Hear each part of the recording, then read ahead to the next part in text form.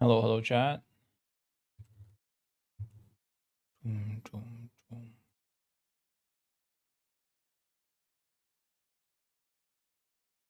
I don't think I even checked my vault, so we're gonna open that first, and then we're gonna look at tons of stuff regarding 11.2. Man, the patch stuff came out, and I was like, I have a very scheduled work schedule nowadays, and I had to do tons of just business stuff, and I couldn't look at any of it. Wait, is this live? Oh, 11? Did 11.1.7 come out as well?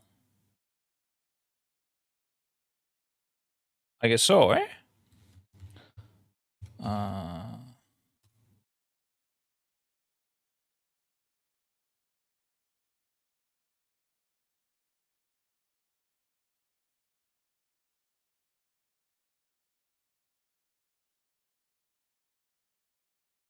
I'm just updating the add-ons, guys, quick. 11.1.7 is live. Oh shit, go get your belt. I don't even know what the belt does, dude. Like these in-between patches, I generally don't care about that much, so I always that's so weird. I updated my add-ons through WoW app, but CurseWorks always says they require an update as well. I'm confused. I just updated these. Guess it doesn't matter. I don't know. Alright, we log in. Go get your belt. Today is just full react, dude. I don't think I'm gonna play the game. I have way too many things to go through. If you have leftover time, I might play the patch, but yeah. I mean, I guess I have to do it anyways. Maybe I have also tomorrow to stream anyways. Maybe I play more tomorrow. I don't know. Not me, it was you. Thank you for the 11 months, dude. Thank you so much.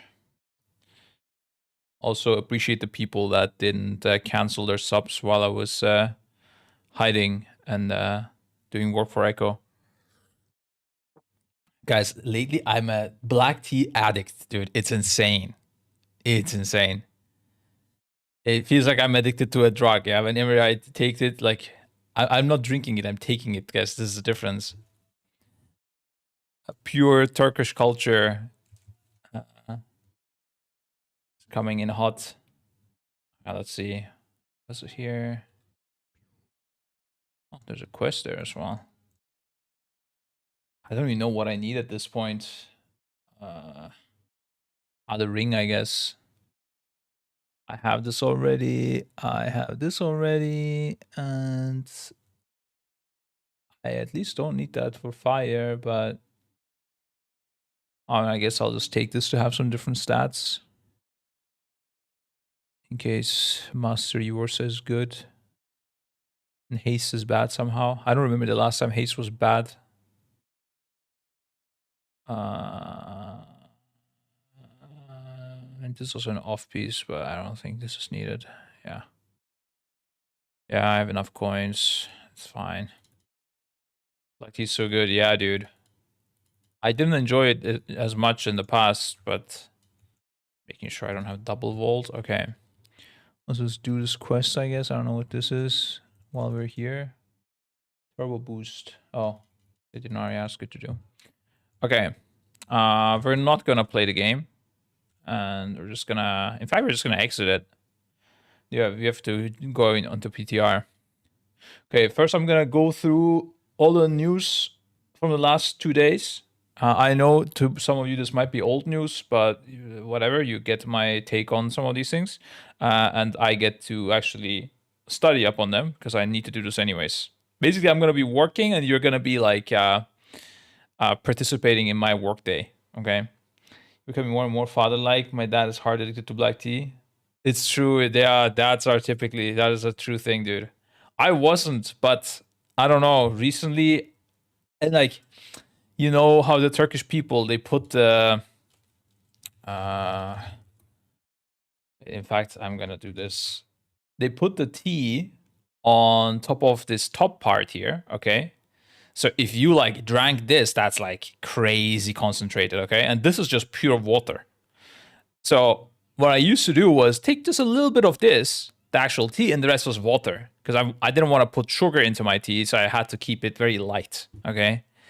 And my dad used to drink this a lot with the top part, and he would put sugar on it as well, but or at least sometimes. But like I was never understanding how he could drink it because it tastes so bitter. Okay, the top part. But lately, guys, I've been just blasting it. It's been crazy. Like it's 50% the top part, and then it's just a little bit of the bottom part, which is like typically I used to drink like maybe 15% of the top part, you know, the concentrated tea there. So yeah, pretty hardcore tea enjoyer nowadays. A person, we do the exact same. That's good, dude. Okay. Quick look at the M plus rotation. This is the actual season I might play because it's end of expansion and I will have time. Dawnbreaker, Arakara, Operation Floodgate. Season 2, oof, this I have no idea about. Prior Research, Sacred Flame, okay, yeah. Ecodome, Aldani. Oh, I was gonna say I've never heard of this, but it's apparently new, yeah. Looks good though. This looks like a nice dungeon. Like, atmosphere-wise. Halls of Atonement, that is one of my favorite dungeons. Also one that I've played, so finally. Tazovesh, Streets, and Tazovesh Solia. Okay, yeah. Yeah, I mean, the sad thing with these repeating dungeons is that the old players, they have a big advantage that have been hardcore playing these, but it's fine. I mean, you can learn anything. It's not a big deal. If you push for a season, you're gonna get the hang of things quite fast. Yeah, I mean, the only dungeon that I really like from these is Halls of Atonement, honestly. The rest, I'm not, I don't have crazy good memories of. Especially, I don't know what will they do also if they will reduce the interrupts in some of these. I remember Tazavesh did some crazy pulls and there was tons of interrupts and shit. I don't know. That's how I have it in my head. But I'm definitely not an expert on this. Okay, kind of whatevs. Hero talent tiers that's coming. Yeah, I've heard of this. I don't know what this is exactly, but from what I understand, instead of having one tier piece per spec, we're gonna have two tier piece or one tier piece per hero tree. So that gives each spec the choice between two, which is kind of wild. I think that is that's pretty interesting, I would say. But also at the same time, another thing that makes the game more complicated. I am very surprised that they keep on adding these things. I'm waiting for the day where they're gonna say like, okay, this is enough. Like we can't add more complexity because we're concerned we're not gonna be able to balance it right. But no, they just keep sending, and they still can't balance it right, and they still keep sending. So I don't know what the fuck is going on. I think there's like a big difference with my thoughts and what the developers think.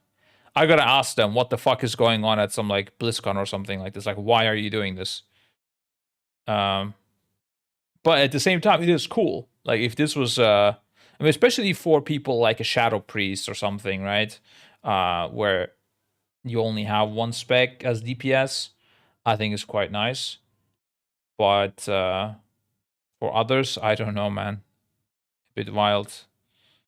What is likely is that it will just get simmed and one will be better and you're not going to play the other for most people. And then some people will actually have a choice depending on if it's multi-target or like high mobility or whatever the fuck.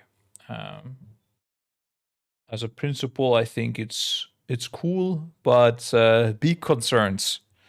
Like I would rather have this than a really complex talent tree, for example. I think this is cooler. I don't know.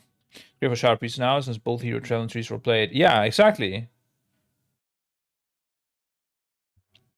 And they don't have that crazy amount of choice, right, compared to the other specs. I mean, not that sometimes the other specs don't have it really either because they are, or other classes don't have it either because they are locked into a spec. But yeah, for Shadow, I think it's acceptable. For Druid, I think it's cool as well. Not sure actually how Druid works because you have 4 specs. I have no idea how many hero trees they have or whatever. But yeah. No, I think it's cool. This is another number.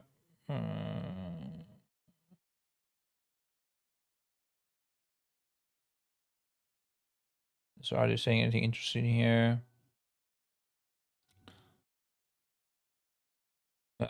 Whatever. Okay. We go next. That's easy. New Mana Forge Omega Raid contains WoW's biggest boss ever. Yeah, I've heard memes about this. I didn't understand why does everyone know how big this is? How does everyone know this? I was pretty big though. Holy. I don't understand. So this is the arena we're fighting it on. If he is this big, then that means this arena is fucking massive, or what? Is this for real? I don't think so. Eh? This doesn't look that big to me. Like, we would have to be tiny here. I think there might be some misunderstanding going on, or the boss is like shrinked up in the raid or something, or I don't know. Tears harvest cosmic energy, using it to revive the Void Lord Dimensius, a cosmic threat that has only been partially seen up until now. I've never heard of this guy, by the way. Although I do think like these Void Lord guys or like Void Walkers and stuff, I think they're cool NPCs. They're cool types of mobs. Although they always, it is really tilt to fight them, like typically, because they melee quite hard, and I don't know. I feel like yeah, they were always like one of the stronger mobs in WoW when you were like fighting them during questing early on or whatever. It was like a cool fight. I read the journal on this boss, and it actually sounds like a cool fight. And we have dragon riding again in this fight. So prepare for some funny clips, dude. One of the things in the journal, it lets when you get hit, it dismounts you. But sadly, it also does 28 million damage on Mythic at least. But I guess on Heroic, maybe what you could do is like if someone gets hit and actually survives it, you could float around and catch him and then go to the finish line. That would be so sick, dude. I'm hyped to see that on Heroic. The week's highlight of the raid is the final boss. We have met Dimensius once during the Burning Crusade at the end of the Netherstorm questline on the Dimensius Aldebaran quest. What? I don't remember this Netherstorm quest. I may have done this.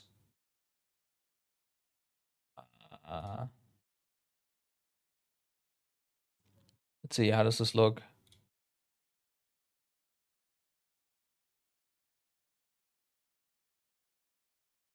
Okay, he doesn't look that big back in the days. A little bit small. Since then, he's been, I guess, working with Gingy, Games for Gamers, and damn, things did get out of hand. That's crazy. That is crazy. Okay, he killed him very quickly. Didn't give a shit. I guess we can do it as well then. All good. That was a Void Lord who manifested in our universe in Karesh. Yeah, also, I was like, apparently everyone knows what Karesh is. What the fuck is this? Homeworld of the Ethereals and the Brokers. Okay, that's cool. Yeah, that's nice. I think Ethereals are, I think I don't know if there's a cooler race or faction or whatever you call it in World of Warcraft. Maybe Undead. I feel like they are very close. Like in terms of the coolness scale, I'm a big fan of Ethereals. I don't know about you guys. The people did say that Ethereals will be the theme of this raid most likely. There was a lot of rumors floating around, and I was already hyped from that. Didn't know that this is their hometown. What's the Brokers? Oh, okay. Not a big fan of the Brokers, honestly. Ethereals, yeah. Even though they are similar, I don't know. The Brokers,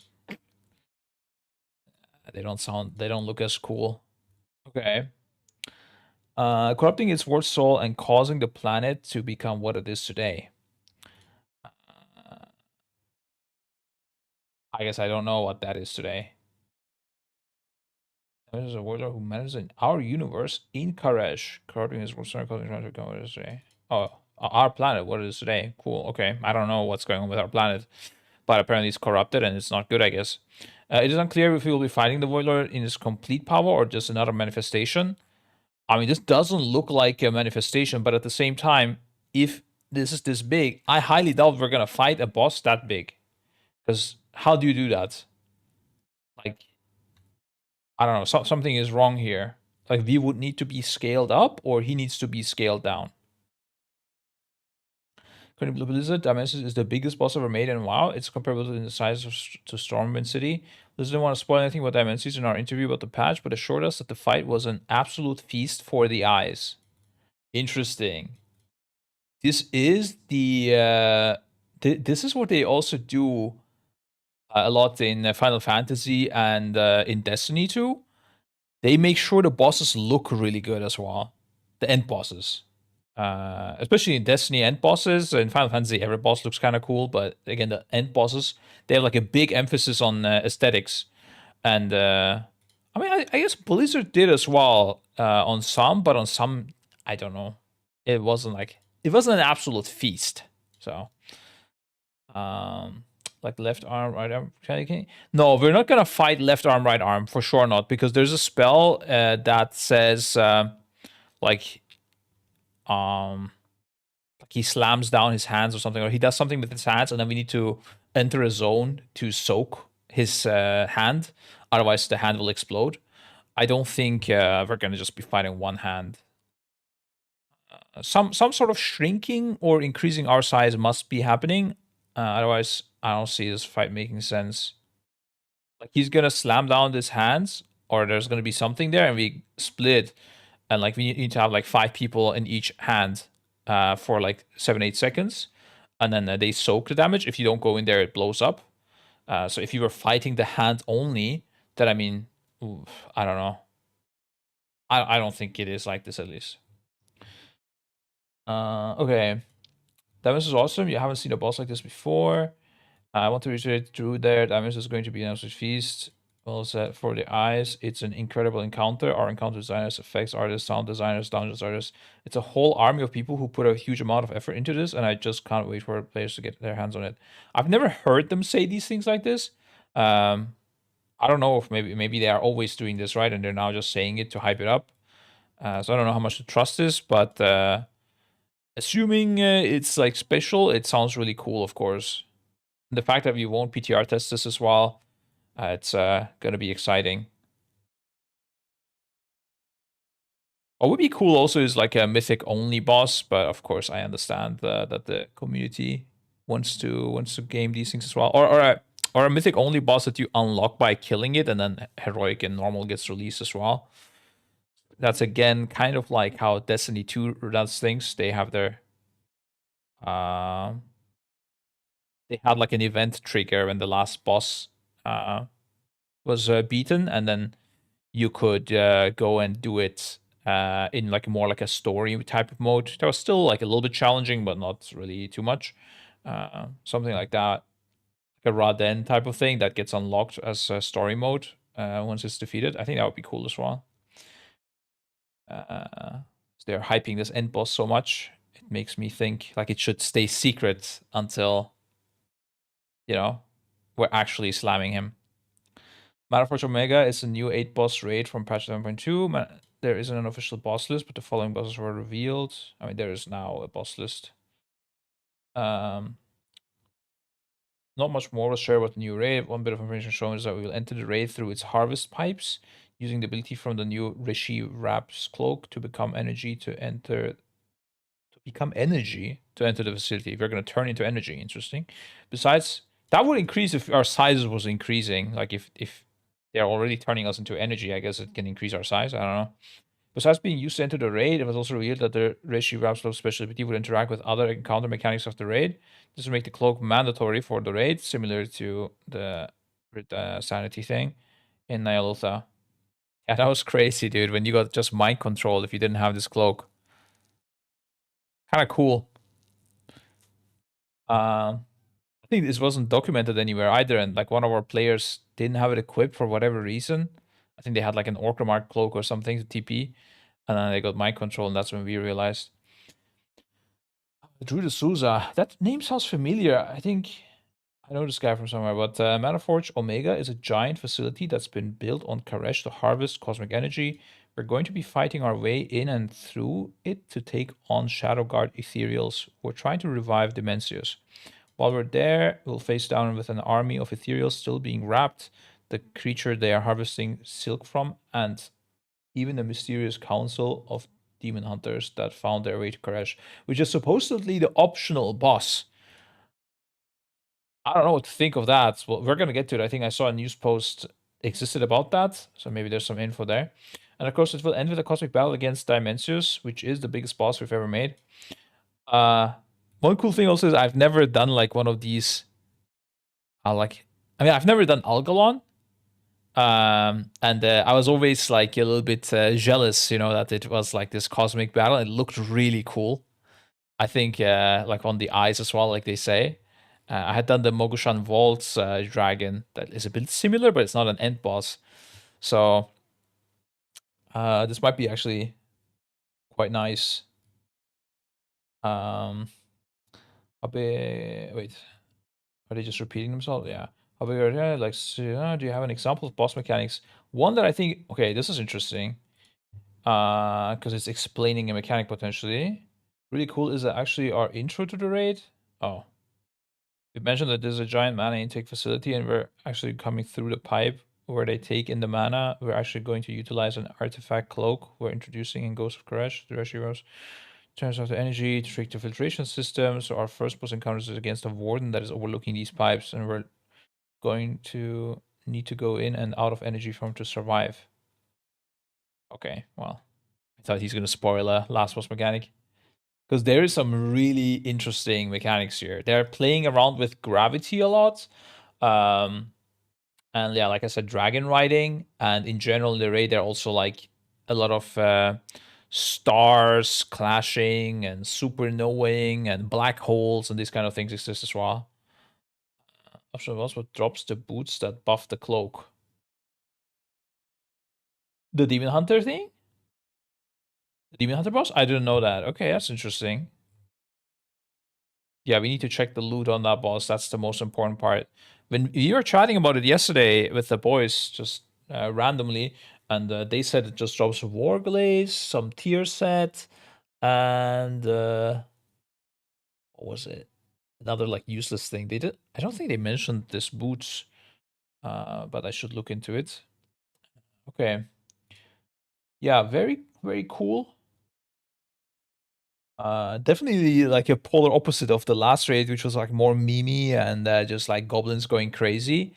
This is like more epic, I would say. Okay. Upgradable artifact, guys. Let's get it. I've not seen this item yet.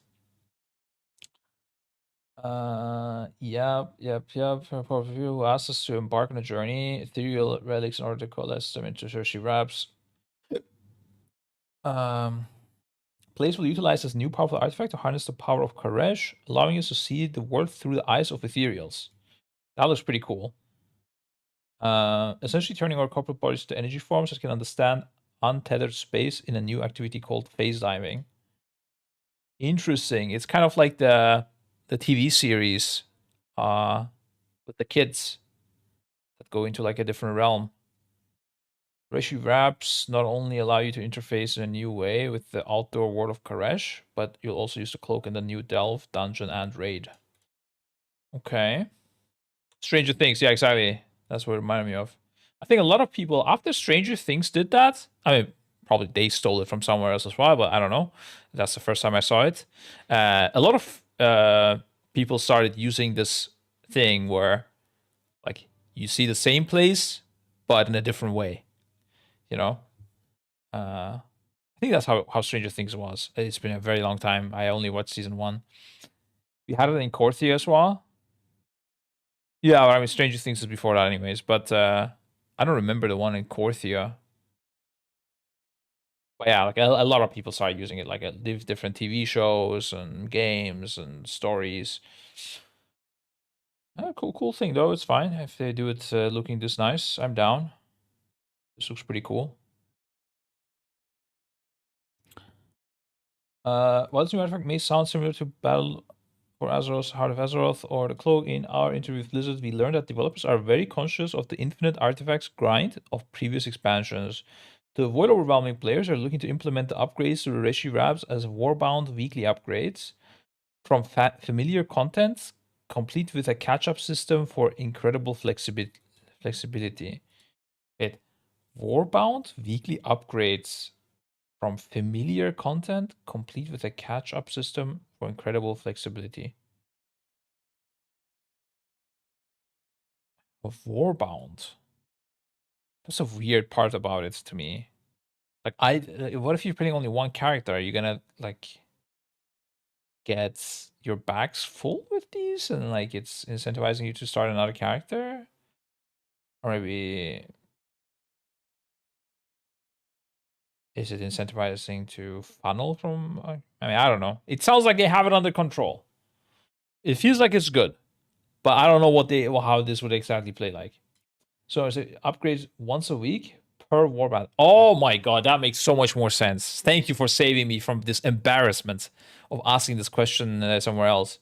That makes so much more sense. I don't know where my as warbound weekly upgrades. Yeah, that makes a lot more sense. Yeah, you're right. The question: what is the most reliable class and spec in any season? That is always a good shout. So for a really long time, it was Warlock.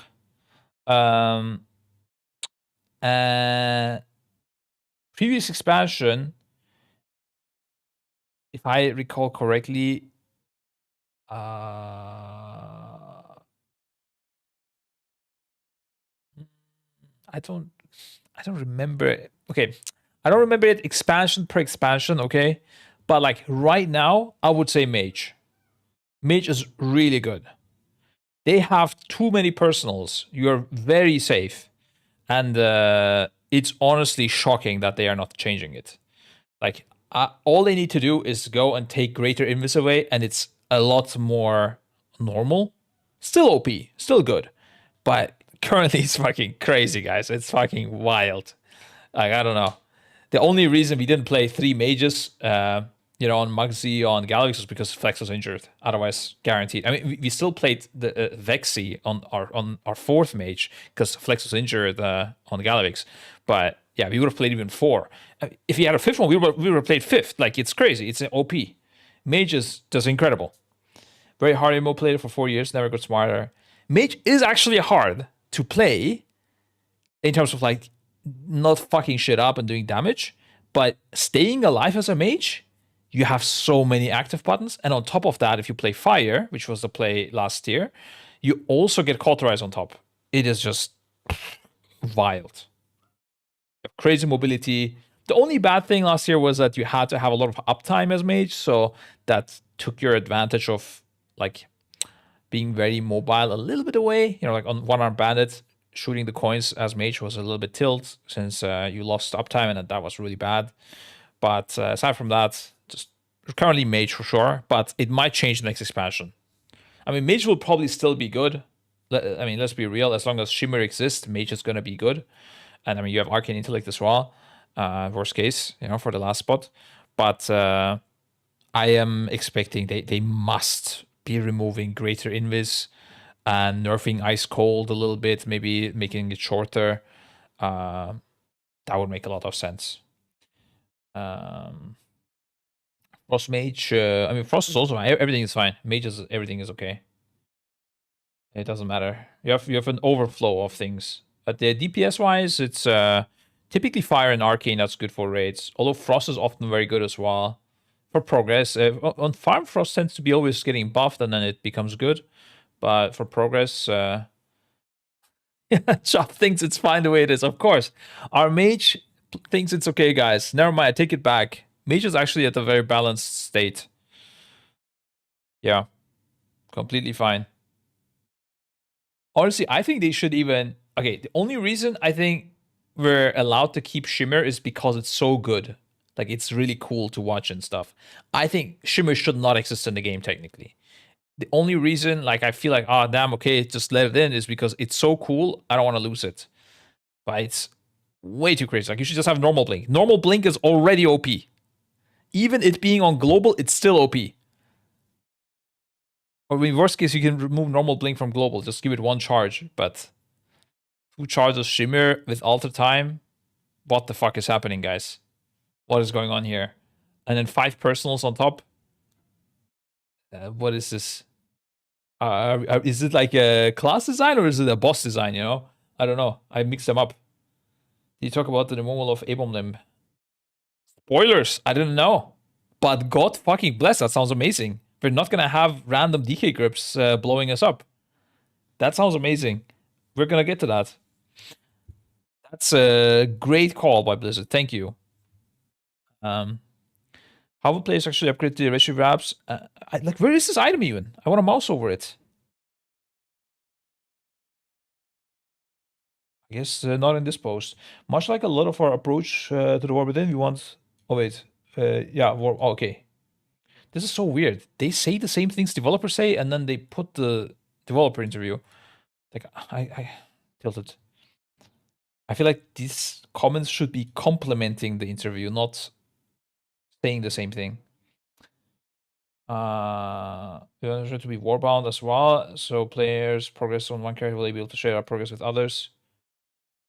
That explains also the developer worded it way better than what they did here, and I did not get confused. You will upgrade them week by week. There's a currency that you will be able to obtain, and that's obtained through a variety of different ways if you're engaging with the game, and plus rate dials among them. There'll be a catch-up system for players who miss a week. If you're not right there at release on week 1, you'll be able to come back in at a later time to catch up. Yeah, I mean, I think at this point, whenever they should have a standard, like a template when they bring a new feature. In that template, it should also say how to catch up. So we never have this argument again. Like, there should always be a catch-up system. It's a no-brainer.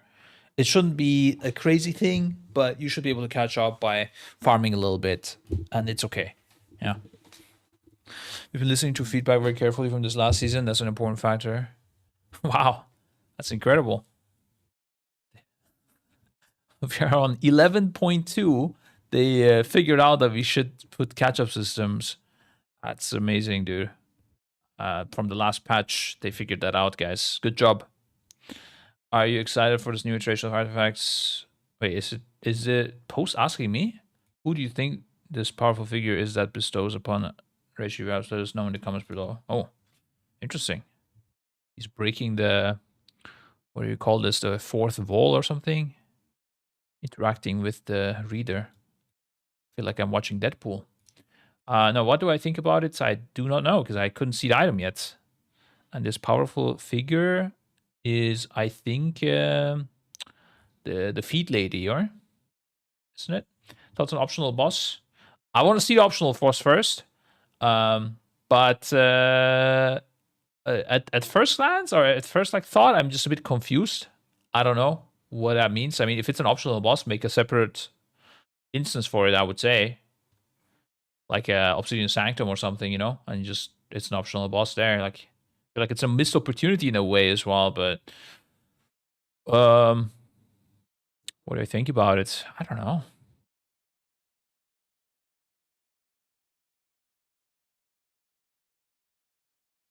I don't know. Honestly, no idea. I want to see the boss. Like, is it actually optional? You know, what do we need? Like, what does it drop? What does it give us? How the optional boss fit into Race War first? I mean, it sounds like we're gonna do a lot of splits from Heroic from it and get the loot, but it doesn't sound like we should fight it in Mythic unless it's really easy. Like, if it's like a loot grab, we go for it, but else there's no point. It's a waste of time. That's what it sounds like. Maybe it's like something you do as a celebration after you kill the last boss. I don't know. It is weird though. The war begins again. Yes, Mystical. What's up, dude? I feel like there should be all bosses dead.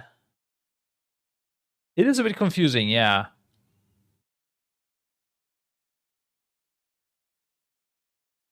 Yeah, I don't know. Maybe they changed that. I don't know what the goal is with that exactly. New dungeon revealed. Let's check some pictures of it. Oh, I heard Nexus Princess is in this dungeon. I don't know. Yeah, this looks nice, dude.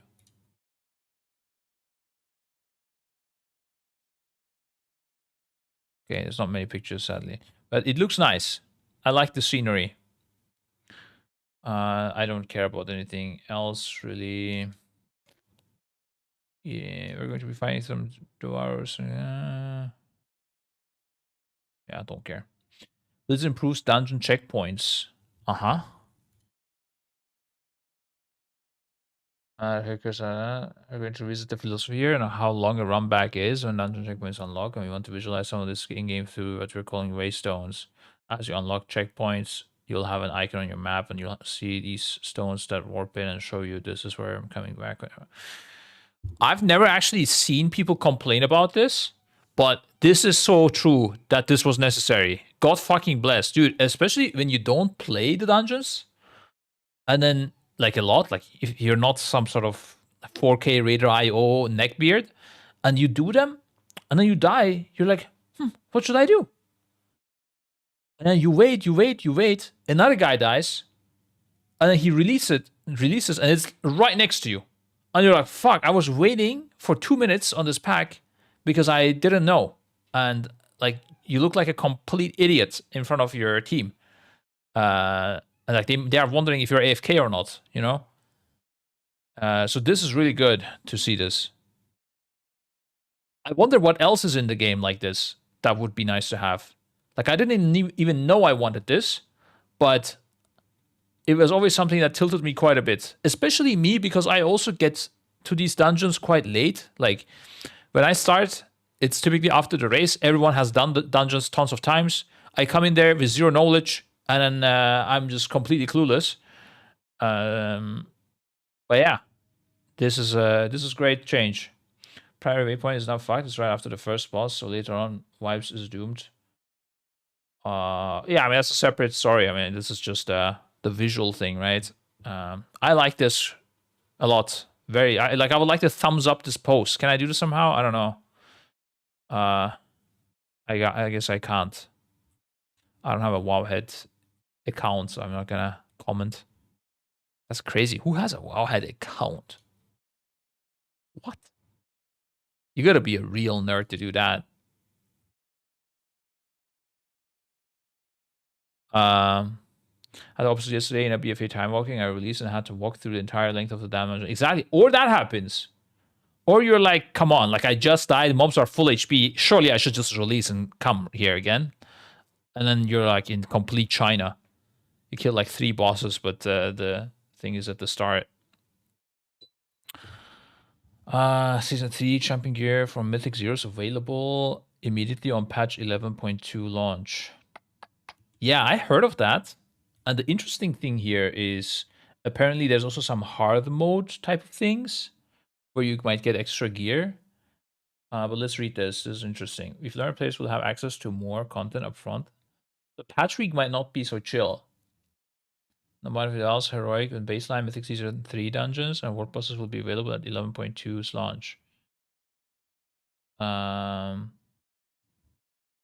Work bosses as well. Interesting.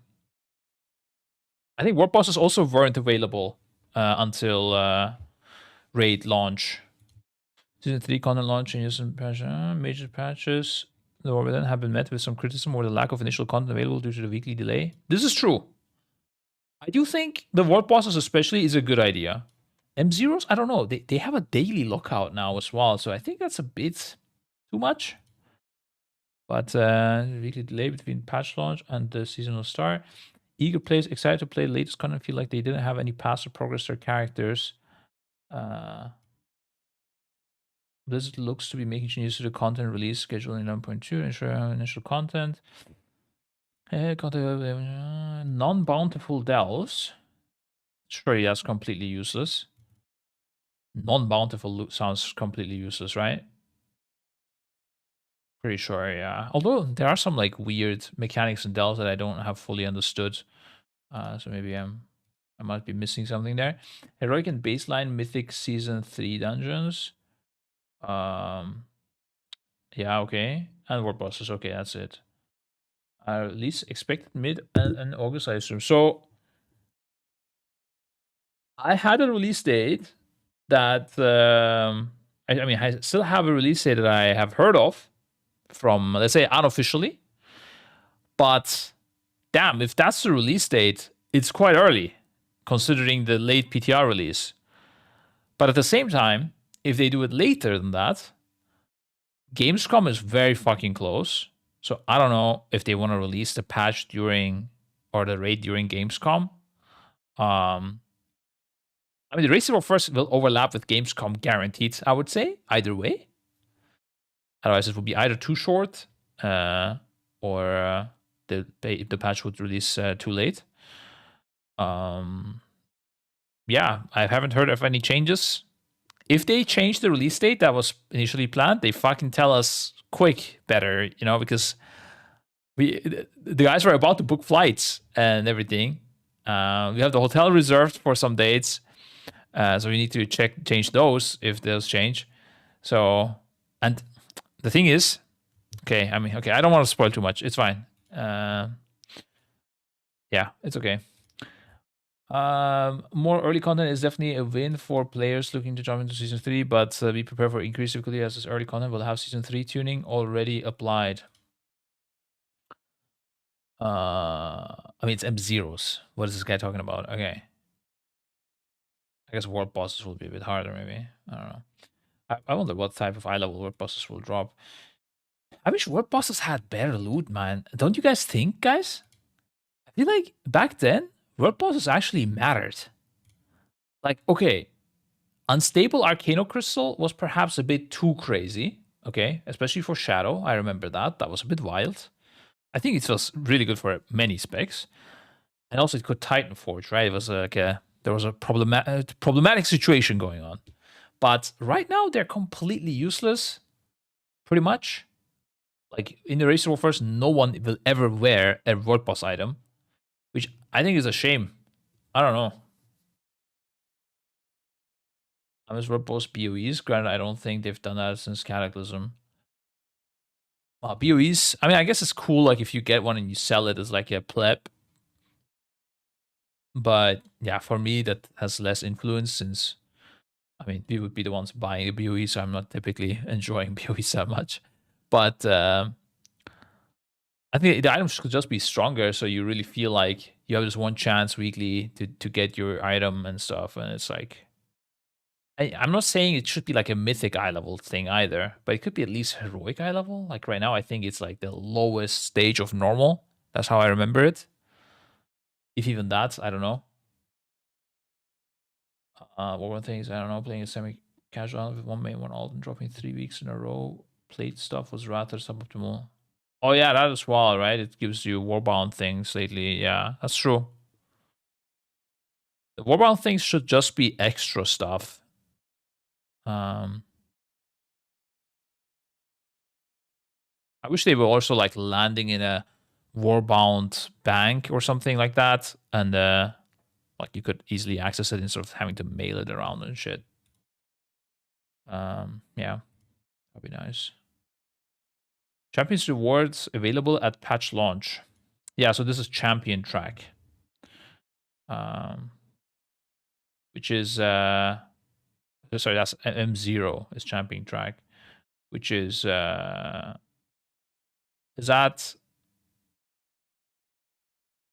I think it's the first level of like normal raid gear. Definitely not amazing unless one of these dungeon has like a really good trinket for you or something like that. Then of course you want to farm it because it's good on low eye level, or you can also upgrade it later. Also you can use normal crests to upgrade things. So, and they're at least for us they are useless. So it's interesting. On patch week we might be busier than I was hoping for. I want a scrap thing for a map from Delve will work during that week because that's a hero item. Yeah, exactly. Like the Delves, I don't know what else is there. There's also this Nemesis thing. I don't know. I've done Delves, but I didn't like study Delves. I just did them, and sometimes I got loose, sometimes I didn't. I didn't know what was going on. Champion 8 out of 8 is live just before Gilded. Yeah. Yeah, champion 8 out of 8 is pretty big.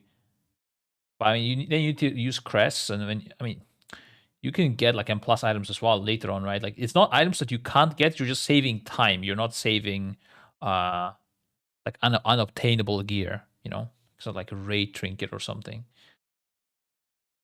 And of course, it might make you stronger for splits as well if you get a really good piece. There's like a special item in here.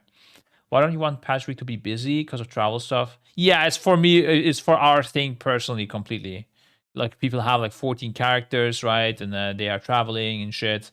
We're gonna be busy for a long time, anyways.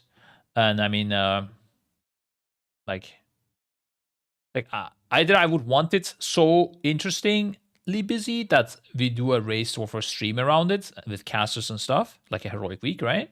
Or I would rather have it simple so we get to chill. Having our people grind, but it's not really interesting. It's not that nice. But of course, this is like a personal thing. I can see the community enjoying it. If they enjoy it, it's whatever. This is not like a horrible thing or whatever. It's fine. You mentioned that we'll have season 3 scaling and rewards for non-bionicle delves and M0s. Does that mean that season 3 champion gear is available before the raid and M plus or shows? You'll be able to grab on the day of the patch champion level gear from sources, non-bountiful delves, and M0 dungeons. Also, warp pods will be available, so you'll be able to jump. Yeah. Additional content. Oh, they keep adding these questions at the end and talking to me. I don't know. Am I excited to have additional contents? Not really, guys. Not gonna lie. I do not care personally, but this is me personal. If I was a normal pleb, would I care about this? I mean, yeah, I think it would be nice. I just would like the M0 on a weekly lockout. I think right now on a daily lockout, I think it's too much. That's my thought. There you go. I said it. You can shoot me now. Do you prefer the delay and being able to focus entirely on the story new campaign? No, I do not care about the campaigns or definitely not rares. I have for the raid, man. I am hyped for the raid. Oh yeah, I'm definitely hyped for the race. I'm more hyped for the race than the raid, if that makes sense. Like the event, getting everyone together and like pushing for the same goal. Honestly, it could be anything, and I would still have fun. Like we could push to I don't know, do some like random other game, and I would still enjoy it, like Final Fantasy or Path of Exile or play Warcraft 3 maps. I don't know. It's just fun to have everyone there and just blasting and finally like revealing the fruits of like a months of work behind it. You know, it's just so much fun. Looking forward to it, of course. This should be totally meme and make optional boss way harder than every other boss in the raid. That could be interesting as well, yeah. I was thinking the opposite, that they will make it super easy. Could Void Theme Demon Hunters be the newest WoW specialization? Yeah, so there's some rumors that there's a new D8 spec, right? I'm gonna get into that. I just need to rest my voice and get some tea at the same time. Both in one stone. BRB. You guys stare at this beautiful picture and theorize if there's a new spec coming.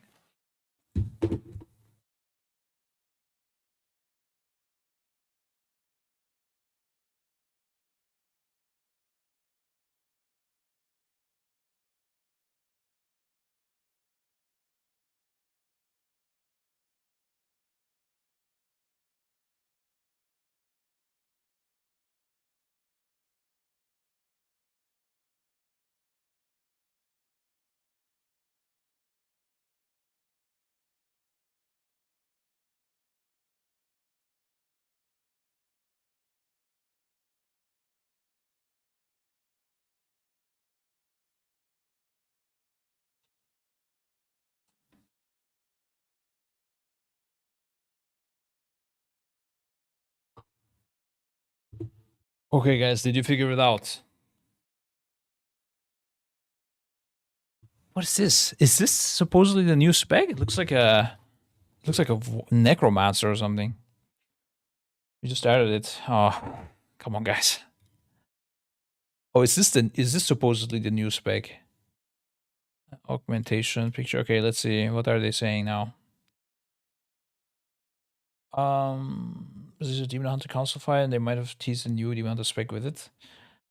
While showing if what would be really cool is if you kill this on Mythic, that's when the spec unlocks. Dude, that would be fucking wild. Holy shit. At that point, fuck the Razor Wolf first. We're going for this boss. This is the new Razor Wolf first. You linked a big link. Sovex. I'm gonna trust that a Destiny 2 Final Shape Raid Race account is not gonna troll me. Oh yeah, I've seen this on Twitter. I didn't actually look into it. I saw this and someone said like, very convincing fake or something. That was a Mr. GM. If Mr. GM says this is fake, there is no chance that this exists, guys. I swear, Mr. GM is like, I don't know. I think he's above Ian and like Ian or whatever. Morgan Day and stuff, like they work for him. This guy knows everything, bro. He knows more than anyone I know in World of Warcraft. Like if a developer tells me the game is gonna get released, I don't know, on August 1st, and Mr. GM says no, it's actually on a Friday they will release it this time. It's like August 4th or whatever. I will believe Mr. GM. Preferred weapons: pole arms, two-handed axe, pole arm. DH can't even wear pole arm right now, right? Two-handed axe. What is happening here?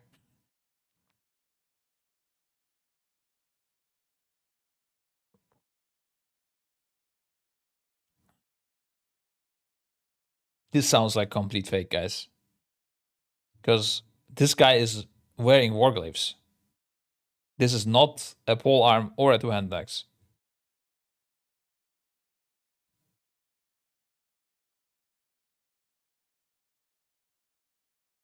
The very Legion DH NPCs had pole arm. Really? Okay. Also the sword, while the other one says swords. Damn. Holy fuck. Corn cannon, bro. That is some Sherlock Holmes work there, guys, yeah? Everyone sit the fuck down. Corn cannon, you tell me if this is fake or not. That's crazy. How do you notice that, bro?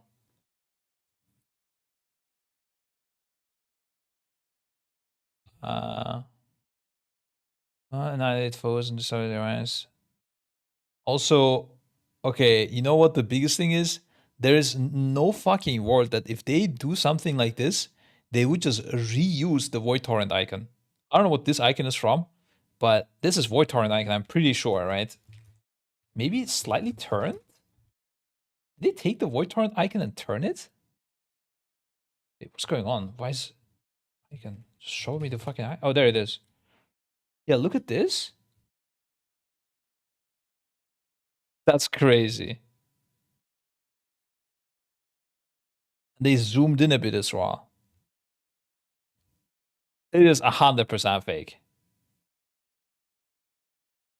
I'm sorry, guys. It is a cool idea, but yeah, it is fake.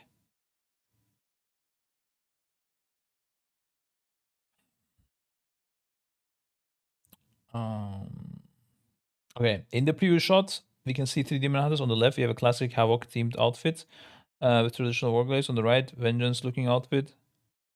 I don't know, Vengeance looks like this, but that's crazy. They are wearing robes or whatever. Okay. On the right, yeah. But what spec is the one in the middle exactly? Instead of the traditional demonic attire the Demon Hunters sport, this one is instead wielding void empowered glaives, and despite his demonic horns, a void ethereal themed horn. This could simply be artistic liberties, but in a fight with two otherwise iconic looking specializations themed Demon Hunters, it seems conspicuous to include a third with such a different theme. I have my thoughts on what this is, but I'm going to say in a sec. Demon Hunters have historically... Actually, I'm going to say it now. Maybe it says the same thing. I think what this could be, because I also saw the or like the purple metamorphosis form. I don't know if I'm pronouncing it right. The purple meta form. I I thought this could be like a green fire, like a warlock type of thing.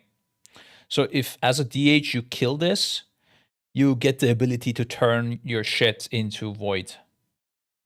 Look at the axe of second to last boss, very rare. Also has a GT on it. No, I did not see it, but I mean, that is not unusual. I don't know. It doesn't scream like it's that's interesting though. I mean, I guess I didn't look at the loot from the raid at all, but that is interesting.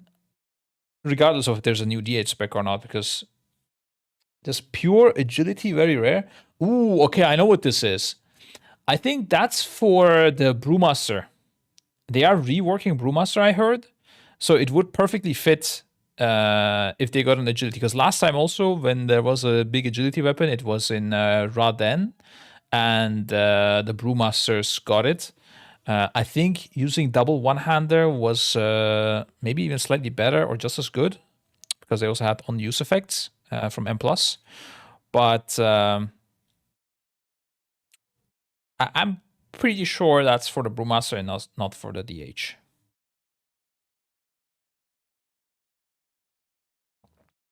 Shami also. Wait, shamans are using two-handed axes?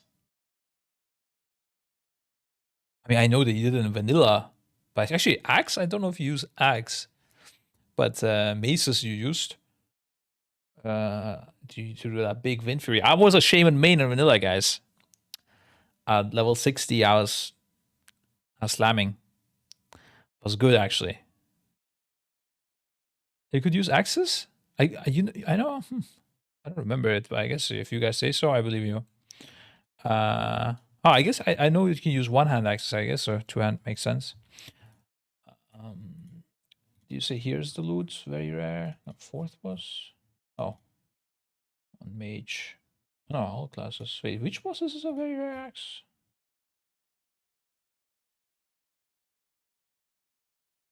I don't see it, dude. Second to last. Oh, I just saw second and I didn't read. Part of Moss Singularity, collecting loot from corpses. Okay, no, this is not just agility though. Look, it has strength as well. So it will... It's for anyone, I guess, except Holy Paladins. I don't know if they... This is just the strength now. Okay, it's not even in their loot table. And it's a maze. We're very off here, guys. Okay. This was not a Sherlock Holmes moment. Everyone also collecting loot from corpses within 40 yards and crushing them into void dust.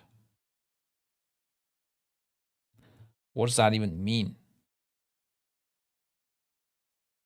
Does this even give you anything? It does look sick. Holy fuck. Knupler would rock this, guys. I might level up Knupler just for this weapon. That does look sick.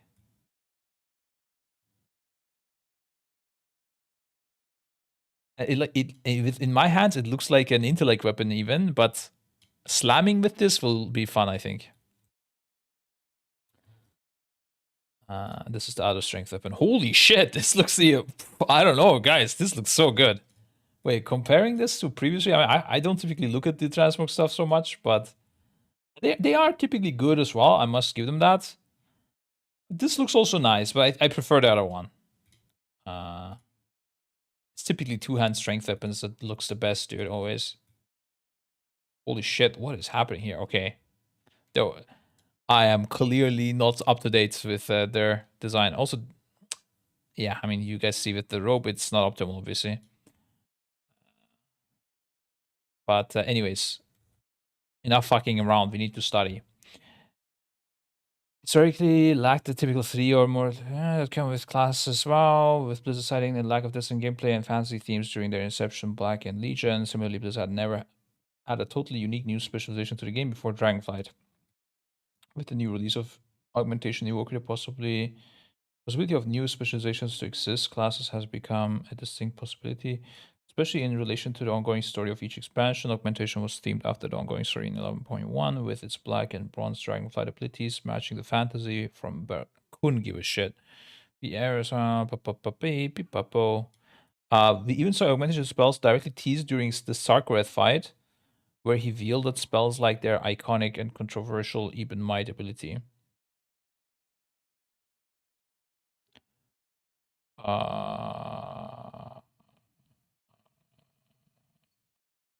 True. But completely different Even Might. Holy shit, actually, I never made that connection that this is the same spell. Interesting.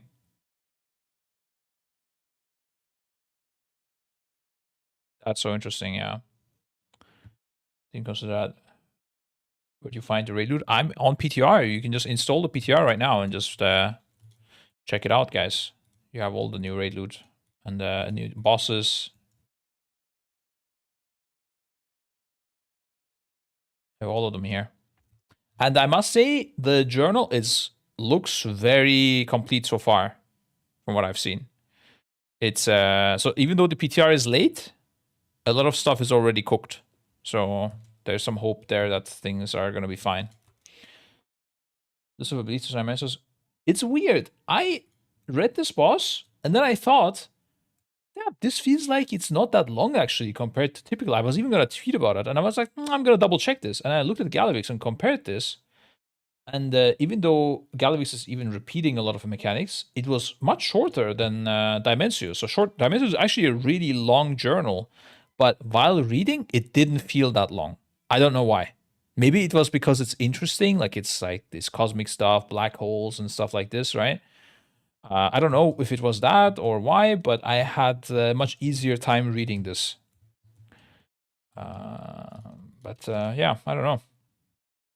Now, heading into midnight, WoW finds itself with a distinct lack of void theme specializations to play into that fantasy, while Shadow Priest covers the basis for a range caster. The void lacks an equivalent melee fantasy like what Paladins offer to the light.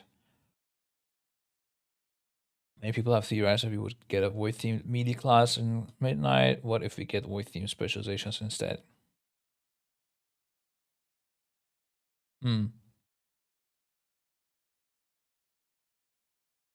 Yeah, it could be. I mean, I would not be surprised by this. Illidan is already prepared for this. Is this an actual picture or did they just modify? Is this like a hack? What is going on here?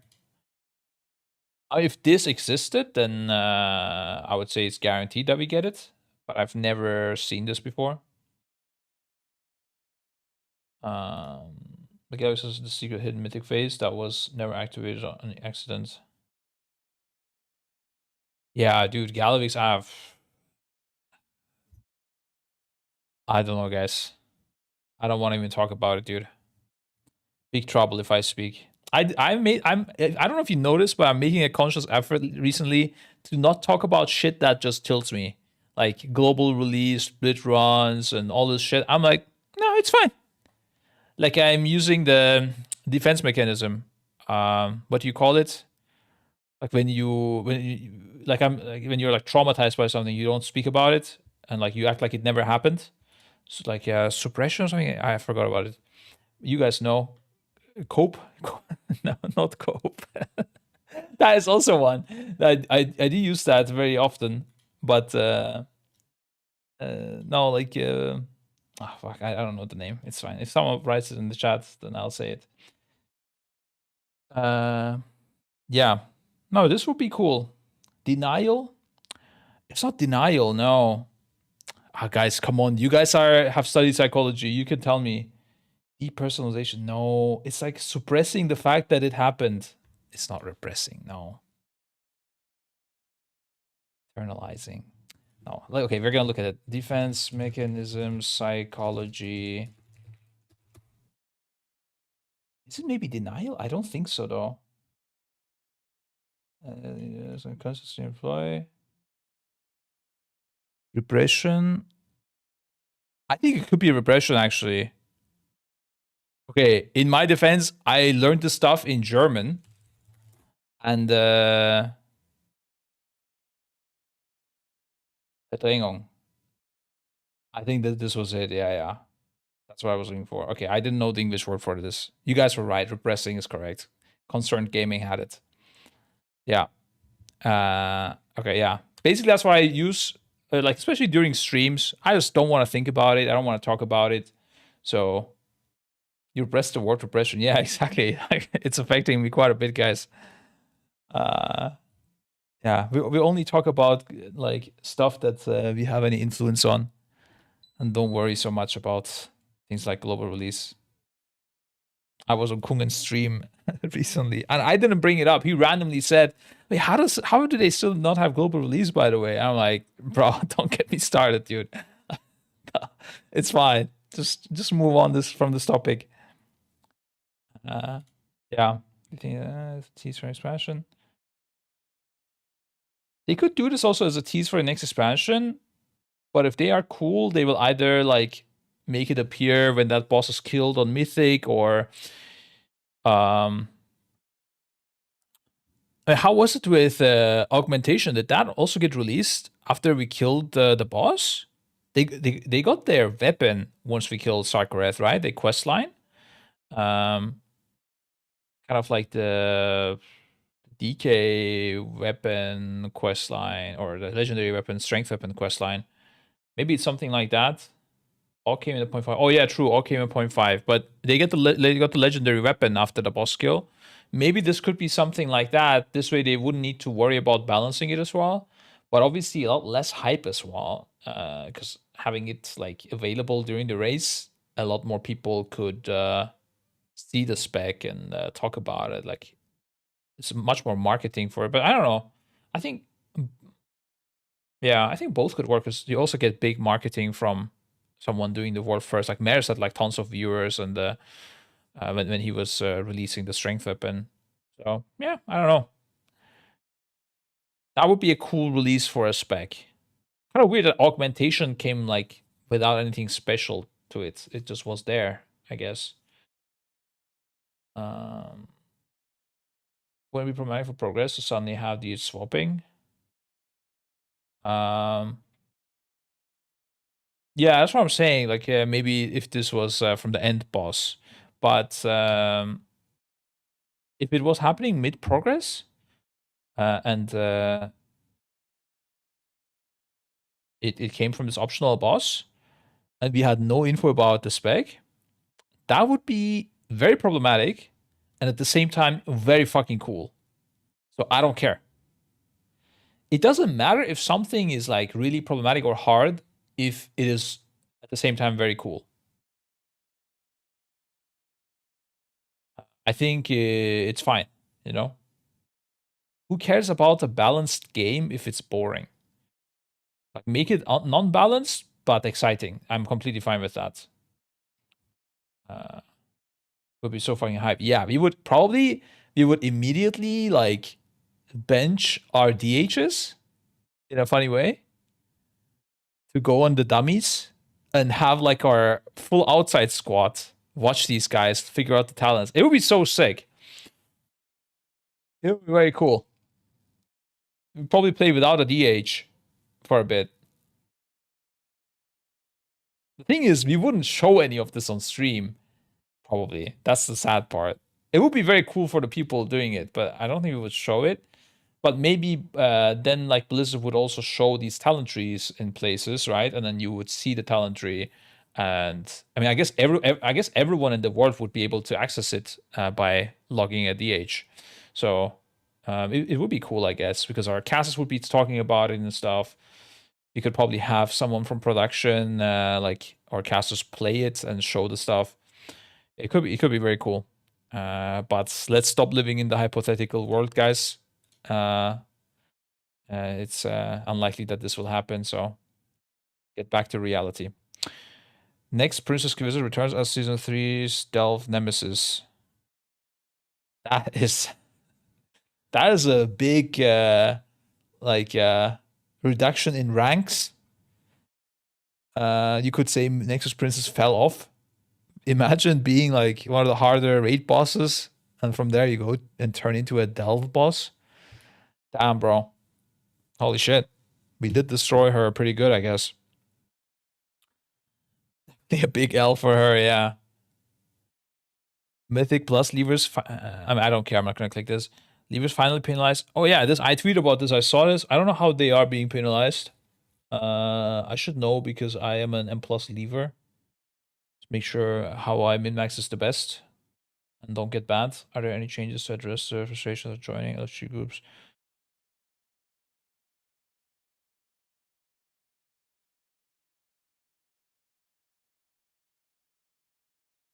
Okay. See, like this is this is the thing I don't like, okay?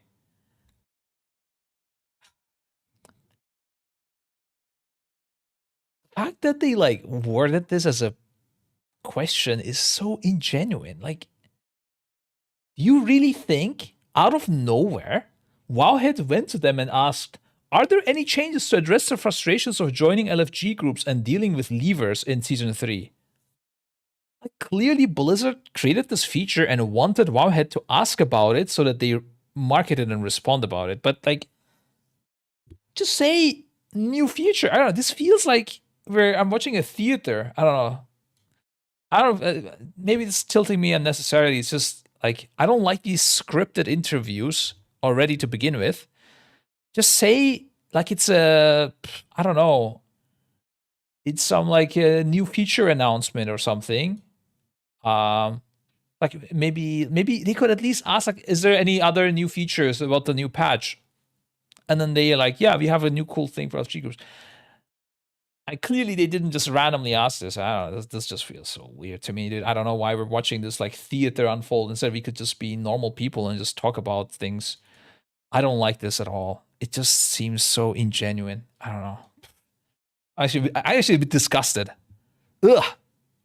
Okay, I'm gonna just try not to read this and just here. We'll be sharing this as we go live with Ghost of Koresh through PTR, but we're actually introducing a Keystone Deserter system. So rough summary, and again, there will be more details to come out as we progress through. Is you will need to put up an abandoned vote essentially on a dungeon if things aren't working well, and if the group agrees, you disband. There's no harm, no foul to your rating or anything like that. If you're leaving keys too often in this first iteration, we're not going to penalize you on an account level. You'll just be marked as someone who leaves often. So in Group Finder, you're going to see this player quits. That's pretty bad, guys. Holy. Listen, guys, you already have a rough time getting invited to keys. If it says you're likely to quit, bro, no, you're not getting invited anywhere. It's not gonna happen. I can assure you. Ain't no way, bro. That's it. If you're in good behavior and you're finishing keystones or using the banner system appropriately, you'll lose that mark as well. Yeah, you're not gonna get there. You'll have to play your own keys to do that. First iteration, we're going to take a bunch of feedback. We do view this as a problem. We want to build a tool for players to agree that the key is over and punish players who suddenly vanish. I wonder after how many votes it will accept it, though. Like in League of Legends, you need to have 4-1 to actually surrender the game, right? And early on, you even need 5-0, I think, if I'm right. We're going to roll it out carefully, make sure we get the feedback. So, like, if like 3 people want to disband it and 2 people don't want to, what happens, I guess? The end result for the system is that that would-be leavers are now just going to start spam wiping the group or go AFK at the door until the ban and vote goes through. Will just be Giga trolling to force people to vote yes. Holy, Concern Gaming is playing the meta game. I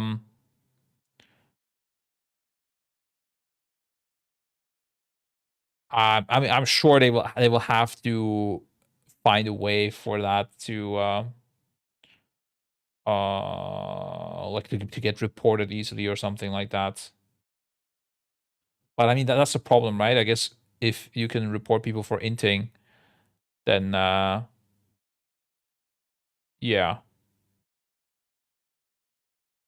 I mean, you know what that leads to, right? People will report people for playing bad. Not like this. Then you have a new flag. Instead of this player leaves often, it will say this player sucks. Don't invite him. Oh my god. No, dude. This is too crazy. Holy shit. Report for bad happens in every game. Yeah. But like intentional feeding is what League of Legends has. But yeah, I mean, they need to implement something like that. And I guess if you get too many of them, I don't know. Guess you get a flag. I don't know. Legitly just leave the system like it is now. It works. I don't know. I don't think it does. I think you don't need maybe 4 people to agree. I think if 3 people agree on disbanding the key, I think it should disband. It could be just a majority rules system. And I think that's fine.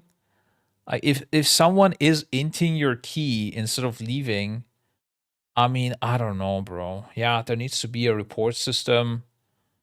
Yeah.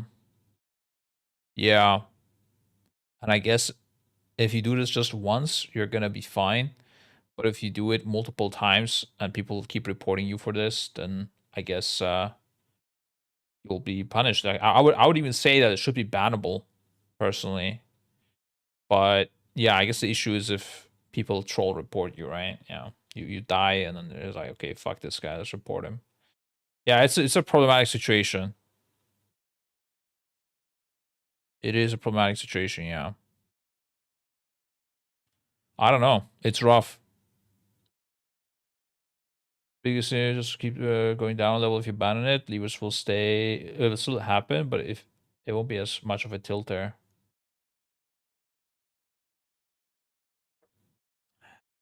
You mean if you deplete a key, it doesn't reduce in ranks? Yeah, I mean, of course that would be nice, but Blizzard is not doing that intentionally, right? So that they get more play hours from you. Otherwise, people would be able to push much higher keys as well, and yeah, I mean, I do think that would be better because in the end, I mean, then people can just play higher keys. It would be more fun to play, but it would be less endless grind of M plus. It would be more targeted grinds, and yeah, Blizzard is trying to avoid that. I think I think every player probably prefers it because we respect our own time, but Blizzard is not because they respect the game time rather than our time. So yeah, there's a clash of interests there. But I think that is something they might do. Like Blizzard has been changing a lot of things, right? I think they're probably just afraid to make that change. Need to finish it, or can we leave once the timer runs out? That's also another thing. Yeah, I guess. Maybe you get less minus points to get flagged if you leave after the time runs out, but it's still bad. I don't know, something like that could happen. I think they're gonna remove key depletion. They're just dragging their feet since it's been that way for so long, and WoW gamers really hate change. I don't think any WoW player would hate this change. I think they're just afraid that people might play less M plus because they get like less diversity in which key they run. Like they would just keep running the same key until they get high enough, and then they go to the next key. That's what I would think. I don't know. I think they're probably just afraid. Like, also, like if you're doing these big projects, like it must be really rough to be working on something as big as World of Warcraft because you might add a good feature that makes you less money sometimes. Like, or like it might even like cause a chain reaction, like some sort of butterfly effect type of thing, where you in the end like destroy something even though you wanted to just add something. That's why I think they're often afraid of changing things that are working. Like, don't touch a working system. I feel like this must be one of like the big mentalities in this company or in bigger companies. I don't know. I've never heard of this, but that's how. Like, I'm imagining this might be what it is. You know. Whereas on games that are they don't have a massive audience, they're allowed to risk stuff a lot more and try different features because if it doesn't work out, it's fine, whatever. Like, and you go and try the next thing. Yeah. One that they need to fix is the lack of tanks. If a key brings, the tank gets most of the blame, and that sucks if you're new or learning. Yeah, I don't know. Tanks, I do think they have a yeah, very high responsibility in keys, but there's only one of them as well. I don't know. I haven't tanked in a long while, but I do agree. It sounds very stressful, like to know which pull to do and stuff like that. I always was surprised by how good tanks are in general in this in M plus. Surprising. Many players would be excited that Blizzard is looking at address some of these issues. There's effectively without seeing it in action. Many players have had concerns in the past that this could lead to some malicious players who hold a key hostage. However, it's unlikely that any system is perfect. For every key, there is a system used maliciously. Multiple other keys go to completion because players don't want to be flagged as levers. Having constant levers be socially excluded from groups using public mark almost seems like more of a deterrent than suspending an account, as players will have to climb their way out of the role they dug themselves into. This seems very reminiscent of Dota's low priority queue, where instead of instantly suspending players who frequently leave, they get sent into a special queue to play with other low priority players. I think it's unlikely that players who are publicly marked will get into a group, especially as a DPS, as that mark likely increases the chance of the key being bricked, forcing marked players to play with each other to remove the mark.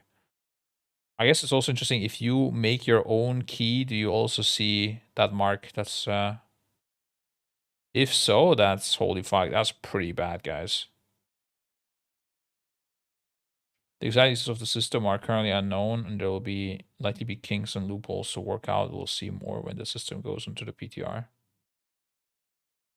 Yeah, I'm curious to see some drama happening. People wanting to leave and then hinting the key. Damn, there's gonna be some tweets about this for sure. Holy moly! Let's get ready. Get the popcorn out, boys. Do disconnects count as leaving? Yeah, I think they will count as leaving. Yeah. Whether abuse recovering from a mark by queuing and abandoning a dungeon instantly. No, they won't. Like, what is this question? All right, that's funny. I guess trying to exploit some things already. I mean, they shouldn't, obviously. So, oops. If they can, they will change it. Okay. Tazos Hard Mode returns. 8 boss mega dungeon in season 3. Oh yeah, so here you can get better loot than you would from M0 or what? Is that what is happening? Oh wait, I got a DM. Why did I get a DM? Oh yeah. 1 second, let me respond to Servo, guys. Servo's getting some nice secret lab products. Is wondering if they should be ordered.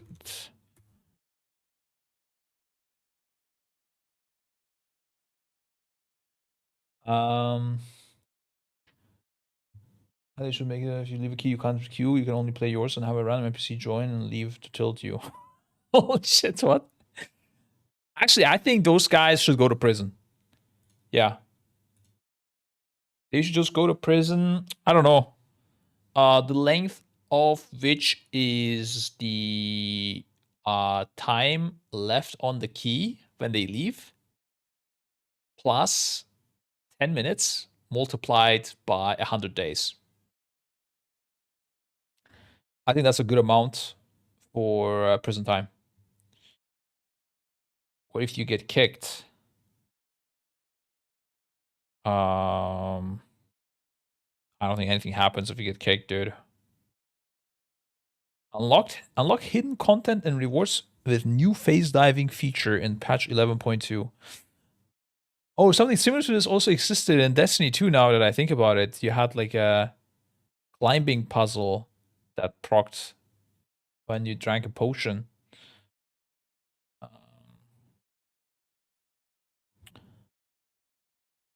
Should I read this part? You know about this. They can only be about phase diving. Oh, okay. Yeah, let's look at it. Phase diving is an outdoor activity that allows us to see Karash in an entirely new way, using the powers. I mean, we didn't even see Karash in the normal way, so I don't even know what's like. Everything is new. This would be interesting if we were like seeing, I don't know, the Barons in a new way. But yeah, whatever. So with a new artifact cloak, Reshivash are allowed to transform into being pure energy, giving us access to a new phase within Karash, and also dungeons, raids, and delves. Oh, okay. This untethered space works as an overlay phase across all. Wow, across raids. New phase within raids in our dungeons. Okay, then it can't be that crazy. This untethered space works as an overlay phase all across Karesh and features exclusive content such as exclusive objectives, work quests, rare mobs, mechanics, and more. One of the new features of phase diving mentioned in the Wildcast is called Varants. Missions for the Constable of Tazavesh, where you will hunt down monsters that can only be encountered while phase diving. Okay, there's also a social aspect to phase diving. Players in your group will be able to see you phase diving, allowing you to do things such as leave messages to them or even check where they died.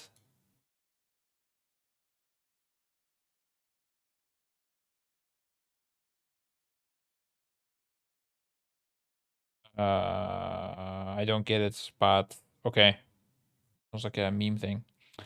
Although the first preview of phase diving on Wildcast has mainly featured phase diving as an outdoor carriage feature, you will also be able to phase dive in the new Ecodome Aldani dungeon, the Mana Forge Omega raid, and then Dells. Oh, okay, it's only in the new dungeon. I thought it was in all dungeons. That's why I was confused. The cool thing about the Reishi Wraps is that it sort of interfaces with so much content across Ghosts of Karesh. You can use it to open the world, you can use it in the dungeon, you can use it in the raid and as well. Of note, phase diving is how we will zone inside the raid. Yeah. So you have example of boss mechanics. So one that I think is really cool. Oh, actually, the intro. Yeah, we read this. They are reusing these interviews for many posts. How will phase diving work? Now it's not the first time Blizzard experimented with a different layer of a realm existing besides our own. Still, we do have a possible layer of reference of how the system will work coming from the Shadowlands expansion.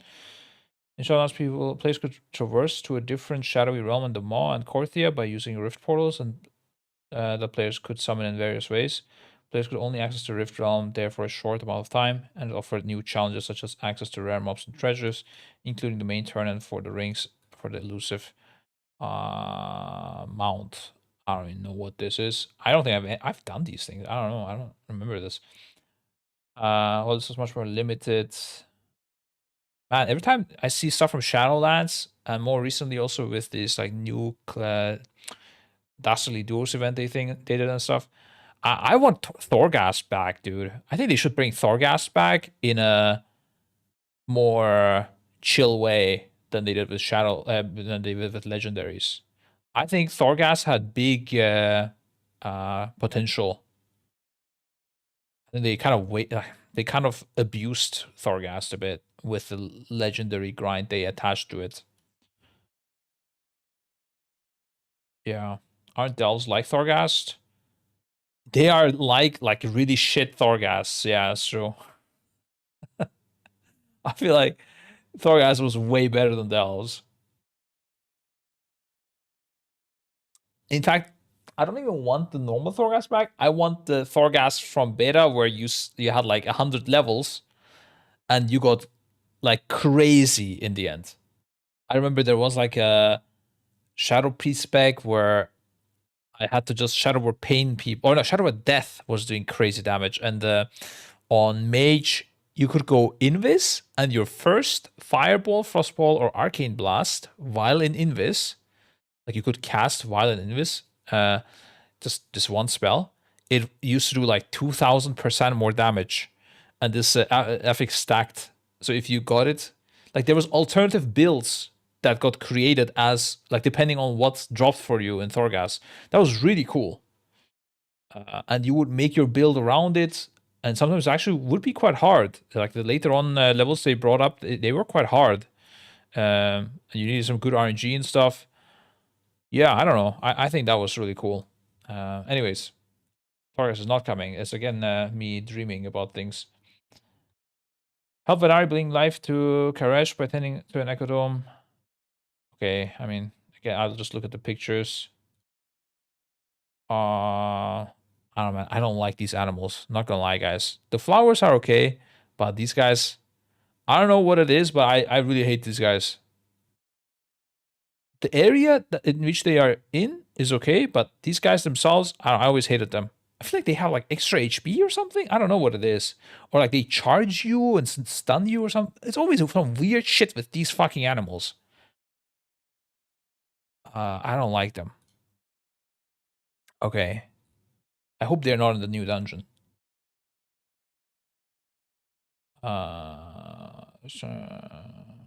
Okay. Think of it as Void Jurassic Park, where you're trying to make sure this beautiful place can thrive. Okay. Nice. Was 11.2 part of one dungeon design. Oi, oi, oi. Ooh. Okay, it's not too long. Let's see. You mentioned that 11.2 launch week will have season 3 scaling and rewards for non-bountiful dells and M0s. Does that mean? Yeah, okay. Yeah, we can get champion gear. We already read this. Yeah, we read this as well. How will actually Rich Wars Warband Mind? Yep, know this as well. And plus feedback and changes. That has been a pretty big issue in multiple threat and M plus and tanks being able to pull off each other by doing their rotation in raid. Yeah, this is something I'm not really like aware of really. I think our tanks are really good, so I don't even notice it. I don't know. I've seen it in Dratnos videos while he was yapping about threats. I don't know. I guess in M plus maybe it is a problem. Didn't really feel it in the M plus sets I did as well. No one's getting randomly aggro.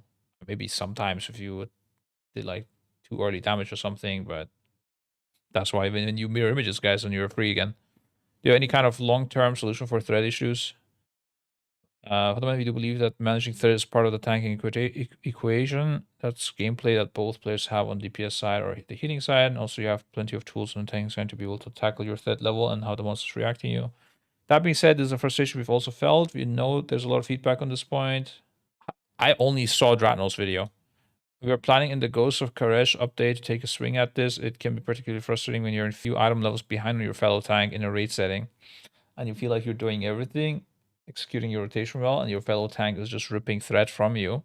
What we don't want players to feel is that they are doing everything within their power at a reasonable item level, and the encounter is harder because of their fellow tank ripping threat off them. So we want you to play. Yeah, that sounds tilt. Yeah, that sounds tilt. To add that as well, I think Taylor's point of being important is that you're not ripping off a tank 30 or 40 seconds into a pull. Whatever number doesn't feel right here. But there's still some gameplay here in having the tank gather some mobs. There are player tools like misdirect and tricks that help you do it. It's really about sustained threat is where I think we see the problem. Yeah, I do agree. I think getting threat of new mobs coming in, I think that's fine if that is a bit problematic and you have to hold some damage and stuff like this. But yeah, sustained problem, that doesn't sound nice. There's some correlated tank gather mobs gameplay we do like. Yeah, that's fine with me as well. Also, using misdirect and tricks of the trade and stuff. These are, I think, cool parts of the game. I wouldn't want to remove them or make them irrelevant. In fact, I think they should be more relevant personally than the way they are right now. Coming to season 2, it seems that dungeons were kind of disarmed and players seem to have a lot more fun this season. How do you feel like season 2 went? Having a lot of fun myself. I think season 2 has been awesome. I think that's the model, at least that's the target we want to keep going forward. I'd like season 3 to feel a lot like season 2. That's good. Philosophical stuff we did here, we took a look at how often things are casting, how long cast bars are, and whether they're interruptible or not. Trying to have less bait interrupts. If a creature has a cast bar, to put up a dot, and we want you to dispel it, just put up the dot, and let's not add that quiz there. I don't get it. Here's a cast bar. So it's an instant cast? I don't know what it means.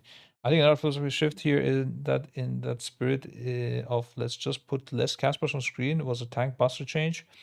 I think that was really healthy. That's something else we're going to keep doing. We're going to look at season 1 dungeons that are in the pool of season 3 and those legacy dungeons and take similar paths. That's good. I think another thing that went really great, well, it was actually with help from community, something that we did differently that wasn't in the season itself, but I think heavily influenced the season, is how we did testing on PTR. We had a much more focused dungeon pool every week, and that helped us get data from you guys on what feels bad or what feels out of bad or what feels too easy even.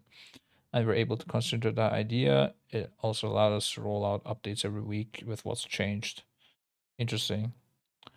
I'll keep doing that as well. Interesting. Okay. Don't Mobs cast all their random shit as much, just have them cast important stuff. Yeah, exactly. That is a good thing. I agree with that for sure. Um, I think everyone does, right? How do you feel the change stops? I mean, the thing is, like, let's see, if the mobs literally did almost nothing, yeah, and you were just DPSing them, and they were like just pulsing damage, like even that would be fun, dude. I don't know. Like, there doesn't need to be something always. I think if something is there, it should be good. I would go basically quality over quantity. There could also be a little bit smarter mechanics as well. Like, it's fine, you know, especially if things are not like crazy disruptive of your rotation as well. I think it's completely fine. And like if they are a bit more complex, like wouldn't say like super complex either. I don't like incredibly complex mechanics, but let's say if something like maybe if it's a 5-man thing, it doesn't work that good, but something like a blasphemy happens. Maybe the tank doesn't get in the 2 DPS and the 2 healer, the 1 DPS and healer gets like the Star Ogre marks, and they have to go into each other, and that's like on a mini boss or something. I think something like that is fine, you know. It doesn't have to be just walk out of a zone, interrupt this. I don't know what else even exists. You don't even have spread, I think, in M+. It's rare that you even have a spread mechanic. I guess sometimes. I don't know. Have mobs do 0 damage and have raid-wide AoE increasing over time. Yeah, I think like more party-wide damage instead of single people getting absolutely trucked is also, I think, more fun. More fun to heal, probably. I don't know. Because what happens is in higher keys is otherwise the person is targeted. Either he uses a personal or he just dies. You know, that's a tilt. Or you have some crazy absorb gaming going on. But yeah, whatever. How do you feel the change stops have gone? To stops has gone. Are there any plans to change them back? We think the game is in a healthier place overall with the way they work now. And for most of our lifespan, there were odd spells that didn't work this way. But for the most part of outside of Dragonflight, that's how they worked. That's it. I think the changes we made in season 2, specifically to how often things cast at all and how long cast bars are, puts us in a healthier place. You're still seeing keys pushed up to into the 20s even after this change, and we do understand that it requires a little more coordination at a high level to execute some of these bigger pulls, but I think that's acceptable. You're at the bleeding edge of the system, and that's okay. The core experience of 1 to 10 or even up to 12 is very doable and very reasonable, even in a puck setting after the change. So in summary, we're happy with it. I think we added some textures to creatures and player abilities, and no changes planned at this moment. Was it that now things are always recasting if you stop them? Is that the change they made? I think so, or? And previously, sometimes when you stopped them, they wouldn't recast. I don't even know. I don't know. I don't know why this is good, I guess. Well, I instantly try to recast. Is the idea that like it should make stops less important? That doesn't sound like less important. You still want to stop them. What is the goal? I guess like maybe it is so that they all get synchronized and you can stop them easier. I don't know. I don't understand it. Um, yeah, give single target gives more value, I guess. Oh, you mean kicks wise? So in my mind, when I think of stops, I'm thinking of mechanics that are not kickable. Those you would stop, and kickable stuff you would typically interrupt. But I'm guessing it's we'll recast both. In that case, I think it's even worse probably because you can shoot the interrupt into the stun and then it's shit, right? Just makes silence and beam even more OP. Yeah, I think we had this discussion in the Dranos video as well. Yeah, is the general consensus that this is better? It doesn't sound better in my head. I don't know why people why anyone thinks this is better. I guess like what is the argument for this being good? I didn't see it. It's so much worse than everyone. Everyone hates it. Why are they talking? Why are they happy about it? I'm confused. No, but okay. Like, even if you like don't like it or people don't like it, like what is the actual positive thing about it? Some mechanics don't recast if stopped, but most will. But there's no way to tell until you've done it. Oh, I think everything they changed it so that everything will recast now. I do agree that in the past it was a bit weird that some things did and some things didn't recast. So I do agree with putting it all into the same category, but I would think it's better if they just don't recast. No one likes it. The argument was high level players could coordinate stops. Yeah, now they need to coordinate it even better, and the lower players are like, ain't no way they can keep up, right? Channel cast will not recast or any. Oh, I guess if the channel starts, once the channel starts, yeah, that's true. Well, I feel like AoE subs are kind of cheesing the cast mobs.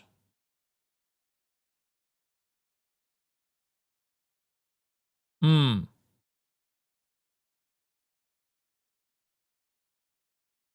Okay.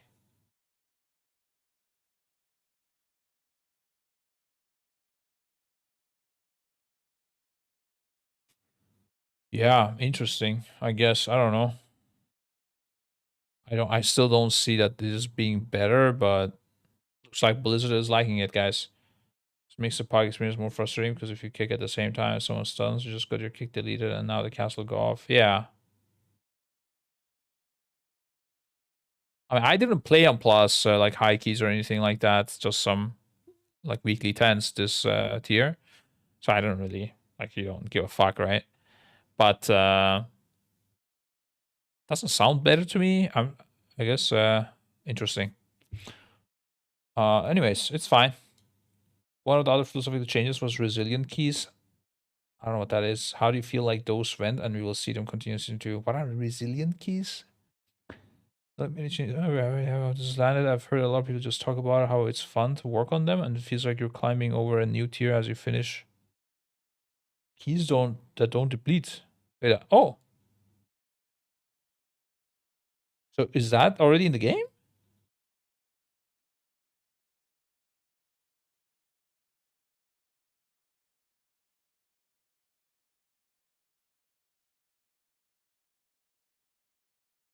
Really? After you time all 12s, they don't go lower. That's sick. Wait, we just had this discussion and no one said this. No one brought this up. It's every key at plus 12. That's completely fine, I think. Each tier pushes it up. Wait. Oh. No, that's not great. If I do all 14s, my 14s will never deplete. I mean, okay. I mean, I would rather just. I thought once you do the 12s, it just will never deplete your key. Okay.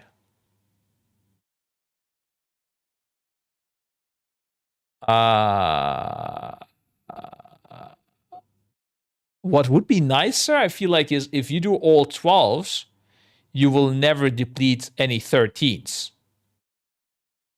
I feel like that would be better. That I would be okay with.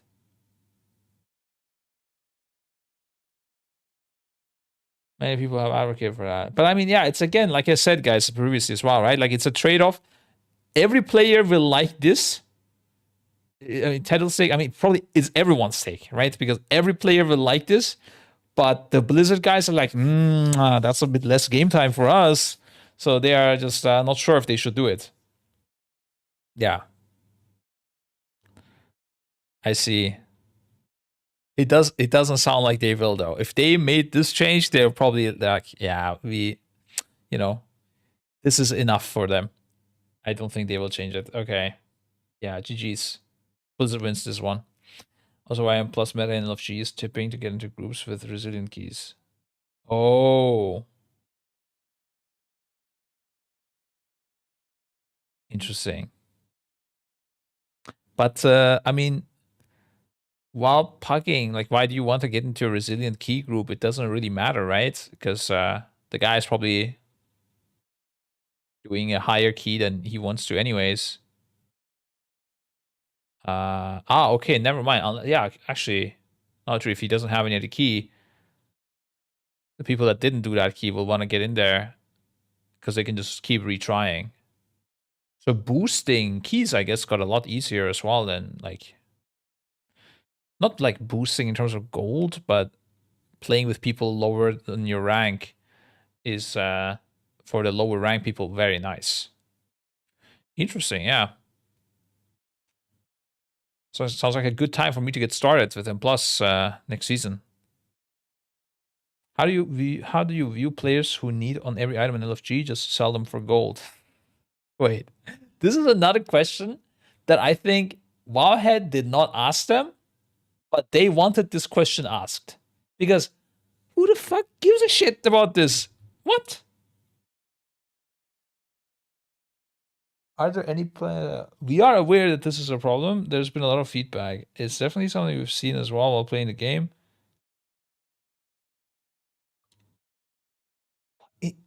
Where even? Where is this even happening? Is this like in raids or what?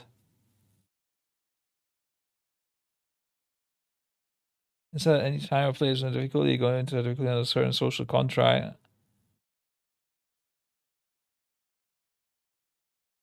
I mean, yeah, I do remember. Actually, I had an interaction with someone. I think it was Heroic Galivix, and some item dropped, and a priest won it. He needed it himself, right? Like it was an upgrade for him, but he did tell me, "Yo, if you pay me, I don't know, 100k gold or whatever, like I can sell this to you." I told him to fuck off or something. That was my interaction. Like that's how I saw this happen. But I think it only happened to me like once, and I pugged Heroic, I don't know, quite a bit early on. Maybe this is happening more now. I don't know. It could be because people are more geared, right? When I was playing, people were a bit less geared. But I don't know. Who gives a fuck if it's not a big deal?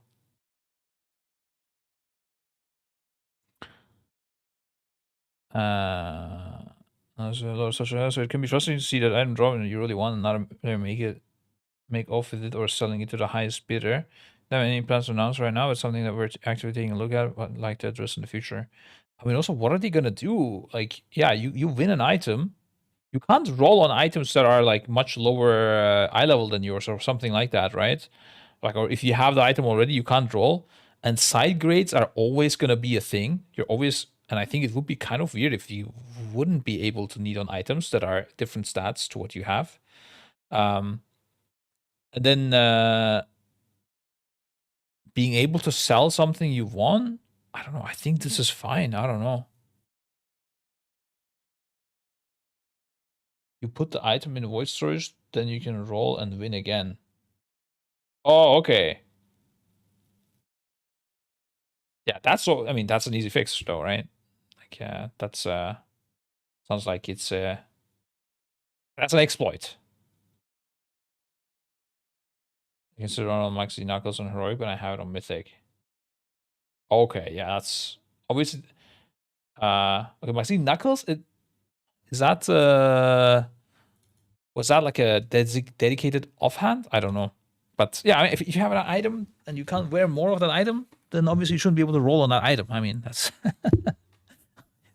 doesn't. I mean, this is already what's supposed to be the case, right? So I don't think this is a big problem. I don't know.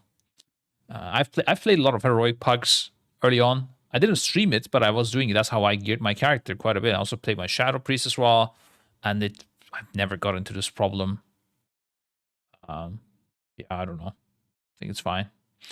Losing Tales of Ash, I know you mentioned hard modes are going to be Mega Dungeon M0, also hard mode in Tales of Ash. Default Tales of Ash M0 is hard mode. Simple way of putting it is there's 6 M0 dungeons and you have 1 Mega Dungeon on hard mode. It's going to be tuned like a 10. It's going to be rewarded like a 10. Potentially even give you a 10 vault. What? You'll see on the last... What? Wait. Does that mean we're going to get a vault when the raid opens as if he completed an M+10? Stint? Stint is our split run chief, guys, just so you're aware, in case you don't know Synth. one of my closest comrades, and the person who freed me from the. Think of the maw of the Race Warfare raiding. That's what Splits was to me, and Synth came in and like unshackled me, so I could go back to raid eating. And yeah, no, this sounds a bit crazy, but it's fine. Synth will figure it out, guys. We don't need to think about it. Lol, I'll just look at how the bosses look. We really want to make that mini raid experience with no timer that people have been clamoring for. I don't even know what that word is, but I get it. People really love Mega Dungeons. You want to make it worth your time. Yeah, no, this, I think, super, super underused. I think there should be more 5-man, I'm going to call it that, 5-man raids. Okay, guys? Not dungeons. They should be not mega dungeons, just raids. Think of a 5-man coming out with bosses that are fucking hard. And they don't even need to be that complex, because dungeon bosses are typically not that complex, but they are hard. They're like super hard tuned. And you go there and you vibe. I remember this Chinese team back in the day that was doing M Plus or something, and they were viping for like, I don't know, 20 hours in the same dungeon. It wasn't M Plus, so it wasn't really worth it, but they were just doing it and having fun. I would want to get that back. And it wouldn't be about fun. It would also be about getting like a good achievement behind it. You know, it could be nice loot. It could be, you know, something like a mythic raid clear. Like Criterion. Doesn't Criterion repeat from like a check? No. Oh, yeah. Not like Savage Criterion. I think that's how it's called. Like not the one that you have to do without deaths. I don't like that at all. I think Tazavish is like that. I think you're not allowed to die or something like this. I think that's garbage. I want a thing that you go in there and you progress like a raid. And you don't even necessarily go there to expect to clear it in one night. You know? Like literally a raid, guys. A 5-man raid. I think we can have this. I think the technology is advanced enough to create something like this. And I think it will be lit. Yeah, and it will be super fun. Yeah, like it could be just tuned like a really high and plus key with maybe a few more mechanics, just slightly, not much, and more focus on the bosses rather than the trash, and not even a lot more, just slightly more, and no timer and sick loot. That would be the dream. 1 or 5-man or 10-man. I mean, they could do 10-man as well, but you know, let's try 5-man. Why not try 5-man? You know, like we've done 10-man before. Let's try 5-man. Let's see what that feels like. We've never done it. Maybe it's fun. Because the more people you have, the harder it is to organize, right? I mean, honestly, to be frank, I would even like it if there was a solo version of this. Like if there was a solo challenge. I'm like the Mage Tower type of thing, right? I think those things are good. We should have it all. We can do this for the 5-mans that are not in M+ rotation. Oh, you mean like they could all exist? No, I mean, I was thinking of it a bit more like a specialized experience, you know, not just scaling old dungeons to higher things and then be done with it. Yeah, 5-man race will first. I think it would be really cool. Yeah. That's what Legion Nightbane was, and it was awesome. Legion Nightbane? Are you thinking of the mana addicted guys? Oh no, that guy, yeah. This was a bit like that, but I would say it was a bit too easy. Pretty sure like people killed this quite fast.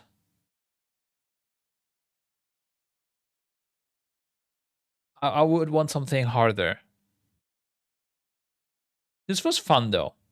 I remember playing this. I beat one with my friends, and for us it was really fun. Yeah, Nightbane wasn't bad. Yeah, but I'm thinking like, but like, how long did it take you to clear Nightbane? Right? Like maybe 2 hours or something. Like Worst case, I don't know. Like, I'm thinking of like an 8 boss dungeon, or fuck it, let's call it raid, right? I don't want to mistake it because it's the easiest way to describe it. 8 boss raid, and you go there, and on your first night or 4 hours raiding this dungeon with 5 people, you only kill 2 bosses. And it's the easiest too, you know, or maybe you kill 3, but it's the easiest ones, and it gets harder. Yeah, that's what I would like. I think that would be fun. You progress and like you try hard, yeah. And okay, maybe the world first guys, maybe they clear it in, 2 days, like a 4-hour rating. But then the lower end people, they wipe on the first 2 bosses for 4 hours only. Of course, it was entirely me. I'm sure it was others, but we are not world first players. Yeah, that's good for 1 boss, but I'm saying there should be like 8 of those. Maybe the early one's a bit easier, but you get the idea. And the last boss should be like a 2-day progress. I don't know. That would be cool. Also, probably the reason you were also struggling is back then, people didn't even know the mechanics that good and stuff. There's no guide video and there's nothing. So it's normal. Like, it's fine for it to take that long. Okay, again, we're running into hypotheticals. I hope Blizzard does it, but yeah. Maybe I should summarize it and pop a feedback tweet. All the cool things we're talking about. Battle.net catalog updated to patch 11.2. What? What do you mean Battle.net catalog? Oh, you mean like they are playable now? I see.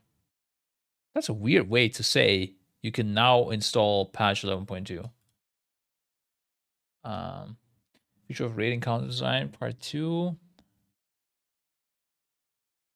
Oh, this is where we're talking about the Galaxy difficulty. Okay, I saw this. I got super tilted, but apparently they were talking about the nerfed version of things. And once Race War first was over, so don't care. Oh man, it's reading these questions. I feel like I'm gonna tilt if I read this.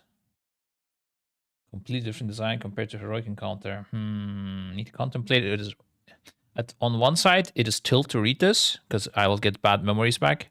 On the other side, it's good because I need to know these things because it's like literally my job, kind of. It's a rough one. Okay, fuck it. We're gonna try. If it's too tilt, I'm gonna stop. So anytime we go into design a mythic version of an end boss, we always bounce around the idea: what can we offer our highest echelon of rating? No way. No way. And they came up with this? No fucking way, bro. Okay, it's a good start. No way. Oh my god, dude. That's crazy. I didn't expect this so early. Damn, I thought it will hit like after a few sentences. Oh, we couldn't even finish the first one.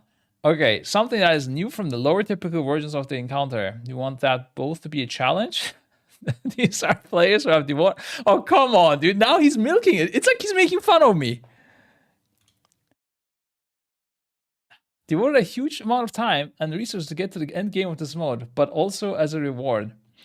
You're there to see something new that a lot of other players don't get the chance to see through your skill and dedication to the game. So it's a great opportunity to be able to offer players something that's kind of a new and jaw-dropping right when they get to that threshold of the mythic in boss for the first time. Okay, the organization of the phases or galleries getting into his mech early, and the mythic version of the encounter is a way where we can use some of those existing elements of the encounter and rearrange the puzzle, so to speak.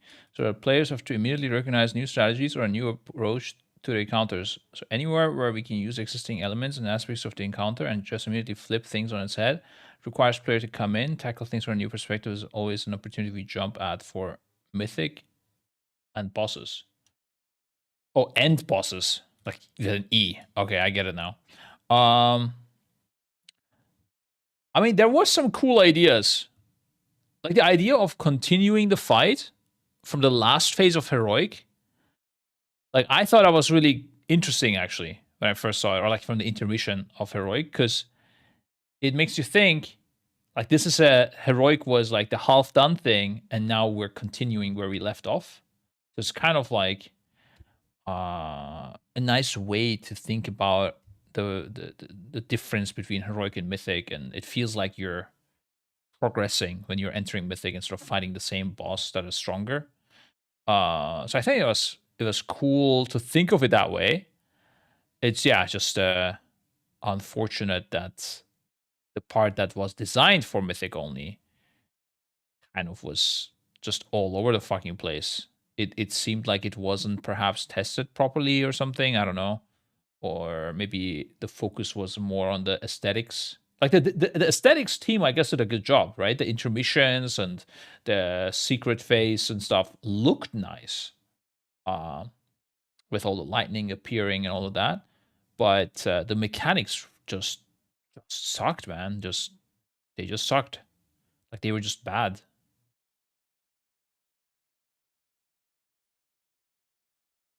Yeah, I don't know. I don't know why.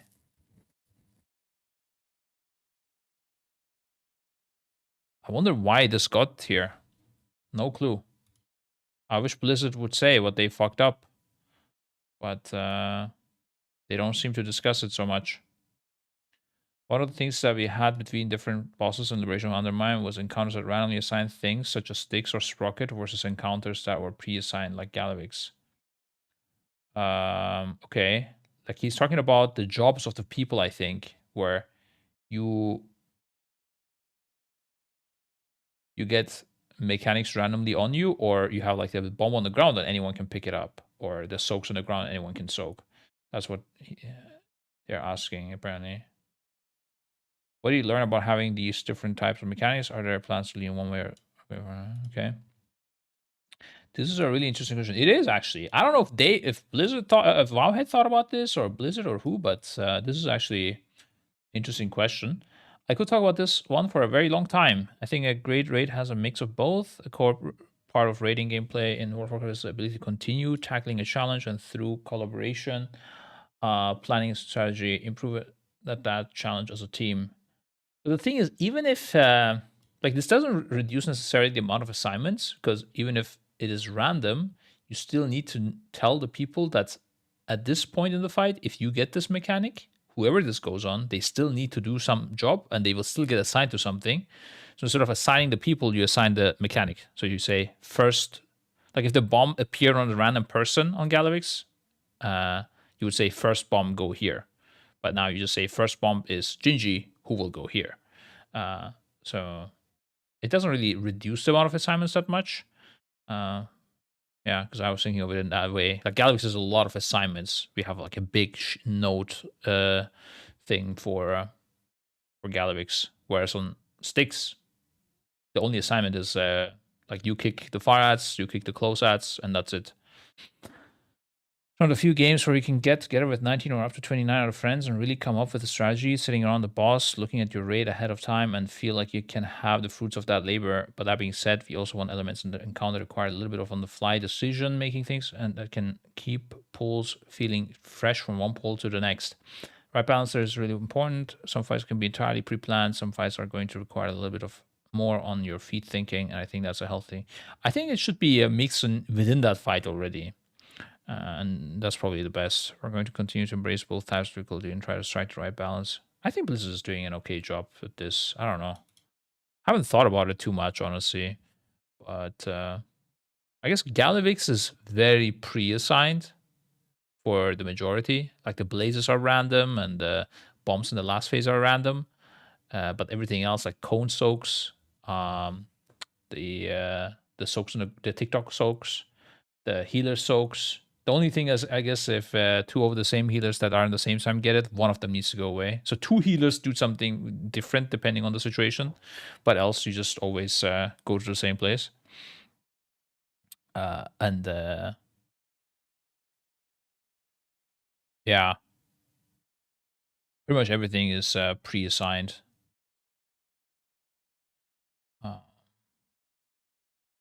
Where Sprocket, for example, we have the priorities, and the baits are random, I guess.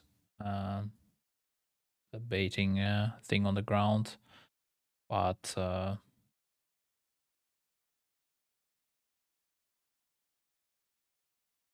Yeah.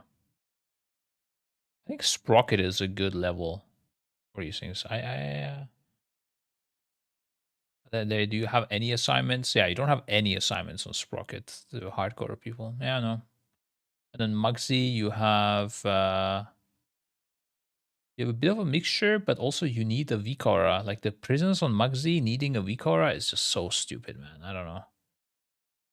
That should be ideally something the game just sorts out. I wish what the game would just do, and Final Fantasy does this quite a lot, is just if I don't know, if 4 people need to enter one place and 4 people need to enter another place, like the prisons on Galvix, is you just get 4 people with 1 mark, A or red or whatever, and they just all gather, and the blue guys gather on the other side, and you're done. And then when there's 3 prisons, yellow gets introduced. Like, and then you just don't need a fucking Vikora or anything, and that's it. Like, Nibos or PlayStation markers, yeah, something like that. I think it's fine if like they can find something that fits the WoW theme, right? It doesn't have to be PlayStation markers. It can even just be a debuff, and you just of like some color or something. I just go there with this. We don't need you don't need a crazy Vikora or anything, and it's just chill and just do it. Clear visual effect works well. Yeah, I mean, when you're stacked, it sometimes is a tilter to see those things. But even that difficulty of like spreading so you can see your character clearly is more fun than coding up a Vikara that tells you where to go. I think they should just try it at least. Just try it at least. See if people like it. I think people will like it. If, for example, Broodkeeper Ovinax, I was saying this recently. We were talking with Preach about it, like what they did there. And if they just had now, yeah, okay, like it's fine. Maybe it's not the best design if you do it now this way, but I mean, let's be real, it's not the best design doing it as a Vikara. But if they just had, I don't know, 2 healers, 2 DPS, like 2 melee DPS, 2 range DPS, and they're both tanks. If they all got the X, let's assume we want to stick to 8 people with the debuff. If they all got the circle, and you just on each set, you would have assigned it somewhere on some picture where the tank goes, where the healer goes, where the range DPS goes, and where the melee goes. And you know, if you get this debuff as a melee, you will go there. I think that would be such a much cleaner and like a more chill fight that just makes sense in my head. I don't know. The way we have it right now is random people get it. It's all DPS getting it. No, wait, healers also get it. Yeah, healers also get it. I don't know if can tanks get it. No, I never saw a tank fail, so that they can't get it. And it's assigned from a Vikara anyways. So in a way, yes, this is harder, right? This makes the game harder because you might go to any of those spots depending on where you are in that priority. So you might need to like memorize more slots. Like we need to put ward markers down and communicate that better. But is that the fun part of the fight? I don't think so. I think they could just tell you where to go. And the fun part could be min-maxing the DPS, the interrupts. Yeah, I'm talking about Ovinax X. Sorry if that was not clear. The fun part could be about, you know, the dodging the sorleys, killing all the ads, controlling the parasites, doing the CCs on them and everything, keeping the tanks alive with the spiders, prioritizing more spider damage versus, you know, AoEing versus single target, funneling. All of these things is already fun enough. I don't think we need the fucking Vikars to tell us to go to different places every pull to make this fun. So that's why I think about it. That would be so much better. Yeah. But yeah, unfortunately, we got the Vikara thing instead.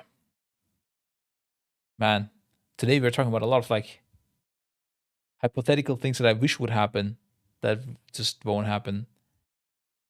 I'm becoming a little bit sad, guys. Please cheer me up. Wait, I will scroll up. I think I saw a sub text or something like that before to cheer myself up. Oh no, I got raided by Churchin with 1 viewer. Thanks for cheering me up, sir. That's very fun. Would have preferred Twitch Prime, not gonna lie, but that's also okay. Happy with the roster recruits. That is something that does make me happy. Yeah, I am. I'm quite happy with where we are at with the roster right now. We got some. I don't know if people know. About 2 weeks ago, they already joined. Now I think exactly 2 weeks ago, like the decisions were made, but it was not announced yet. Oh, there we go. We got some primes as well. Easy clap, dude. Oh wait, let me see that my DMs are not leaking. Okay.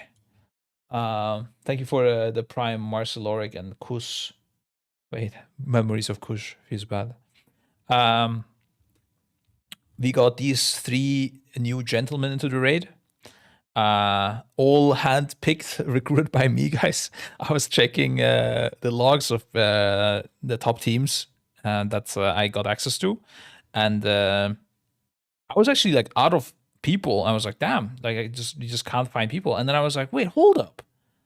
Even though the Leggett guys joined Method, they just joined them, so they don't really have any big attachments. I could go and look at the Leggett logs again, and initially I had looked at them a couple months ago, but I was only looking for a mage because Hopeful had just left, and we just needed a mage being OP, right? And Flex was also injured, and now actually Flex also, if you guys don't know, he is on a break. He might play next year, but it's not guaranteed, and I don't know. Maybe he's just an analyst type of person. I don't know. He'll do what he can. So I had not looked at the other guys, but now I did again 2 weeks ago. Yeah, we got these 3 new gentlemen. I am very hyped to see all of them in action. And just so you know, Shamili, as his name says, he plays a shaman.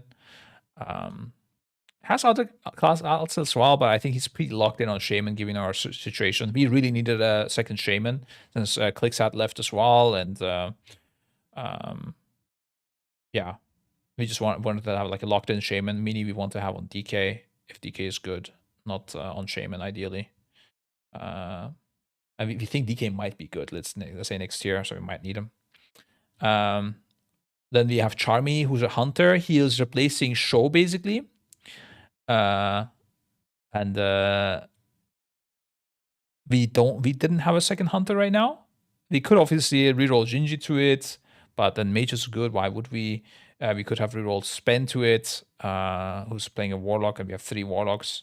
But having a second like solid main hunter, and he also plays Shadow as an alt, even though it's a bit rusty from what I understand right now, but that's okay. Like he just didn't play it since some time. But he played in the past. That's good.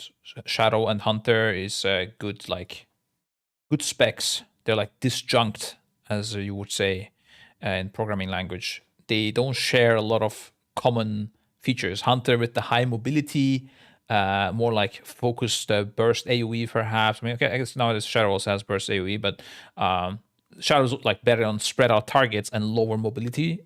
So it's a nice swap, let's say. If we need to have extra shadows, dropping the hunter for a shadow is good. And then lastly, Yoke. He was an officer as well. I think Shamili also at some point was an officer in Leggett, but Yoke was a current officer, and he plays warrior. So that was a bit of a weird situation because we obviously have really good warriors. So Yoke will be playing Windwalker. That was his main alt, and he'll be maining Windwalker right now. And depending on the situation, maybe we play 3 warriors, or we'll have also our warriors focus on some other classes if necessary. If they play those, maybe Yoke goes back on warrior. We'll see. It's a perfect combo, hunter plus Sharpies. Yeah, that's what I thought, Stinth, exactly. Is it getting to a point that you have to offer a sign-on bonus for these top-tier raiders, or it hasn't went that far yet? You mean like a payment on entry of the guild? We did do that on maybe once, or maybe we contemplated it. I'm not sure. We may have done that with a raider. I don't remember it, honestly. But But to these guys, honestly, they didn't give too many fucks about the money. I'm not gonna lie. They were more they are getting paid more here than in Method, but they did not give a fuck about the money because Method did offer to keep them basically, but they wanted to get to the guild with highest chance of war first. Because also both Yoke and Charmy have jobs. Shamili does part-time jobs. These guys have full-time jobs, guys. All right, basically full-time, let's say, with more flexible hours. So they don't give a fuck about money, PTL there. They just want to win. Which is something I really like. Obviously, because I'm paying the money. No, that's not just why, okay? It's not because it costs me less. No, it's I do like people that have real jobs as well, honestly, more. Even though they have less time to commit to the game more often. Like, I don't want to flame the people that don't have jobs, but they tend to be more like disciplined and how do I word this nicely? No, I don't think I can, guys. I don't think I can. When I say real jobs, I mean like full-time, like not necessarily full-time, but yeah, I mean, I guess real jobs where it's not just about gaming. It happened to turn into a job. It shows that they are like willing to make some sacrifices to advance in life in a way. Whereas the gamers, most of them, they just want to advance in game. They don't give a fuck, but they just need money to survive, which is a problem. Like, I want people to care about their life a bit more as well, because all of our raiders, they could work part-time without a problem. Sure, maybe during the race, they would need to like find a specific job that gives them time off, or they would need to like stop working for the time. But like, you can still do things. There's a lot of jobs you can do, you know, like in a more flexible way. You could even work at Echo and like apply to some job and try some things. We had, for example, Frago do some things for Echo in the past. We have some officers doing some stuff like from on the business side of Echo, you know. You could do OnlyFans, that's true. Our guys are quite handsome, though I'm not sure if that's the best career path. They're more efficient with their time since more limited. That's true as well, yeah. That's true. I mean, it definitely has its disadvantages as well, because yeah, if they need to work more or something, you know, they also rely on that money, so they can't just say like, "Fuck it, I'm gonna go full ham on the race." But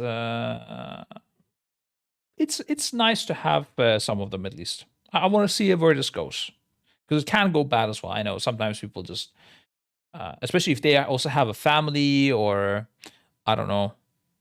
Okay, I don't want to say this word. I will get flamed. Like me, for example, I have a family, I have a wife, kids, right? Like, you also get less time to put into the game. Whereas if you have no other responsibilities, you can, you can, I'm trying to dance around the word. You guys know what I mean, I think. But you can focus more time into the game, which can be a bonus. But at the same time, you become a no-lifer, and that can be a negative as well. So I think it's more about how the person deals with it, honestly, rather than what the situation is. And I had a good feeling with these two guys. So then I could kind of trade the 3 players. Yeah, I guess so. I don't know if there were other players. No, we took more players from Method. Because I mean, but in this last week's, yes. But before that, we also had the Verb join. Let me check my art trials.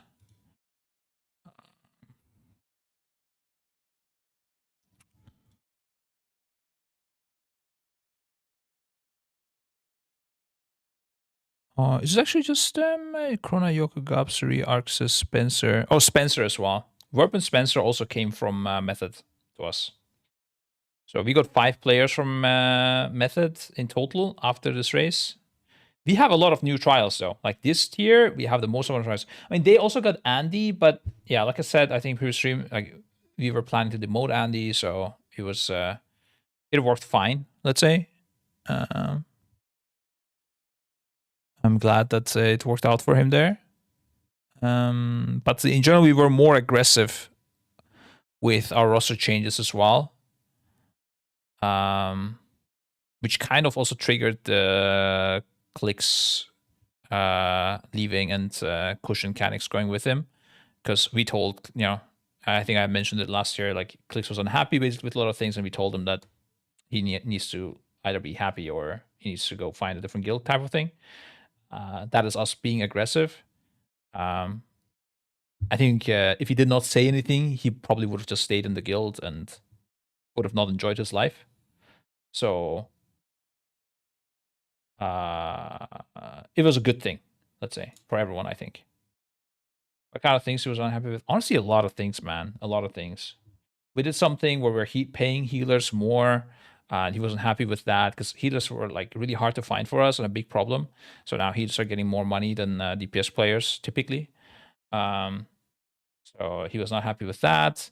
He was not happy with some like I don't actually remember all of it, but there were some things he was not happy. I remember after Firak, even though we won, he was not happy with.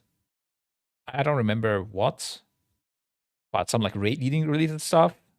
He was not happy that I wasn't playing the game enough. You know, like I don't know, just he was not happy with some business stuff, I think, as well. I don't know. I remember these things when we were talking to him, obviously, but honestly, after he left, I was like, it's fine. Like, this is for the best. And the shit talk method so much. He didn't shit talk method to us, at least. I don't remember this. What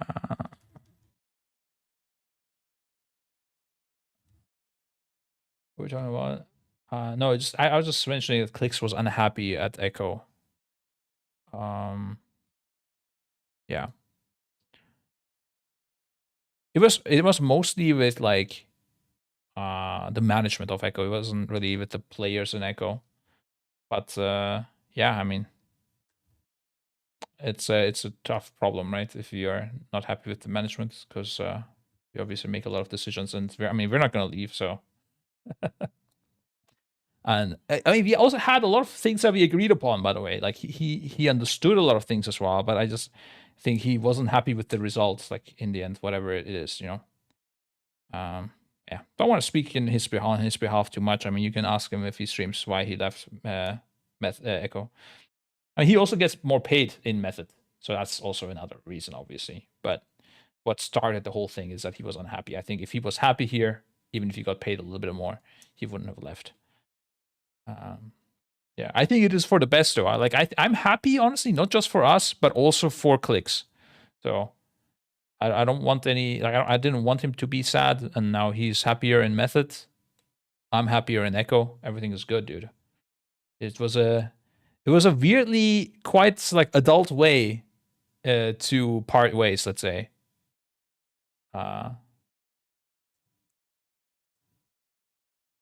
Was Timber Maw on your radar? I don't even know who Timber Maw is or what that is. Is that a player?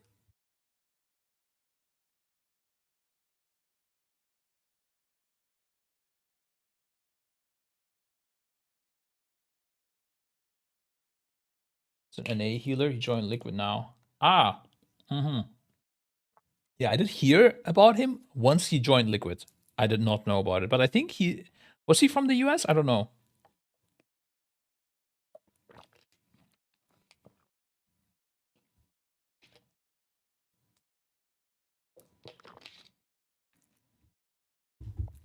Imagine not having drama in WoW guilds and acting like adults.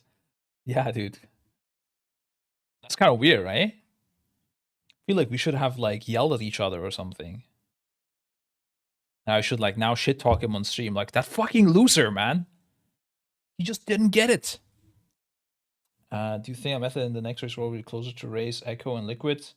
I don't know. I don't think much will change from just those 3 players, but I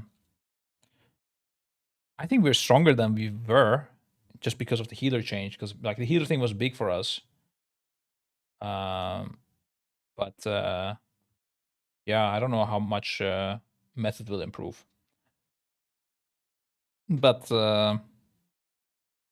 yeah, like I don't think they're getting more first, and Argos were first. But you know, anything can happen. It's a race war first. Crazy things happen sometimes. So,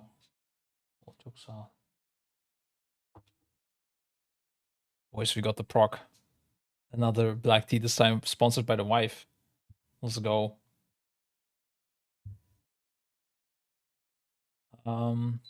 Should avoid sleek shitting on each other through our experience way.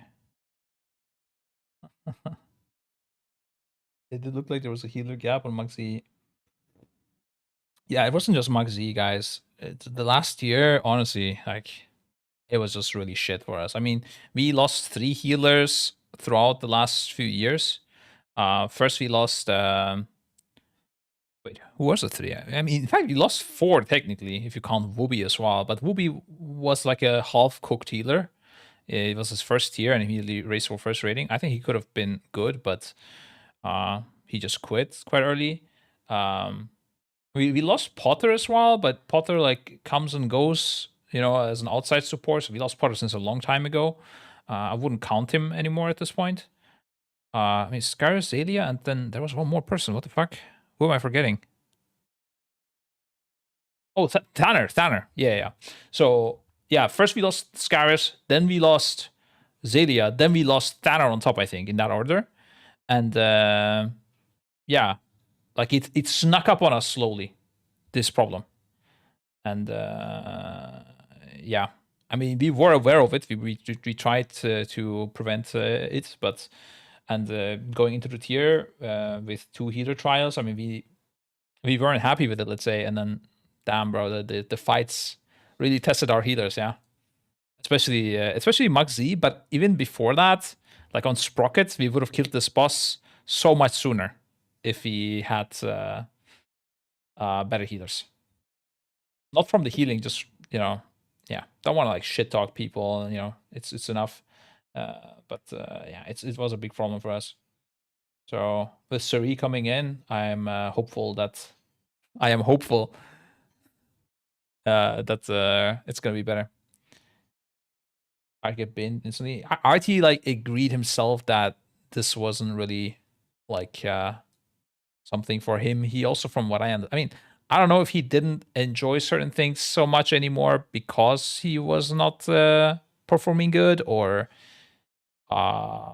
if he was just not enjoying it and that's why he was performing bad. I'm not sure, but I mean, being honest, we could tell that from farm and PTR already that it was a bit shaky, and yeah, it proved to be shaky as well during the race.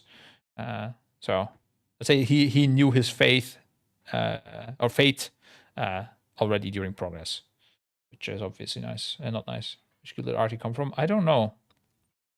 I know he was potentially going to go to Fat Shark, yes, but didn't happen. I don't know if he came from Fat Shark, yes. I don't think so. I think he was from a lower end guild. What was Hank? Hank was alright, but also a bit shaky for sure. But we saw like there was different problems with Hank than with Artie. Artie had problems with the mechanics, whereas Hank was playing the mechanics so much. He was playing very PMA. This is something that Phil used to do on the mage back then, if you remember Phil. Really wanted to play the mechanic, and while doing that, they would sacrifice their rotation for it. And especially as a healer on Muggsy, if your focus is to soak mines that blow up, or like get into the rocket, so make sure everyone soaks it, including you, instead of doing the most healing you can do, the raid feels that, and it hurts quite a bit. So that it would be better if you just let a mine go through, or just don't go there, so someone else goes and soaks it. than you moving there and like maybe entering bear form even or something and just, you know, wasting healing. So yeah, he was very focused on playing the mechanics right, and but he knows that, and like Ryson's giving him good feedback, and it's something to improve on, and it can be improved on, I think.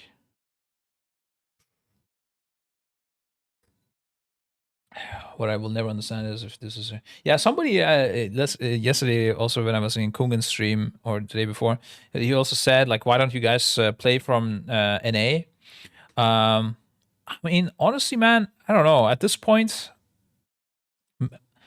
maybe that it's worth to take the latency hit. I don't know, and just play from an A. I'm not sure. It's just the tilt part is it's so expensive to experiment with this, both in terms of time and also in terms of money. The helpers is a big problem. Yeah, it is a big problem, but in the end, if you pay double what Liquid pays, we're gonna get helpers. Let's be real. Method is getting enough helpers. That means we can as well. That's my thinking. I'm not sure, but I would think so. And yeah, I think we could do it. But we would need to, like, I don't know how big the latency is, because it does feel fucking shit during PTR. But that could also be because it's PTR. I don't know. Max, he even is it out by watching from behind. Yeah, no, it's an advantage, actually. No, the reason I'm saying to go to NA is to reduce our advantage so we're playing on an even playing field, guys. I'm sick of having an advantage. Enough is enough. I want it to be fair now. That's why I'm saying it. Of course, no, he's right. Especially in the second week. That's when the advantage kicks in the best. Because then you know everything. And there's nothing to gain pretty much. But we get to progress Sprocketmonger more in the first week, which is really good. That's when the advantage kicks in, dude. It's fucking good. Holy shit, it's so good. I love it. God damn. Fuck. Okay. Helio Sprinter with, and also there's no maintenance, so we can, I don't know, sleep longer or something. I don't know. How you all experimented with creating like a long-term supporter program? So yeah, it's just very complex.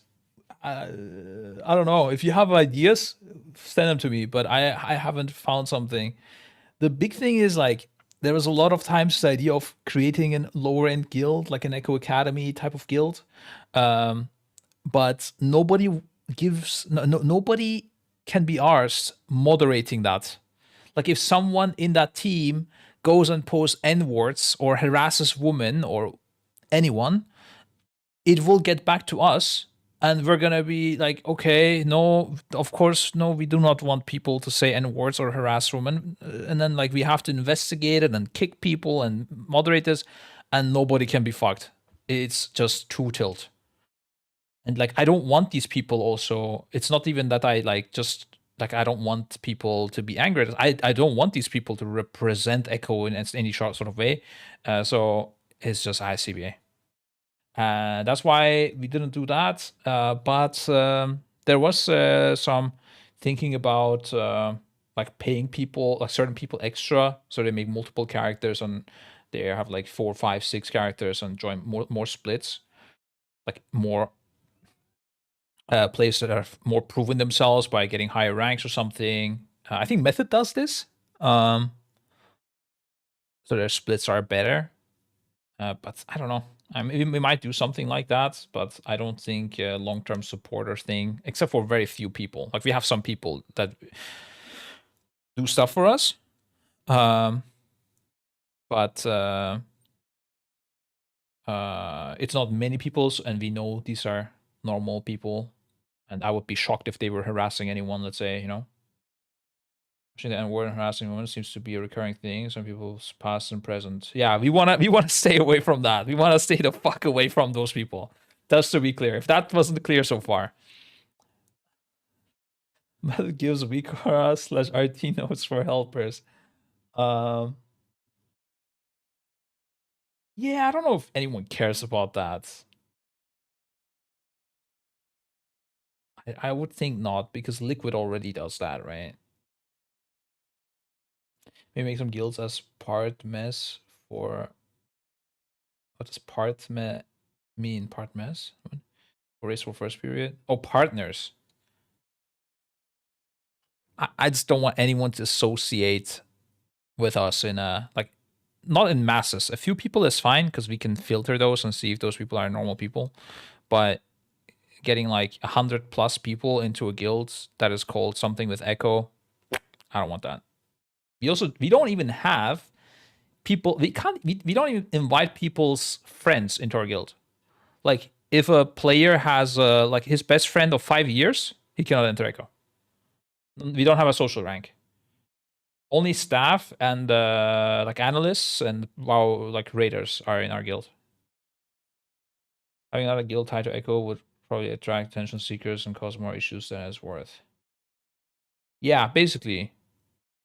Not even grandmas. Actually, I don't know. If some player came in to me and said like, "Bro, my grandma is like about to die.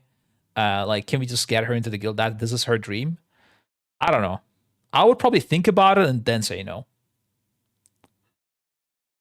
Yeah. We don't have enough spots for it anyways. It's closer full of grandma. Yeah, because grandmas are dangerous, bro. Like my grandma, I don't know. I think grandmas, like some grandmas are crazy, dude. I think they're more dangerous. They also have like more conservative thoughts. And back then, some fucked up shit was normal, guys. You know? Like my grandma was married when she was, I think, 15. I don't know. She died now. So there's no risk. There's not going to be a tweet longer for my grandma. But, dangerous stuff. They may say N-words freely. Yeah, not my grandma never did that, to be clear. I don't think she even knows what that word meant, but just to be clear, yeah. Are often racist as fuck. Yeah, I mean, actually, yeah, I would, especially grandmas are not allowed. They are the most dangerous ones. Okay, we relaxed enough, I think. This was a lot of chit chat, but we need to get back to fucking work, guys. There's more interviews to be looked at and more mechanics and all this stuff. I didn't even see the artifact item yet. Dungeon complexity. What are we even looking at here? What was I? How did we even spiral out so much? We were talking about mechanics being assigned to you, or you assign mechanics to people. Okay. Dungeon complexity difficulty decreased last season. We've already looked at this, right? I don't know. All the way from season 2, we're really glad that players are enjoying their time in a plus. To the companion to that, of course, is mythic rating, and here's probably some room to pull back a bit on difficulty in season 3, but not all difficulty is really created the same. There's no difficulty that can come from your ability to control your character. Dodge lasers, pick up bombs, carry them from place to place. There's difficulty that can come from how much time and effort you've dedicated to your character and your gear, and how good your strategy and your ability to collaborate with other players is. I think we made bro, everything is fine here, except for difficulty coming from creating good software. I would like that to be a little bit reduced, please. That would be nice. But they're working on that, I heard, so it's good. I think we may try to pull back slightly on the first of those, the twitchiness of gameplay. Oh, really? I thought they were increasing that recently. Oh, wait, this is... Really? I'm surprised. I don't mind it. This is what I prefer as a raid leader. Ooh, Hank raided us after we shit-talked him. Guys, I told you, right? Hank played perfectly last year. He played every mechanic to absolute perfection. Remember what I said? Thank you, Hank, for the thank you for the host, Hank. Welcome, guys. We all love Hank in this stream, just like you. HPS machine, dude. My god. Actually, Hank is one of the nicest guys as well in the guild, I feel like. That's a big bonus, guys. It's weird. When you start gaming, you're like a casual fuck. You care about the social aspects quite a bit. Then you become an elitist fuck. And then you're like, I don't give a shit. I just want the best players. And like everyone's saying N words, R words, people flame each other. It's complete chaos. And then you grow up a little bit more, you get to the higher end, and then you're like, you know what? Actually, I want people that are like human people that I can talk to and they are not freaks. And then you get rid of all the weirdos. And that's where Hank comes in. Yeah, it's good. Feels good to have Hank in the team. Thank you, Hank. Okay. 2 chance of gameplay. I think that is a place where we would like to take rating overall in the future. It's a place that's a little bit more about strategy and your ability to play your character at a very high level. That doesn't mean the types of gameplay that we've all known and loved them from even the time back in Raxxermas, like the Hagen dance. Dude, this was actually really good. I'm surprised that this doesn't exist anymore. They did that in Nighthold as well with the left, right, left the guy, right? I think there was another boss like that as well, where you had this like left, right, left, or right, left, right, something like this. I think those were really good. I'm surprised that that's not being used anymore, like some dances, you know? XIV type shit? Yeah, I guess so. Back then I didn't play XIV, so I never associated the two things. But I guess so. I think Sisters of the Moon. Sisters of the Moon, you had to cross over the moon side in a staggered way. That was also good, actually. But that's not the same as Synthar. What type of dance was in Sisters of the Moon? Archimonde Mythic Phase. You had the marks knocking people. Yeah, no, the dance in Archimonde Mythic. Exactly. Oh, Sol. Hey, what's up? Exactly, dude. That was good as well. I really enjoyed that. And that tier was absolute hell for us because there are some crazy shit going on. We were in the phase where we didn't reach the social human beings into the team yet, so there was some crazy things going on. But still, the dance mechanic was really fun. And we had there was different patterns and stuff.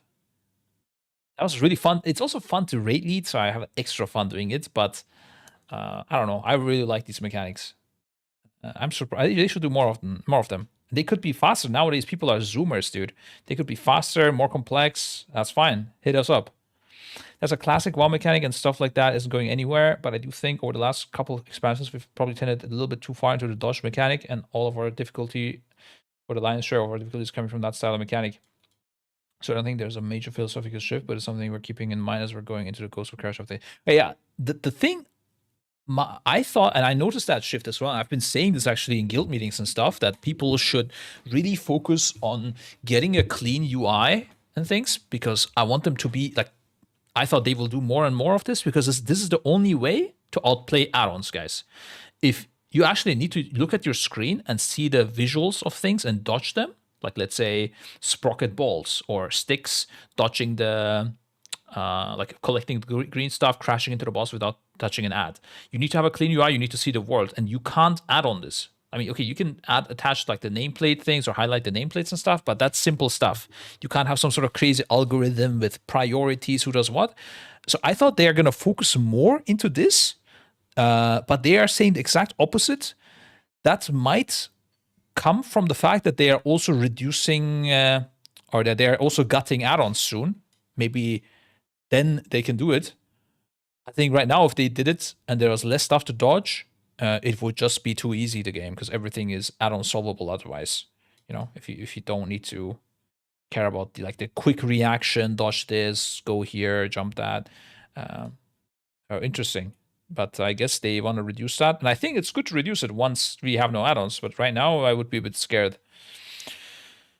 So the Insanum Dance was Pog 2. That was also fun, but I enjoyed that less than the others. That's true, though. Rashok, perfect fight for type. Come at me.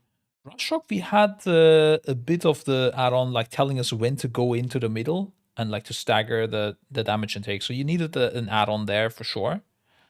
I don't know, the placement of the circles and just dodging things. Yeah, there was a lot of things to dodge. That's, yeah, you needed a clean UI for that. That's true. Can be called a bit. That's true as well. I don't know. We had some really complex shit, though. I don't remember why. I think there was like certain sets where we sent people in a different order because they were like popping healing CDs or something. I don't know. Sounds, now that I think about it, it sounds overcomplicated. I don't know what we did exactly, but I feel like there was something to it. I don't remember now right now. Have you guys able to do a clean run in some of the free clears after the race is over to see how it would go without most of the add-ons? No, it's something I did think about and I would like to do. It's just honestly, we don't have much time to experiment in farm period because gearing all the characters that we want to gear takes so much time, and we have to boost as well. People don't have the time, or I would say even patience, to try things out that much, which is kind of sad. It's also like I would like more people to try out different characters, and like I would like our some of our melee DPS, for example, to go try healing to get a different perspective. I heard Method is doing that. I don't know if it's true, but that is something I wanted to do since a long time. But I don't know. I don't want to stress people. There's enough. They need to do enough gameplay, you know. So we don't really. We still haven't finished the full reflection of the last tier, even like looking back and like discussing everything. There's so much to do. I don't know. I'm so down to have a weekly adaptation. Yeah, Soul, I imagine you are. Soul is also one of the guys that are down to do extra stuff. I don't know if I mean I don't know. I mean nowadays the guild atmosphere has changed a bit. I mean that's also again another thing that Clicks wasn't a fan of. For example, was we were doing a lot of extra hours, and I understand as well. At some point, it feels like it's a lot of work. It just gets boring for some people. Like PTR hours, we do a lot more prep than, for example, Liquid. I don't know how much Method does, but Method plays a lot. I don't know if they do as much PTR work with the guild. We do a lot of shit, and it was not nice for some people. So I would imagine the same people wouldn't like this kind of stuff as well. I don't know. Maybe I'm wrong. Maybe they would be down to try shit. Mike said once you want to find a rough diamond among architects, and they were trying out many people, and they usually wouldn't accept the trial, and most corridors were frustrated with bad gameplay. So it may backfire. I mean, this no add-ons thing, we would go in there with a different mentality, right? Like, if we kill the boss, then like that's not the goal, you know. Ask your agents Kush and Canix what goes down in Method. They are working for the opposite faction now, dude. Or are they? Are they just spies? Nah, if I wouldn't want to, I wouldn't. Yeah, I don't want to be shit talking them, but I'm not really interested in spying on Method too much. We're good. It has to do decrease for the ray. Okay, yeah, what were we talking about? Yeah, oh yeah, we finished this. All right, yeah. No, but dances are cool. They should bring dances back. It seems that some mechanics don't give players enough time. Like for Sprocket Mines, you had to space them almost perfectly apart before mechanic came in and blew you up. And similarly with... That is not true, by the way. You had a lot of leeway on Sprocket Mines. Interestingly, by the way, fun fact, on PTR, the last set of mines came right, like, and you had to do them very quickly if you want to finish before the intermission starts, which also or was it before the intermission start, which changed your polarization. So you either did it really, really quickly, and everyone had like, I don't know, like 0.3, 0.5 seconds leeway or something like this, or one would like blow up in an unintended way. And it looked very intentional, but then they nerfed it when it came out in the raid, and they just gave extra time. So this doesn't feel like it was true, really. Or I guess, I mean, everything is tight if you want to make the content easier, you know, like something is always hard for someone, let's say, to do you up. And similarly with Maxi Jails or 6 Sarmesses before the nerf.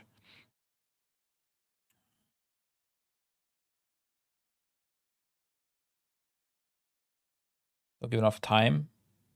Jails or Scrapmasters? Oh, Scrapmasters. Yeah, Scrapmasters I agree with. That's true. Muggsy Jails giving enough time? Bro, you had enough time. Come on, let's be real. What do you mean? I don't remember a version where this was too quick. Sprocket Mines. I mean, I guess if you don't have an add-on, this is hard, yeah.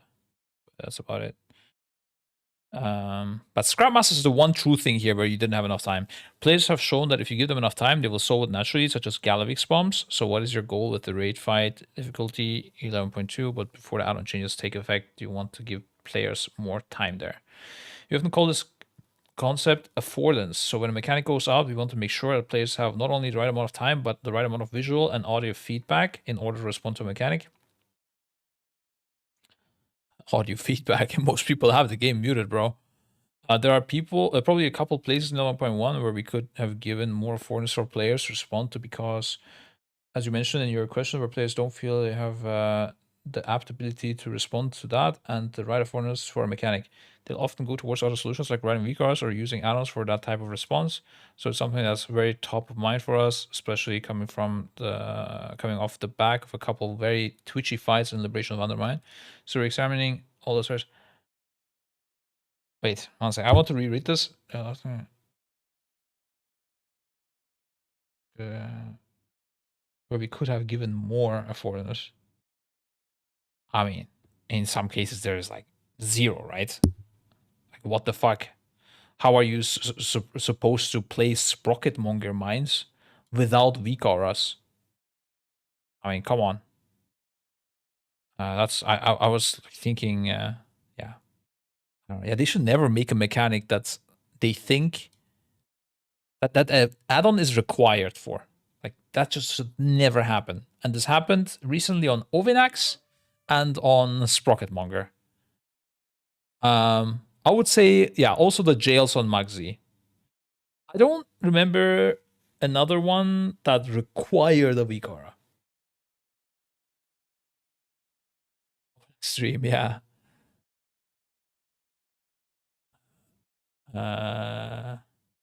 Lucky Eye Touch. Hello, dude. I think if you have no summon, you have no time. Jailer Bombs P1. Yeah, I mean, like recently, yeah, Jailer Bombs for sure. But I mean, more recently, from the last, like this expansion, you know, there was no other case. Well, let me think. Nerobar Palace. Yeah, no. I mean, I guess Nerobar Palace, like the Venom Nova, like the placement of the green circles, maybe. But actually, no, never mind. We didn't even use it there. Yeah, no. Yeah, so it's not a thing that happens a lot, but it just shouldn't happen ever. Do you use sticks assignments with Vikara? Sticks. The 6,000 assignments. You mean Sprocket, probably. Or if you mean the kicks, we tried and it was not amazing, but you could still. It didn't really matter, I would say. You didn't have to use an add-on. I'm okay to use a VCAR like the way it is right now. Like, it's okay if using a VCAR is better for a mechanic. I just don't want it to be a requirement. Sprocket Mines, it was just a requirement. Not the area where you roll them back. Oh yeah, that was assigned through a VCAR, yeah. And yeah, I guess you have to, right? Because how else would you play that? Impossible. Yeah, no, you would need a VCAR for that. I would say, yeah, for sure. What do you think about the new DH spec rumor? I think it's likely that it might happen latest in midnight. But it's not the picture that was leaked. That is no for sure, I would say.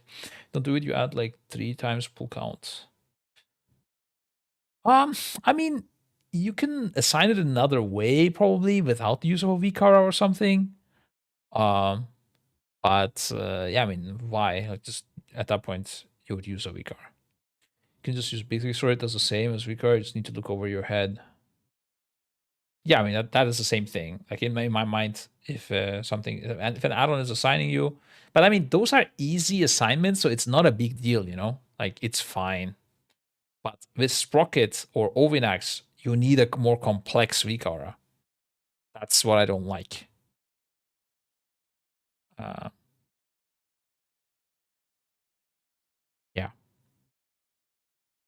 Because I mean, you don't want your melee, for example, to get assigned to a sprocket mine that is like in China. So you have to be very precise with how you code that. It depends on your boss movement and stuff. It's quite insane. Yeah. So very close attention areas of shores. Okay, yeah. That's awesome. I know you guys have been responding to feedback well with Brute Twister and Neurobar Palace. Oh yeah, see they are mentioning as well. That was a private hour at the start. Oh, bro, this guy who wrote this, bro, who wrote this article or who made this interview. I just want to note it down for later. Just if I ever meet this person, I want to have a talk with him. Does it say anywhere? Fuck, it doesn't.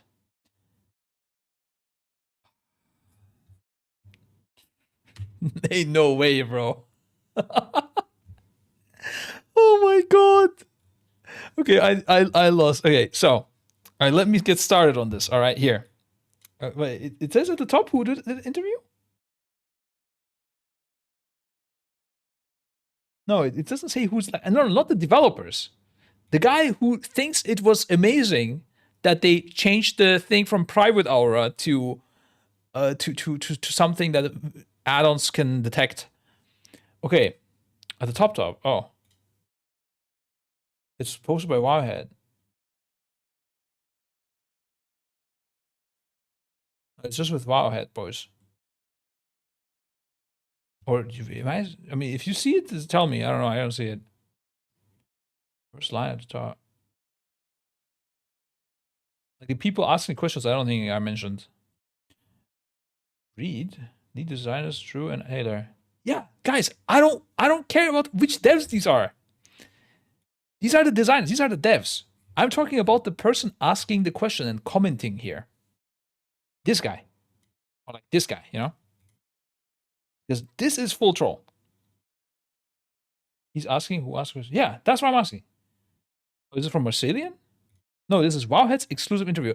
Okay, everyone flaming me for not reading. Meanwhile, nobody's reading and nobody's listening to what I'm saying as well.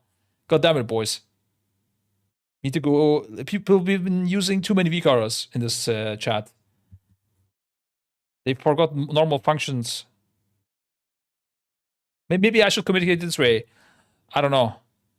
I don't know how an air horn sounds. But yeah, I would have made that sound if I knew. Maybe that's when you realize. Make it a TTS. Yeah, okay. I am talking about the. Is that a TTS sound? I don't know. It's fine. I can't mimic TTS. It's too hard. Yeah, soak. Soak. Soak. Okay, you guys get it now? Tag moments, ask questions. Okay, it's fine. I don't want to like. It's not like I'm want to like punch this guy or something. Yeah, but it's just.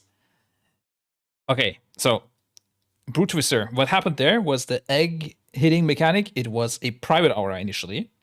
Okay, so it makes you think they want you to just kind of YOLO that, right? That's the private aura mentality. You want to like look around you and find where to go to one of the marked eggs. Cool thought. But of course, the problem is if they give us enough time to be able to do that, that means we're going to press the private aura macro and we're just going to use add-on communication to detect who has a debuff and just use a VCAR for the assignment. If they give too short time, people are not going to be able to look around because there's 8 fucking debuffs. How are you going to... And there's also, you want 2 on each egg. And it's not that you want to go on any egg either. You want to go on specific eggs. So that's too hard as well. So it wasn't really solvable with private aura. And the problem wasn't the fact that this was a private aura. The problem was the way this was designed. So them fixing that was not awesome, because that means we just need to code instead of play. The way to fix that would have been to, like I said, for example, give always 2 healers this debuff, 2 melee this debuff, 2 range this debuff, 2 tanks this debuff, and then you assign a tank, healer, melee, ranged every set, and they know where to go, and that's it. You don't need a VCARA. You know ahead of time which egg you're gonna blow up. Okay, you need to react less. Maybe it's less cool. I don't know, but it's still fine. Yeah, you still need to memorize which egg to blast, and that can be its own challenge. We can also use a word marker, I guess, but that's fine. It's playable. I mean, if you want, you can make it a little complex by adding by skipping the main tank and assigning a 50 PS or something. I don't know, or a third healer or something. Yeah, you can make like a little touch of RNG in there. But this, it sounds like they like, that's awesome. Oh, they just fixed the problem by making it not a private aura. Like, no, the private aura way, it's they just FF'd on fixing the mechanic by doing that. They just said, you know what? Fuck it. We don't have the time to commit to this. This mechanic is just gonna suck and require add-ons. That's what they did. So it was not awesome. I don't know who thought, why would you think this is awesome? God damn it. Okay, in cases like that, I think Ian has spoken to in the past. We've often found that private hours can be worse than the problem they're trying to solve. So I think some of our they could have solved this problem, but okay. I think some of our philosophy there has evolved over time, listening to player feedback and just understand these things hit live service, how players are interacting with them. Private hours were always an experiment, trying to get rates to a point where they are more interactive. Where players are making those decisions and moving away from computational add-ons. And I think we've learned a lot over the last couple of years, especially of rating about how and when to use those effectively and making sure we're not accelerating an already difficult problem. Yeah, that's true. I mean, using them in a shit way, it's, you know, it's worse. Okay, the only time private auras are worse than normal auras is when you need to use a macro. If you need to use a macro and like you do use a macro and it's better to play like that, like you will get better performance out of playing like that, that's a worse way to implement the mechanic. If this was private aurad and you couldn't press the macro, let's say, for whatever reason, and you had to play it that way, that would have been better than the current thing. The only thing could be that it could be a bit too hard to play. So at that point, maybe you want to reduce the amount of debuffs that go out, or maybe you want to do 4 debuffs and you only need 1 per egg or something like this. But that's a difficulty problem. It's not a design problem. The way it was right now, it was not a difficulty problem. It was a design problem. They just required you to use an add-on. That is a design problem and it's shit. That is a thing they can fix. I guess I can fix the difficulty problem easily as well. But yeah, they just like FF'd on fixing it in a way. And TLDR, it was not awesome. I don't know. I don't know who thinks this was awesome. This is just ridiculous. But yeah, glad private R is going away anyways when we get rid of add-ons. It'd be weird, but you check out my DMs on Discord for ideas. I did actually. Did I not respond? I'm gonna bump it up so I respond, or you bump it up so I respond. I did look all of them. Some of them are things we thought of and stuff, but yeah, I can comment on it. Maybe you can give feedback on my thoughts. PI, I don't even remember the PI one. I remember the DPS details merch you were mentioning and stuff, but yeah. Someone I guess if Icarus handed over to them would think this is awesome. It's on that personal players that just wait for the pack to get released, and he's fine with that. Yeah, but I don't know, man. I hate these things where they just ignore a part of the community and just like speak about certain people and like, yeah, that's awesome for them. Like, no. And I mean, in a way, in a private aura way would be better if they made it work so that you don't press the macro. Whether this is add-on solved or not in the end doesn't matter. This is still better, like clearly. And anything that doesn't require an add-on, in my mind, is automatically better. Like it's very hard that I would think a mechanic is better if you need an add-on for it. Of course, if this mechanic did not exist, I think the boss would be better, just because it requires add-ons. I don't know. I'm really I really don't like add-ons, or the fact that you need it.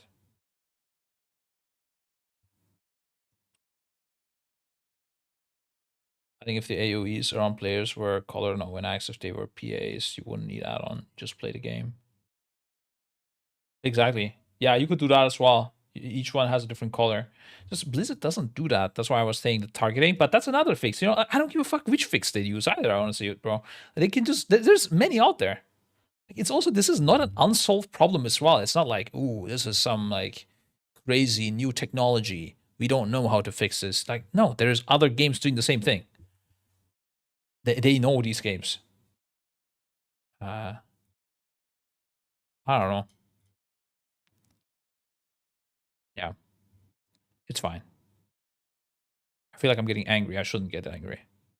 This is a PMA stream, guys. We're providing feedback. We're not flaming. Honestly, I wasn't even mad at the developers, bro. I was mad at the guy saying that this was awesome change. Like, come on. this is what tilted me. I'm okay with the developers. You know, they have their time. They try to do their best with their time available. Like, it is what it is. They do some good stuff. I don't even mind the developers. So yeah. Sorry at the developers if it sounded like I was flaming you. What's your favorite boss to progress ever since Rem merged with Method and Legion? Hellia was pretty good. I was playing Serenity of the Madness and raid leading, and we got my first sword first. So Hellia was pretty cool. I mean, Amir Sil was lit as well, guys. Amir Sil is just the race itself was so good. I don't know if you're ever gonna get anything like that again. That was insane, bro.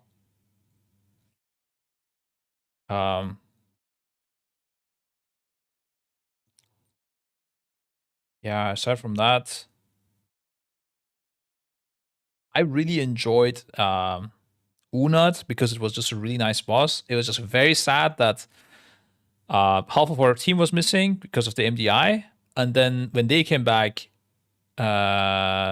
people had taken not enough time off of work or life, and they had to go away. So we got Ward second there, and Pieces won because I mean they pretty much won because we didn't have people there. I was sad.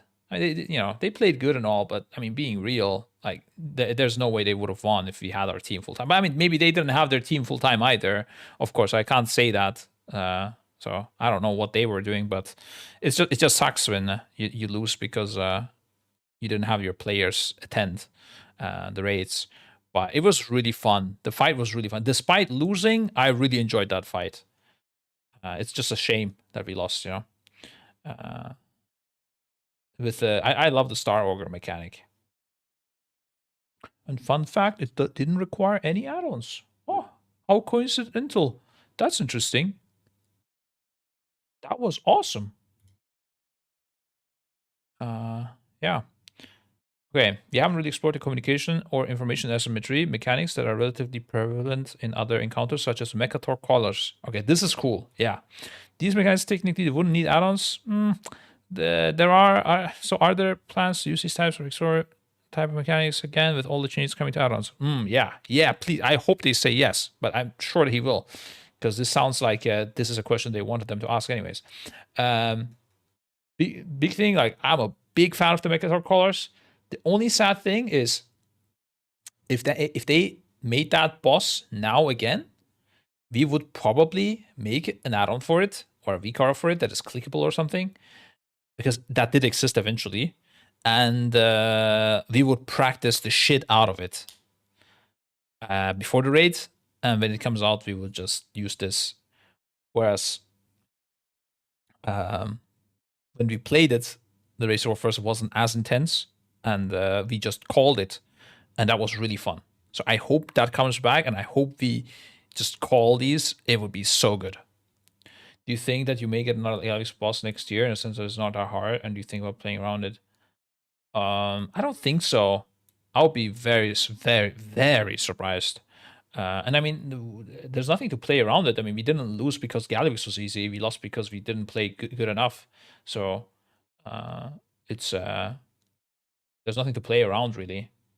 Just had to play better on Muggsy pretty much, and just better overall. One arm we also didn't play as good as we could have. So yeah, the Galivix being easy. I mean, you know, maybe it would have given us a chance to catch up if it was hard or something, but it has nothing to do with the Race to War First, really, like, result. I mean, you know, anything could have, I guess, technically, but like that's not why anyone is mad about Galivix. The reason people don't like Galivix being easy was because the end boss shouldn't be easy. You know, that's it's just not as epic. I mean, you even saw like even Liquid when they killed it in the God of War First, they were confused. You know, it's not normal. This isn't how it should end. Something's fucked up there. To be honest, if team had a last minute healing requirement, it would be us winning since we would be first on Galley. I think so too. I think Liquid actually misplayed Galivix quite a bit. But I mean, it's easier to say, you know, getting their information, but I think, in fact, I think they played very unliquid like, because Liquid is typically a team that just goes and slams things and doesn't overthink. Whereas on Galivix, they seem to overthink everything. Probably because they thought the boss will be hard, and they, you know, you want to invest the time to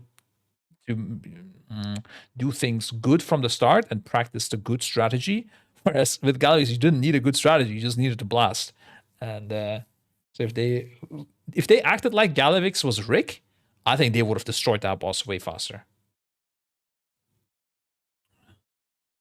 There are 8 bosses, plenty of places where it could have been 1. Exactly, but I mean, Maxx Z was the worst for us for sure. I mean, Sprocket, I think we played better. I mean, not I think, we definitely played better on Sprocket. Styx, I think, it was okay. We played maybe a little bit better, but we also had info from them. Rick, we played better. I mean, the rest, the first two doesn't matter. One Armed, we played worse, and Maxx Z, we played worse. The sad thing on One Armed is, like, we got debated by Blizzard with some things. There was like some mechanics that got fixed, and then they got unfixed somehow. And I don't know if Liquid even like knew some of the fixes, or they just somehow, like, I don't know how they went. Like, I'm talking about the clicking of the coils before spin to win. That was basically working differently, where it was extending instead of refreshing the timer, and that made it not good to click them before spin to win. So we thought that was still the case when we got to Mythic, and we didn't test it again. And Liquid seems to just act like it never was a thing and just played like that. And I don't know. They also played our rotation from PTR, which I'm hearing they got it leaked. I don't know. I don't know. It's just sad because I feel like we had the better prep for that boss, and then we played worse. But I mean, that's obviously our problem. Stuff to fix. But also, I mean, it wouldn't have like that. That is not a big deal, right? The big deal was Maxx Z. I think on Sprocket we also could have played much better, like I said, with a different healer. If just we know a guy was still in sub 50 pulls, that would be a no sleep day. Yeah, for sure. If he had not slept, I think we would have had a small chance, but it would be quite hard. It would be a more interesting race at least. But I did, as we went to bed, like we literally ended the streams and people are standing up. I told Roger, man, are we doing a mistake here? Should we just do an all-nighter and just blast and see where this goes? And we're like, I mean, I guess like everyone is just, some people are already gone to hotel now almost. Like it's, I guess, whatever. Like we just have to pray that it doesn't die. And then we wake up and it's dead. Yeah, is what it is. But I mean, yeah. The race had to be won in other places, not at the Galivix difficulty. Okay, Mechator callers though. The short answer is absolutely. I think in the future, as Ian spoke, as we move away from add-ons that can help with combat computational problem solving, it opens a big space for us to do that. This is again calling back to classic rates. We've had these types of problems in WoW for a very long time, back to the days of, oh, this is very back. I don't even know what this is. Prophet Scaram in AQ40. Holy fuck, I was 12 years old. Or not even that, actually. Holy fuck, how old is this? And that's a really cool problem space that in part we haven't been able to explore for a while because of the effect of computational add-ons on combat. I, for one, am looking forward to one day where we can get back to a little bit more of those, and there's probably more we can do in the meantime as well, so we're going to keep looking for opportunities. Yeah. That sounds good. I want to add a little bit to what Taylor said. I think another call out here specifically is that these feel like raid mechanics where you're going to spend a couple of pulls with your friends and we kind of want you in there communicating. It's probably something we would do less in a dungeon. I'll cite an example actually with Tazavesh coming back. We're actually moving the Codebreaker boss Hilbrand. This is an example of the kind of mechanic you're talking about, and that's moving to the hard mode version of the mechanic where we expect you to be in a coordinated group. Which one was this? Did I play this dungeon even? Yeah. I just don't even know what the how this worked really. There were some marks and stuff, I think. Somewhere you're talking about in the hard mode version. Yeah, packs shouldn't basically need to communicate. Just show the code the entire time to everyone. That setting where you want the coordinated group where you're with a trusted. Oh, it was like somebody was calling what to do, I think. You're kind of signing up for maybe multiple attempts at the boss. That's a more appropriate space for this kind of mechanics, so we're open to doing more of this, but that doesn't mean we're going to do it everywhere. Yeah, definitely, I think this is cool. Yeah. Another case was also, and I mean, it was quite easy solvable, but even that was fun on Nyalotha, the second boss with the images, and each side, like you got split into two like realms, kind of, even though nothing looked different, and you need to tell which boss images are up on each side, and the one that matched was the actual correct boss, and you would start hitting that. So each phase would see, let's say, 3 boss positions, and you would have to call, like one side would call to the other which ones they see. Or we would use word markers in this case, but calling would have been cooler, I guess. And then as soon as you know which one it is, like from the other side, if yours was also there, you would say, okay, this one's the real one, and then you kill it. Skidra, yeah, that was cool. I really like this kind of bosses communicating to solve a mechanic. I think it is the most fun thing for me in this game. That's why I like Mecha Torque. I don't know. Um, I'm not a big like super fan of the Mists dungeon, like which path to go. I don't know. Something about it that I don't like. I guess it's because maybe the healer is doing it solo. Maybe I would enjoy, and also like it disrupts your DPS if you want to do it as a DPS. It's a bit weird. I don't know. I would like it typically, but that's why I don't like it. I think because the healer is soloing it, or you would lose damage. What if you make it clickable weaker on second screen for his mechanics though? At that point, just get banned, bro. I think. I think that's when they should ban us.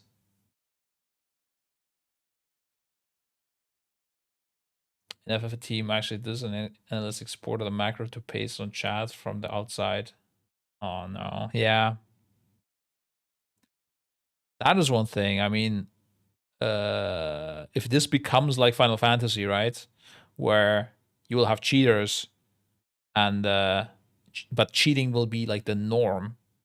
And now it's a complete witch hunt.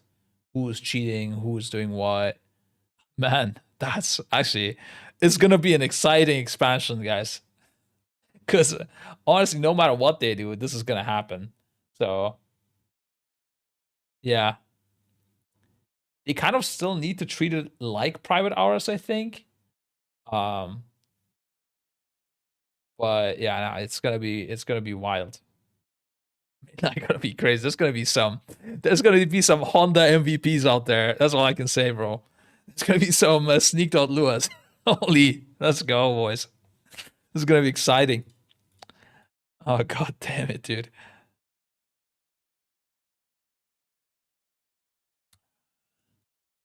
Looking ahead to Mana Forge Omega. Do you feel like the future of raiding relies more on throughput checks like One Arm Bandit?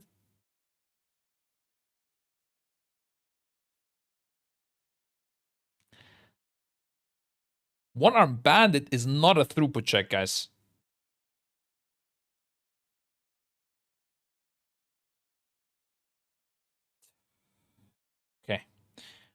touched on this. Some questions great, some of them not great. So we touched on this. Or mechanical checks like Galvix. Okay. Touched on this a bit earlier. Maybe I'm taking the easy way out here, but the short answer is both. Improving your character, getting better loot, coming back the next week, having put in that effort throughout the end game is going to be a core part of WoW. That's really the core at the heart of it. I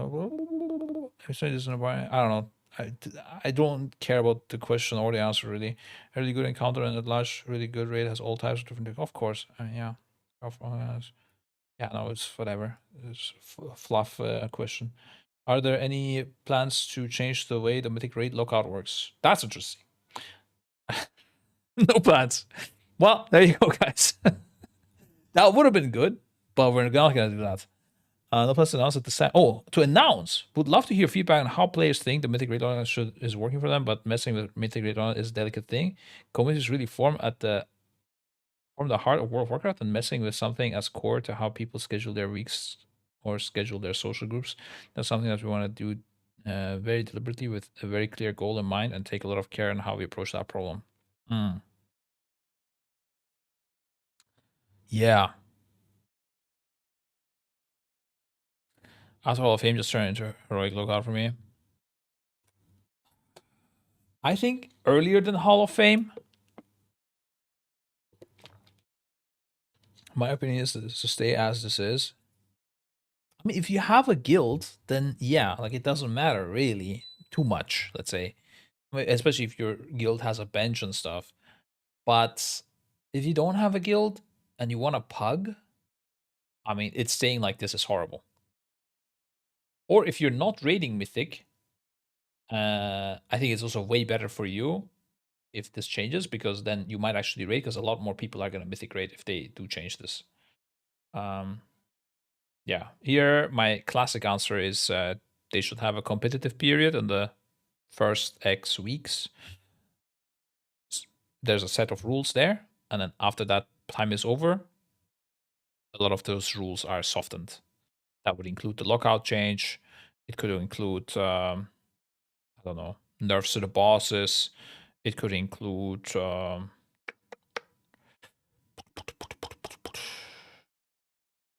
mean, cross realm is nowadays already happening.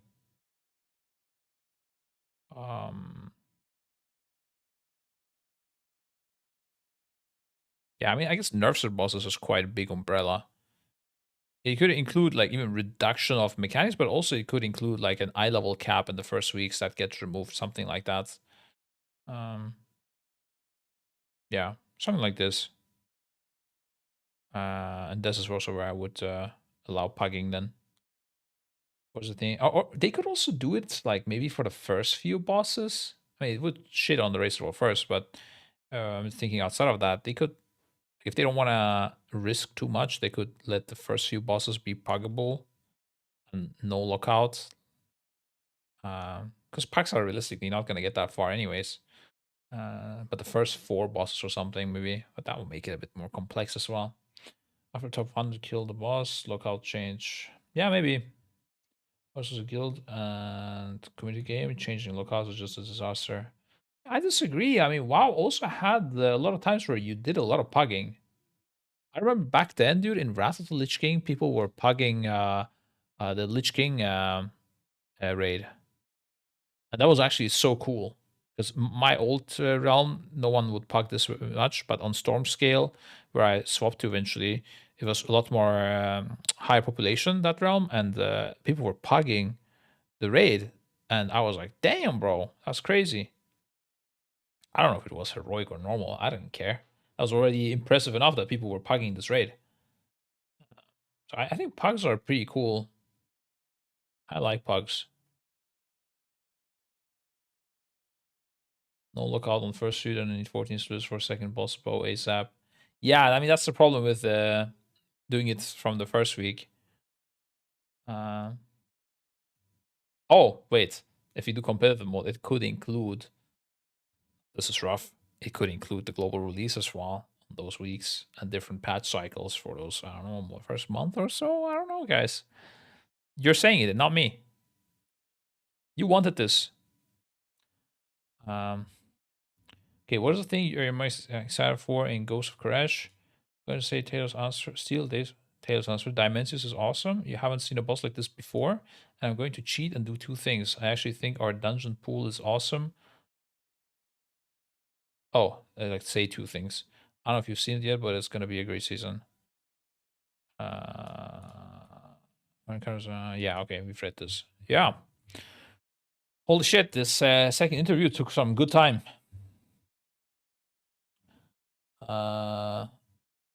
The advantage of copying strategy wouldn't win. Yeah, I mean, like I said, it's to even the playing field so that finally we no longer, and especially Asia, they have a big advantage. We want to get rid of it. We want an even playing field so that when we win, it feels like a win, you know? Right now, I can't enjoy it because we were ahead from the beginning, you know? Doesn't feel good. Story direction. I will literally just look at pictures if I see something here. It's a video. I've not played.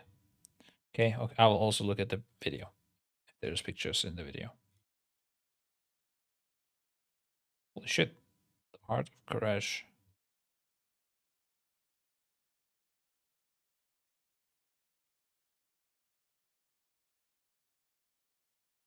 Okay. I should be listening to it.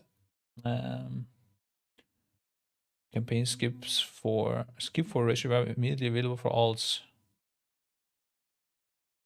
Euro gamer interview. They did an interview just for this?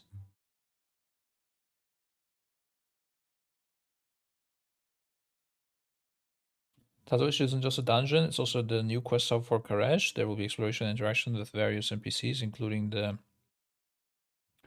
new arrest warrant feature. Ah, yeah. There will be a new community event titled Something Similar to Devourer Attacks, where deadly enemies from throughout the cosmos will be drawn to anime brought from the Shadowlands to power the ecodomes. Okay. Community events, yeah. Sure.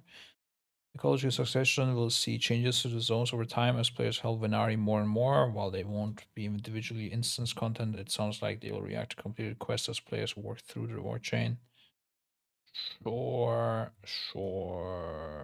Dude, I read this. I read Mouse and Pets. I have no idea what it's. I'm not even reading the rest. Campaign skips to get Reshi wraps available immediately for alts. That's nice. Once a player completes this campaign, once the skip should be immediately available to all other characters on their account. Entering Courage. That is, of course, very nice. All season 3 tier bonuses, stat bonuses. Oh, I don't mind. I'm gonna take a look at Mage. Yeah. Fire, Comet, Storm, Ice. Snow. Oh, all the spells that I don't like. Fast Fire, Burst, deal 10%. Now apply Ignite at 150% effectiveness.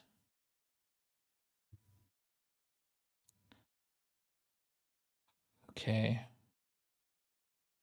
Meteor, Frostfire, deal 10% damage. Okay, okay. Not as interesting as I thought. That's 2-piece. Hold up. There's more to this. Arcane and Frost. Yeah, I also need to read this in a bit different way. This is Fire? This is Arcane and Frost. What?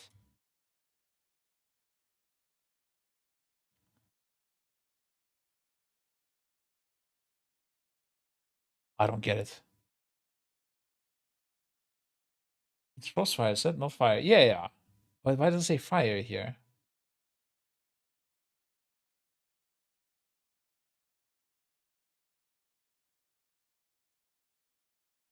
Wait, this is the Fire version. I think this is the Frost version. But they just wrote Arcane here by mistake. What? How does Frostfire have an Arcane spec? Yeah. Ah, okay. They just yeah, I don't know why this worked like this, but it's okay. They made like one the main thing and then the listed others in the other one, I guess. Okay, so it actually for Frost Firebolt will now apply Ignite. crazy. That's wild. Holy. Okay, but I think the 4-piece I think will be the interesting thing. Casting Glacial Spike has a 100% chance to also cast a Pyroblast at 100% effectiveness. That does sound cool, I must say. Also sounds like you have to play Glacial Spike, I guess. Casting Pyroblast has a 20% chance to also cast a Glacial Spike at 100% effectiveness. That doesn't root. Glacial Spike now benefits from Ignite. Benefits from Ignite? What does that even mean? That it will, I guess, add Ignite. Interesting. It's cool in an RP way, but I always liked when tier sets influenced your gameplay more. I don't know. I wish they would bring that back, but I get it. I mean, it's they didn't want this what do you call it?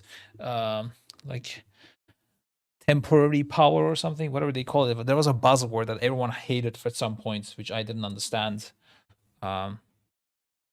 Why people hated borrowing power. Yeah, I liked when tier sets came in and like they changed around your rotation, and it was actually interesting. Nowadays, it feels more like it's a percent DPS increase. Although with some with like Arcane, there was some Arcane charges returning and stuff, shenanigans, but still, or combustion being longer and stuff. But yeah, I don't know. I guess the last one was not bad. You also had hyperthermia. The last one was okay, but this one I don't know. I don't. It sounds cool, immersive, but that's about it. Okay, Spellslinger. Arcane Blast damage increased. Direct Splinter damage has 50% chance to grant Arcane Harmony. What was Arcane Harmony again? Stack of Is that just Arcane charges or damage for Arcane Barrage each time? Oh, a stack of Arcane Harmony. Okay. I guess just you have a lot of splinters, I guess. I mean, yeah. Okay. Sure. Yeah, no, it's fine. It's a 2-set. Iceland's nice damage increase. So Cold Front. What the fuck is Cold Front, bro? Wow. Fires a frozen orb. For every. Oh, this one. Yeah. Okay. Sure. Okay. Arcane Orb has a 100% chance to grant a stack of Arcane Harmony. Stacks up to 5 times. Interesting. Yeah, that's. I like this more. Yeah. Cold Front summons a frozen orb. Uses spell damage by 10%. Okay, or frozen user damage. This is a bit better, I would say. Yeah. When frozen orb deals damage to one or more enemies, has 50% chance to grant a stack of Cold Front. I don't understand why there is.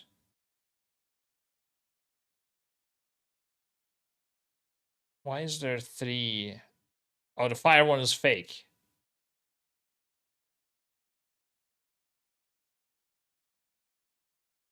It's weird that the fire one is fake, but it's like a mixture of the two thumbnails. How does this even happen? What? It's the first sentence from Arcane and the second sentence from Frost. What? How does this mistake even happen? I don't even know. That's just crazy stuff. Okay. Some sort of I don't know, assembly code malfunctioning or something. I don't know how this is possible. AI. It's a bug. Yeah, but it's a thumbnail. How do you bug a thumbnail in this way? You know, if it said the same thing as Arcane, I could see that, as a bug. But grabbing the first sentence from one and second sentence from the other is kind of weird. Made Sun Fury. Spellfire sphere spell damage bonus increased by 1%. Arcane faces 20% exceptional spell while consuming Spellfire Sphere. Wow, that is very boring. When your Phoenix expires, it empowers you further beyond, granting lesser time warp.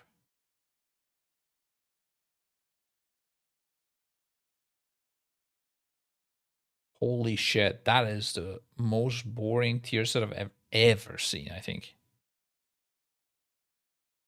Spellslinger definitely sounds like the best gameplay wise, and Frostfire seems the best that is like in terms of coolness, I guess.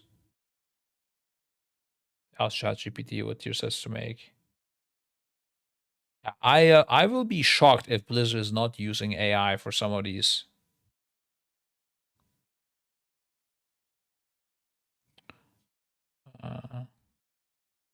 Yeah, I mean, do I care about the rest? Yeah, not really, honestly.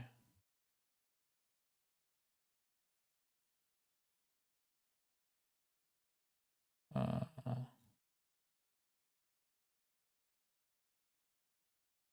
this is interesting. Paramending healing people. This looks fun actually. Uh,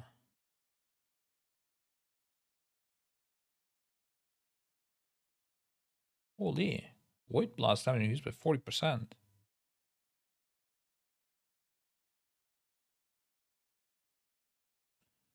Yeah, this looks a lot more interesting.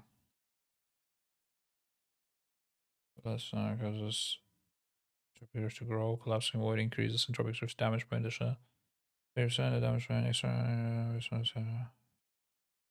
This looks a lot nicer. The priest one. Or Archon, a shadow.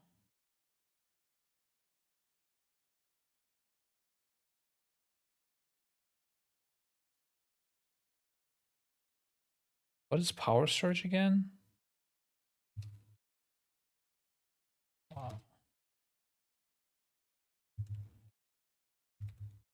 Holy shit. Is this some sort of new spell? Shadow. Oh, it's just the additional shadows. Oh, okay, so just during that, if you every 2 casts or turn play. I see. Tiny sanity over 5 seconds. She additionally increases. So you turn into like a devouring plague machine during the halos. What is resonant energy again? Damn, bro, there's so many spells nowadays and buffs. Oh, it just. Is this a shadow spell? Does this exist? Oh, damn. Oh, enemies damage by your. Okay. Yeah, okay. That makes sense. It's just damage for your. I see.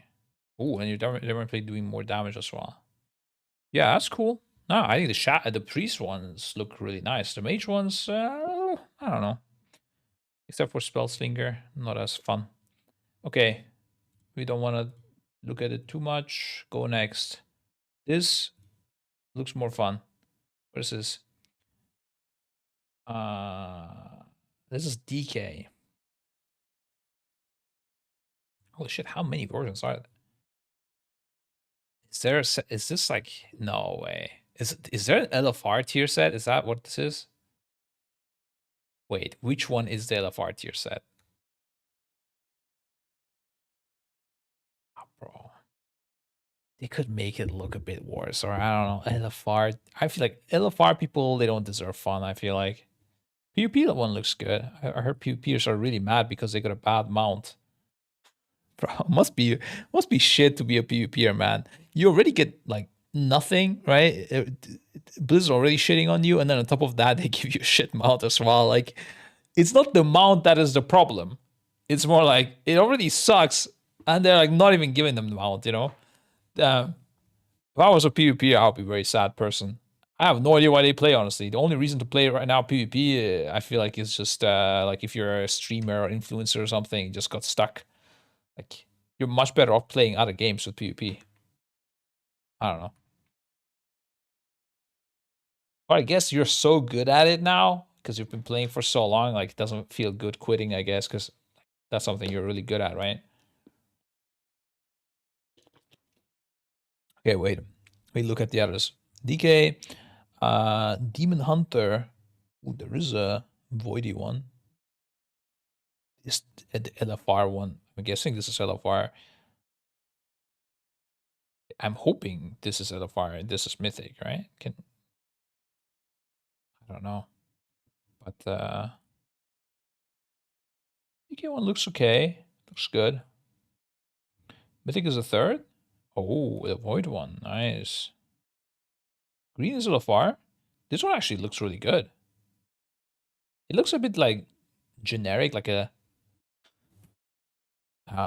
Demon Hunter NPC. Something that Illidan would wear, you know? But or like a guard next to Illidan, like his highest guard would wear this. But there could be like 10 of them. Or this seems like more like a boss. Druid. Oh, look, the mythic one has extra effect as well here on Druid. Which the others don't have. It's not a lot, but it's something, guys. We take the W here, I think. I feel like if it's a Druid, I feel like you can do better with Druid. I don't know. Not too impressed personally. PvP one looks completely shit, I think. I mean, this one looks okay, I guess. This one looks really bad. Evoker. People play Evoker in human? Oh, there we go. Oh, really? You get nothing out of it if you're playing. Is this how people look when they play Evoker? That's crazy. Interesting. But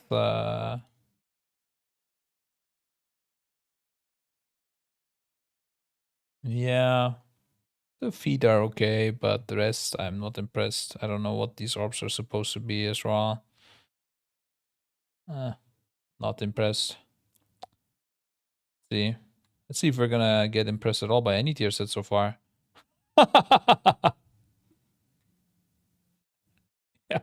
I understand now why hunters are mad. Oh god, dude. Oh man, that's sad. Wow. This one actually a little bit unique, I would say. But I mean, it doesn't look like a hunter. That's the problem. Looks like a priest or something. This could be like the void orb type of thing as well. You know, the void weaver thing. This doesn't look like a hunter.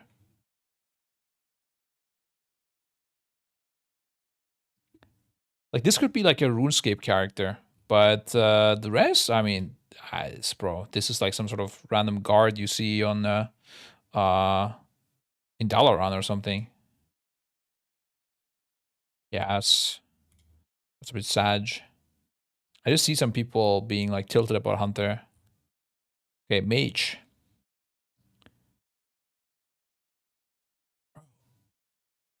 Is it me or is this guy really short?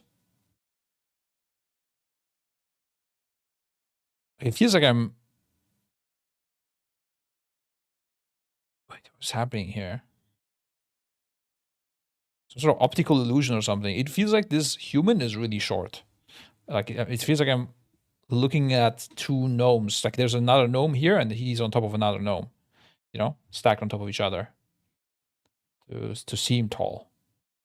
Looks like a kid cosplaying wizard. Exactly, like it's I think it's also feeling like that because this is like something is wrong with the height of the character. Two gnomes in a trench coat, yeah. Dude.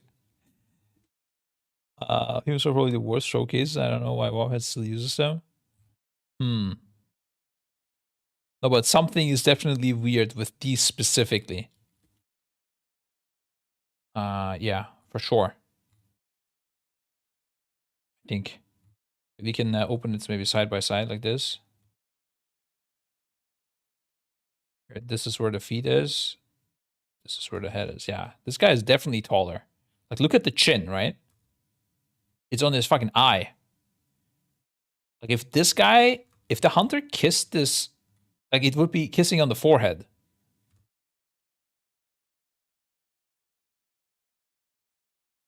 So, I mean, It is a Pride Month. Maybe that's something related to that. I don't know, but don't think so.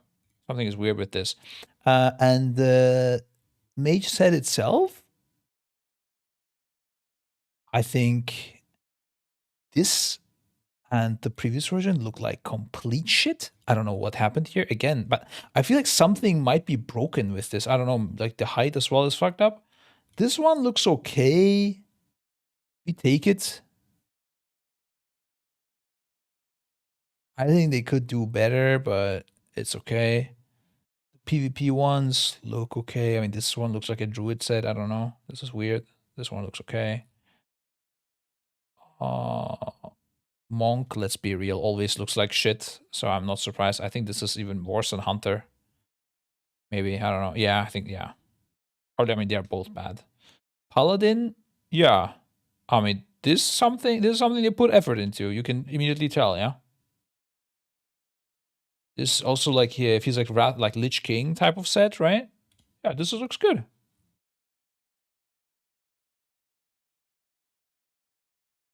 But I mean, you can immediately tell as well, right? Like this guy put effort, and this guy didn't. Yeah. I don't know. Weird how they can be so different in quality. It's like this one they did in house, and then this one they outsourced. You know, from some interns. Okay, priest. I think looks okay. Not as bad as hunter for sure, or mage, but not as good. After seeing paladin, it's a bit hard, but still looks okay. Rogue. Yeah. I mean, this one looks somewhat good. I think the rest doesn't look good now.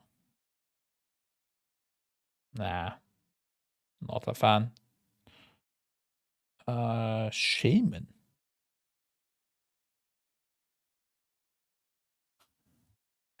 What is this? Oh, okay. I'm gonna zoom in it. I can see it a bit better. For some reason, they used a female orc here. That's what confused me. Everything else was human. I guess humans can't be shamans. Is that why? Yeah, probably.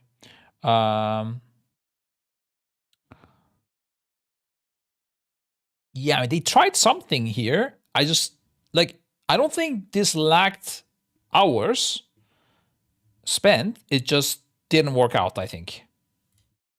It was like an attempt made, but just didn't work in the end.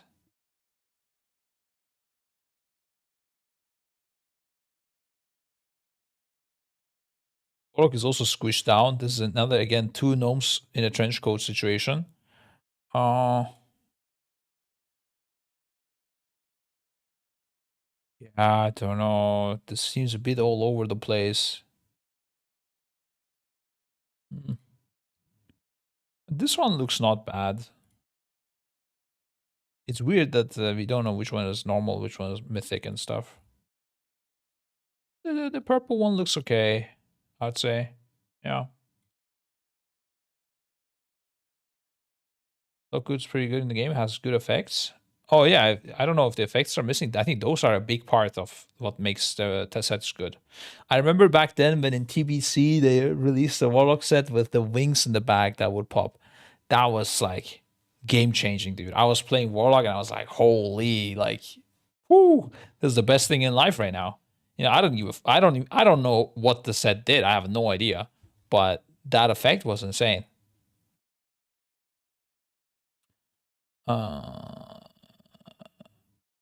We should have actually not seen what class it is and try to guess it. Warrior looks ridiculous. What is this, guys?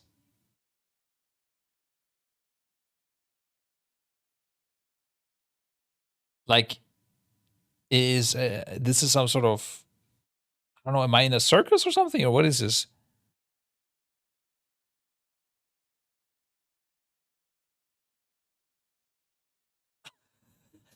What the fuck is this, bro? What? I don't get it. What is this even supposed to be? Even worse from the back.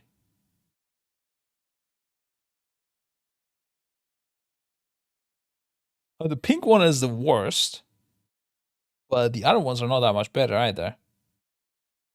Oh man, the red one would have been actually good without the thing on the head. If the chain hangs, oh, maybe. No wait, he provides the raid with Wi-Fi. Oh, that's interesting.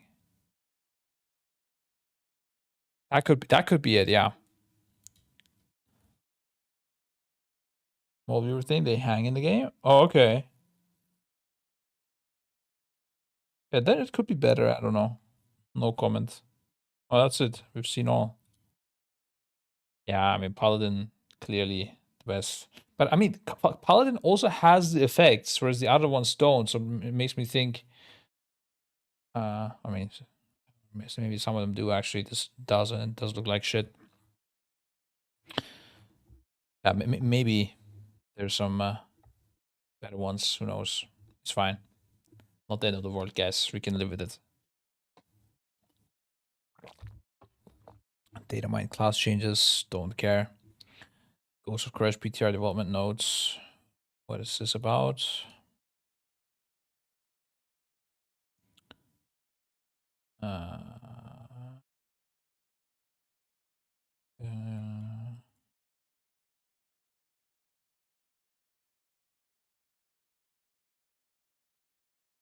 Raid bosses. Season 3, dungeon boss, dungeon pool, new delves, new world boss. Vision or should check the boss loot from the world boss. I didn't check that. I mean, I didn't check any raid boss raid loot really.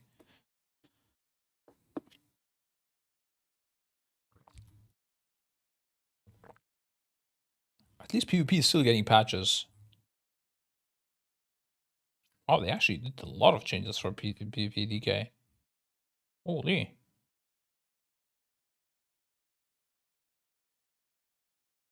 Okay, yeah. But nothing really that interesting here. There's a raid mount in 1.2. Okay, let's see it. Let's see it. Bro, something is weird like with the size of things, I feel like in these pictures. This also feels like a baby dragon, or? Or is this supposed to be a baby dragon? You look at the sets in game. I don't know how to, unless they pop the vendor and stuff. I'm gonna check the mount here.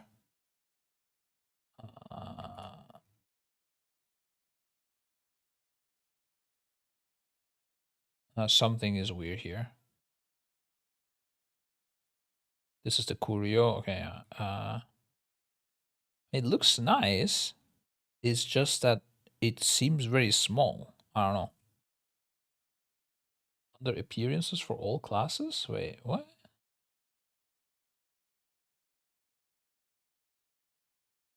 I don't know what you mean.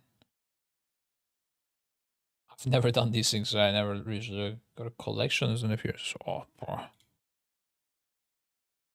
Guys, these are areas of the game I don't know. It's like I'm playing Final Fantasy right now again. You tell me to teleport to some like city. Appearances. Stats? All classes? Guys, I've never used this tab. I don't know how to transform. Here? Oh, here. Wait, there's another one here. Do I do this? Oh, yeah. The chains. Okay, yeah. I've seen the effects now and I've decided it still sucks. They tried something here as well and it just didn't work out. This looks very bad on a troll, but yeah, that's how it works. Hunter. Oh wait, let's go mythic. The white one is the mythic one. I knew it because this is the best looking one, even though it's still bad. Let's look at mythic on paladin as well. Yeah, this is good. I mean, again, troll not the best model, guys, but it's good. It's the pink one. Oh my god, dude. Guess we don't play Knupler, guys. Wait. Oh, I like the normal one the most. That's weird.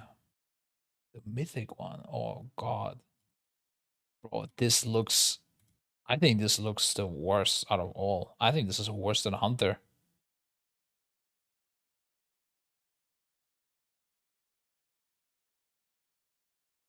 Uh Priest. This is fine, I think. Yeah, this is good.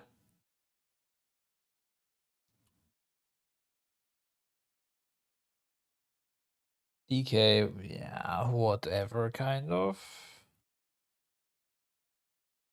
But Troll looks better in game, I see. Sorry, Shaman looks better in game. Yeah, not too bad, not too bad. Yeah, looks better in game as well, but still bad.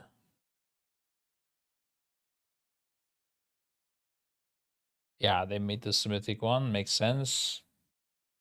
Looks okay. That looks good. Yeah, it looks good, I see it.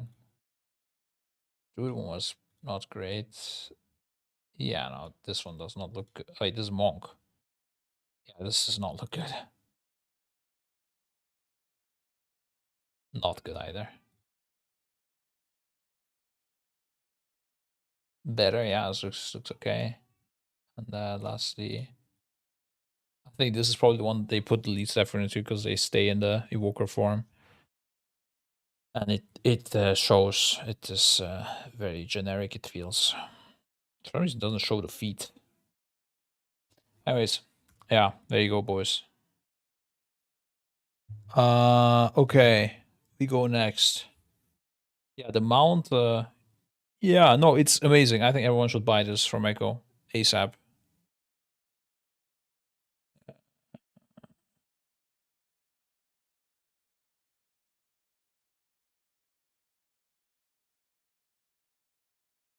Okay.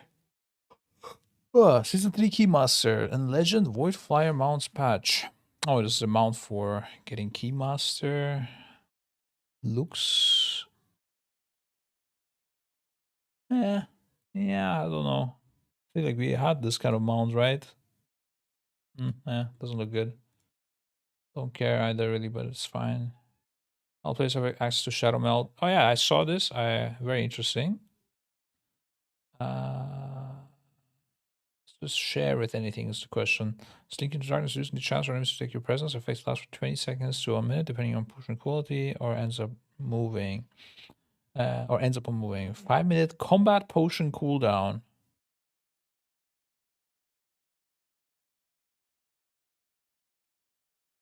Yeah. Okay. Doesn't sound great, but okay, whatever. Do not care. Yeah, niche users, sure.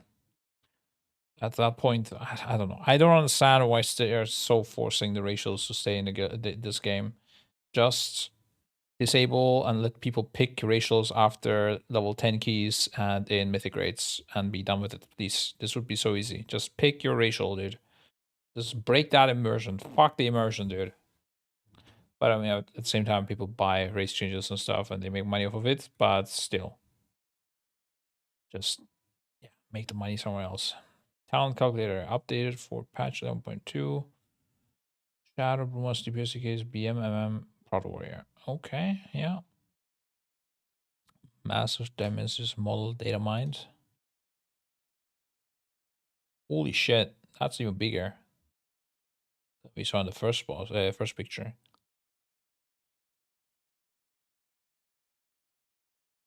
Okay. 11.2 season 3 testing schedule. Oh, yeah, I didn't even see it. Maris was so nice and put everything on the calendar for us. But so Thursday and Friday we slam. Luckily, it is summertime and there's only 1 hour difference between EU and my time, so I will not be raiding until 2 a.m. Pog, only until 1 a.m. Very nice. Oh, some days will be rough for me, guys. when the kid wakes up early still. Actually, no, never mind. No, not that rough. Never mind. 2 a.m. I can do that, yeah. Sleeping at 2 a.m. is fine. All good, all good. Roik. Planning to slam all bosses in one go. Respect to. Oh, wow, yeah. Give me it, dude. Holy. That is. If they manage this, it will be pretty intense. 7 bosses per week. First normal, first heroic into mythic. Sounds like it's gonna be some intense testing weeks. I am gonna guess they will cancel some of these and add some in the future weeks as they always do. And there's some plus testing as well. Holy.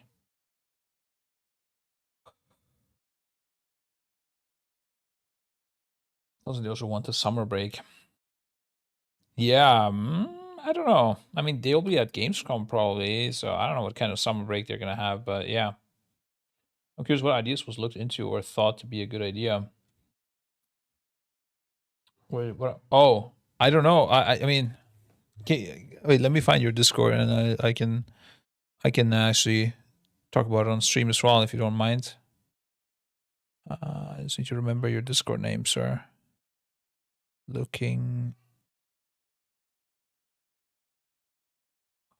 Where do you write? No, it's fine. If I didn't want, oh, there we go, found it. Jeez, DJ. If I didn't want to talk about it, I would just say, nah, I'm just going to write to you after stream. You said you could have a certain batch of viewers could go around, let's say watch 1 hour and get that badge, but they could have to watch the main stream for, let's say, $10 this batch to get a certain discount. Yeah, this is more of a technical problem. There was actually an app that was helping us do that. It just requires a lot of setup and stuff, and we needed someone to do it, and we didn't. I do agree this would be a thing though. Kind of like having drops on our stream. That would be nice, yeah, because people watching the stream helps us. Yeah, definitely a big thing. I was even gonna ask to Twitch if we can have our own drops on our own stream. If we can like how would this work? You know, if you could give people something for watching.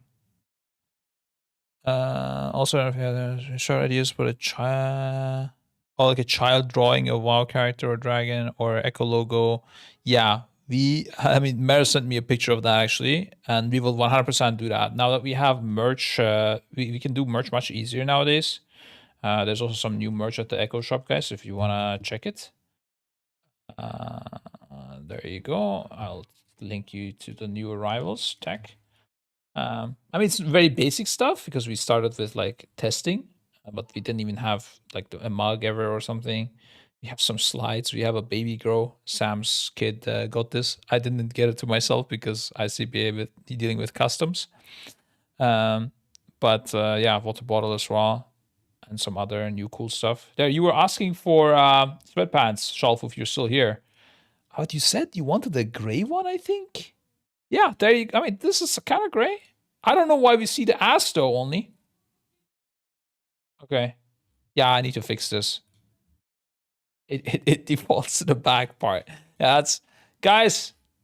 It is a Pride Month. What can I say? You wanted to show for support. Gray one with red logo would slap. Red logo. Yeah, yeah, I could see it. Yeah. This one I don't like. I mean, Sam added this, but I'm not a big fan, bro. What are you guys saying? This looks kind of weird, or? I mean, then again, bro, I remember back in the days in Rapid Eye Movement, one of our main tanks, he was also rate leading for us at some point. He was wearing yellow pants outside, like not even like sweatpants, like proper pants that were yellow colored. This was a big topic. Like we discussed this quite a bit, and I was going crazy. How is this even possible? It was shocking my whole world. So I guess you could have red sweatpants. Why not? But I think it's a bit wild. That's 1994. Everything was possible back then. 1994. I was 1 year old, bro. But oh, it was like 2010 or something. I don't know. Yeah, about 2010.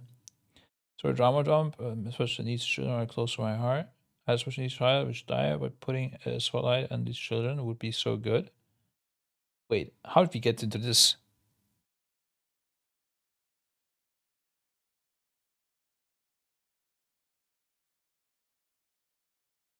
You mean the drawing would be made by a special needs child?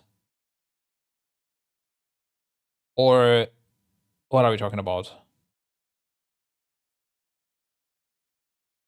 That's very sad to hear, sir. But I don't know what the idea was, I guess. My condolences on that. That's really yeah. Can't imagine the worst thing. Honestly, both is worse. He like them being a special needs child and dying on top of that. Holy fuck, bro! It's like that's a yeah tilter as you would call it. But the Echo logo from Maris Child is the official logo. That was the idea we might put. Yeah, Maris was asking, can we turn that into a merch, or he was gonna do it himself. I don't know if he did it. If he didn't, he might do it. Yeah. I told him he can if he wants to. Like a meme shirt. But I don't know, Musar, if you wanted child's drawing because of that. I didn't get the connection between your child and what we were talking about. But he does. He helped 28 kids.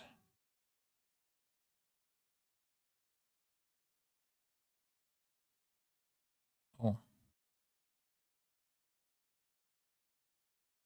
There's a big lore there, I think, GCDJ, yeah. But can't imagine, dude. Bro, man, since my dad died, guys, holy fuck. I'm pretty sure I'm traumatized, yeah. But yeah. It is what it is. Life is rough, dude. Life is really rough at times. Yeah. Okay, I'm gonna continue. I said yesterday about having Turk Echo in Elvish or Orcish or Tauren would be kind of cool. Yeah, I don't know how that would look like, but I would be down for sure. We would need an artist for that, I think. Because I don't think we can just slap like it in Elvish or Orcish. It would need to look nice, right? And shit. But we are looking for an artist to do these things, so maybe once we hire, that could be a thing. I should check out Loot and Dungeon Journal for the raid. Wait, what? What do you mean? Why? So we're looking for a merch designer. Yeah, I think it's posted somewhere, or it should be posted on Twitter or something. Yeah, you should be able to apply through that on the Echo Twitter. If you go back to like 4 or 5 posts. You might have noticed Echo Twitter was a bit silent the last months. It was because our social media person quit, and we got a new social media person starting in a week.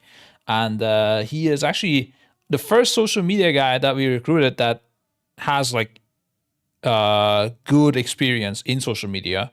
So hopeful to see what he's gonna do with it. And he's like a memer. He's an Echo fan. And yeah, looks exciting.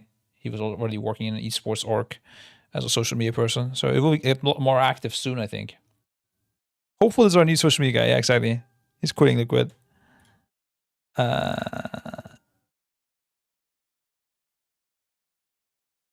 Sure, with DPS meters, HPS meters. I don't know. I didn't like it that much, but maybe I just need to see a design or something. I like shirts or stuff that you can wear without being like a complete nerd, you know? I don't know, but again, I'm open to it. If I see a design, I like it. I don't know, maybe I just didn't get it fully. Maybe it's because I hate add-ons, bro. I don't know. All Echo Raiders doing little HPS was pretty good. Twitch chat doing top damage. Yeah.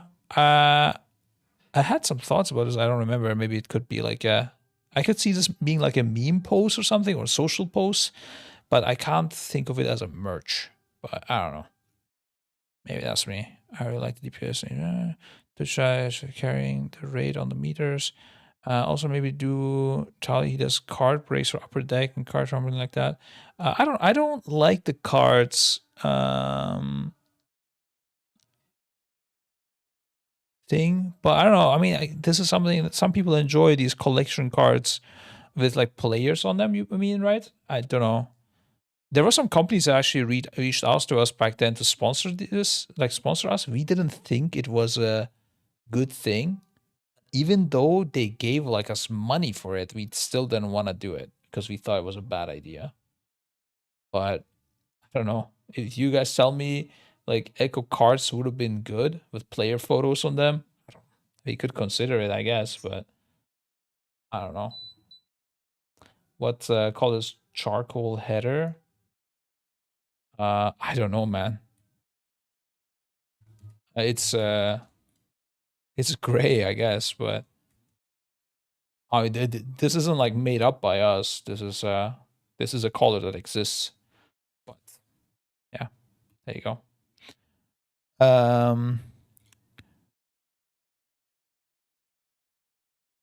But yeah, I did check his the card company he is sponsored by, and it's from US only. They only have stores in the US, so didn't want to reach out to them. Go back to the DPS meter sheet, Twitch chat. 909. Didn't like the 9 out of 9 or 0 out of 9. It's typically 8 bosses always, by the way. So you do wheel spin for, say, a new merch if it lands on a certain space. All chat gets 25% discount. Yeah, this kind of stuff you could do. Honestly, the reason we didn't do anything with merch, or not much with merch, was because we had quite a lot of issues with merch and we weren't happy with what we had. We're gonna do more merch stuff, and exactly something like this could be a thing. 25% discount is pretty big discount. I don't know if we can do that, but yeah, we might. I think what would be more feasible is like provide codes or something that give a discount. Yeah, I mean, maybe for like big events, but my focus is more less on the discount aspect, but more on providing good quality merch to people and presenting it nicely. And we could do a lot better presenting, and in certain cases we could have done better quality as well. I've met some of you guys before. It was great. So maybe 1 week before I sort of do a giveaway for a meet and greet at the place where you guys are raiding from. Yeah, we are planning a meet and greet, and I am like almost 100% sure it will happen. So meet and greet should happen. Date and time and place. We will also probably there might be other things happening as well. So yeah, I'll leave it at that. But yeah, this is good. I wanted this as well since a long time. I had mentioned it a few times as well. And yeah, basically we will make it happen. They would be able to raid split with you guys. I don't think they will be able to raid splits with us. Just like that was a thing as well, potentially, but when we do a meet and greet or something of that sort, we won't sit on PCs basically. But that is like it would be a cool thing. One of the ideas we had at some point was when we did the races in Sweden, there's also a Red Bull gaming sphere in Sweden, and next to it is an Inferno Online, which is like a big LAN area where we could have all gone there with fans also and played together from the same venue with like a separation so that we don't get disturbed and stuff like that, right? But Inferno Online was not down for it because they, I don't know, they went bankrupt apparently after. I don't know what was going on. I guess it was weird. I think it would have been sick. I don't see the PI idea. Oh, in the bottom. Yeah, I'll get to that in a sec. But yeah, we are considering a place where we can play while the fans can play as well when they come visit. But this is more future stuff. If you damage links to your merchandise or your site to sign up for giveaway, it might go by merch. So I will have people go to your site if you have one to sign up for normal heroic splits would bring ad revenue. We don't actually have ads on our website. We don't use our website that much for anything. In fact, yeah, like I would be shocked that if you played ads that it would be any really worth it for us. We don't have like guides on the website or something where we would attract mass viewership. The website serves more for people that more niche people that want to learn about Echo. They heard our name for the first time, or really hardcore fans that just want to look at what we're up to, things like that, or people want to just go buy merch. But it's not something where you would like get millions of viewers and get ad revenue and make money. So not a thing.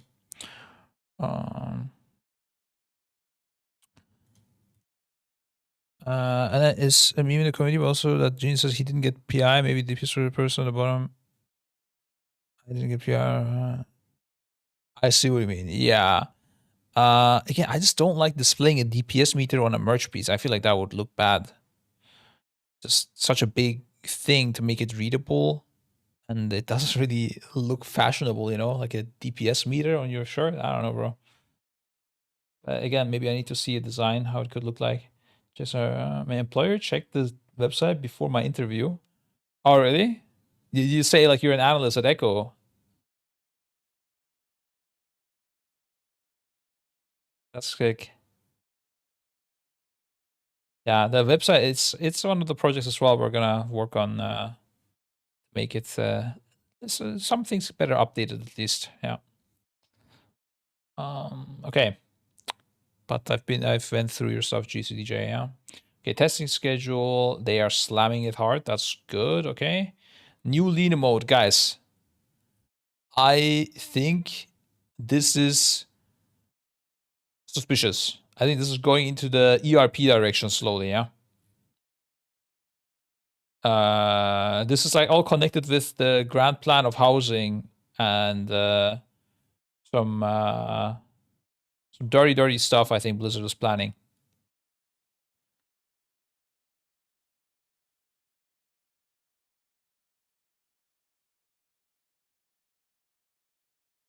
This is Serial Mode and XIV. No, it's for when you guys get it for first. May I ask if you can raise more for the meat? Raise for first? For the meat? Wait, can you raise money for the meat? Raise for first. Is that money? Is money for the meat some sort of charity? I don't get it. For special needs babies, if you have a charity that you think would fit us good, I mean, we are doing Games for Love, but we're not attached to them or something like this. We just thought they are a good charity and just did it. Geez, like looked at how the money's spent and all that, and it made sense, and how transparent they are with what they do. But you can send it to Jeeth. What we try to do is try to make it as global as possible. So because a lot of the charities are US based, and you know, our audience is from the EU, and it, you know, still want to help people in the US. Don't get me wrong, but you know, people like to help people all over the world, kind of, and not US focused. But you can, if you DM me the charity, I can just send it to Jeeth and tell him to look at it, and I don't know. He makes a decision in the end if it's good or not. But I will like otherwise, yeah. Basically, like we can swap it if we want to, and we can see if it makes sense. I have no problem with donating to babies. Yeah, like that's special needs babies. That's completely reasonable, obviously, and good charity. It's just that we are. I mean, we are also doing something for kids right now, so it's very similar, kind of. If you just DM me the charity name, I can send it to Jeeth and tell him to look at it and see if it makes sense. Also, have you read there's no Ultimate coming this summer, so soon the next one would be is April. Shuffle, I knew about it. Okay, I was told because we were trying to make this event, right, with Final Fantasy. And like the guy told me, right, my contact, and then I'm hearing Ultimate is coming and it's gonna overlap with the race potentially in with WoW. I'm like, what the fuck is going on? And I messaged my contact, and we were like, everyone was so confused. I was confused. He was confused. What was going on? And then, yeah, it turned out that it's not coming this year. And I think I said it like the last stream as well already that this patch won't have ultimate. I didn't know if people knew about it already that it won't be even this year. But yeah, that's true. It won't even have Savage this next patch. So it's just an empty patch. I'm surprised about it. Sorry if I'm aggressive. No, nothing aggressive about it, dude. All good. We're getting Viera and Hrothgar hats. Draw mid expansion. Viera and Hrothgar hats. That sounds insane. Well, empty in terms of like hardcore rating, like Savage and Ultimate, basically, right? I don't know what else is there though. Probably some Criterion stuff. I know there's an Alliance raid. Yeah. A deep dungeon. Ah, okay. I don't remember the difference between a deep dungeon is like the tower type of thing, right? Like you climb levels. Yeah, that's good. That's nice. That's good. I mean, I didn't play the previous ones really fully, but yeah, I like the idea of that at least.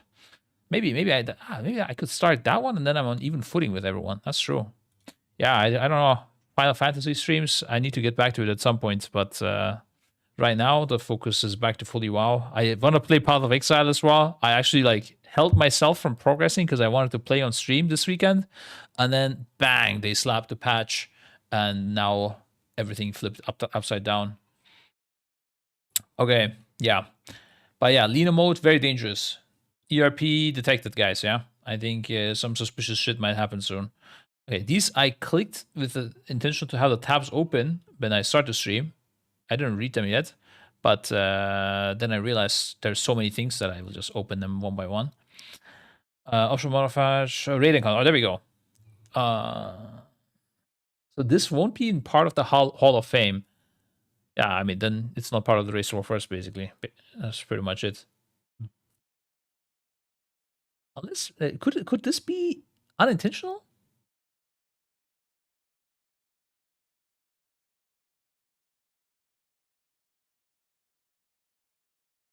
I feel like this could be unintentional. Get the boots from it should be a solid power gain. Oh yeah, that's what we wanted to look at actually. Let's see, Soul Hunters, I guess this is. What the fuck? There is 4 pieces of bonus loot. Ah, okay, all of them are feed. 50% more frequently. Uh-huh. Is this like the Omega Heroic Split boss or what? Maybe Stinth, if he's here, knows. Thank you for the 34 months, Chems, dude. That's a crazy long time. Thank you. I appreciate it, bro. You need to get back to stream, sir. Start with the small things. I do. Oh, thank you. That's also Chem saying that. Yeah, I do. I noticed that. I wanted it as well since a long time, guys. But yeah, basically, I wasn't keeping up with everything that is happening, like Echo Business, Life, Echo Game, right? Like Race War First type of thing. Just when I say life, like family relations, you know, my dad being sick for a really long time, just my own health, getting another child, right? Like, I was like, bro, I am like just not keeping up. And the main thing that was also suffering was, at least I wasn't happy with the way it's going, was the Echo Business side, because there was a lot of improvements I wanted to make and systems I wanted to put in place. Not just even like, oh, let's just do this and be like, it gives you an immediate reward, but more like systems that we should have in place that are holding us back. And I feel like as a CEO, like I should be doing these things. setting these things up. And that's why I had to take that break from streaming.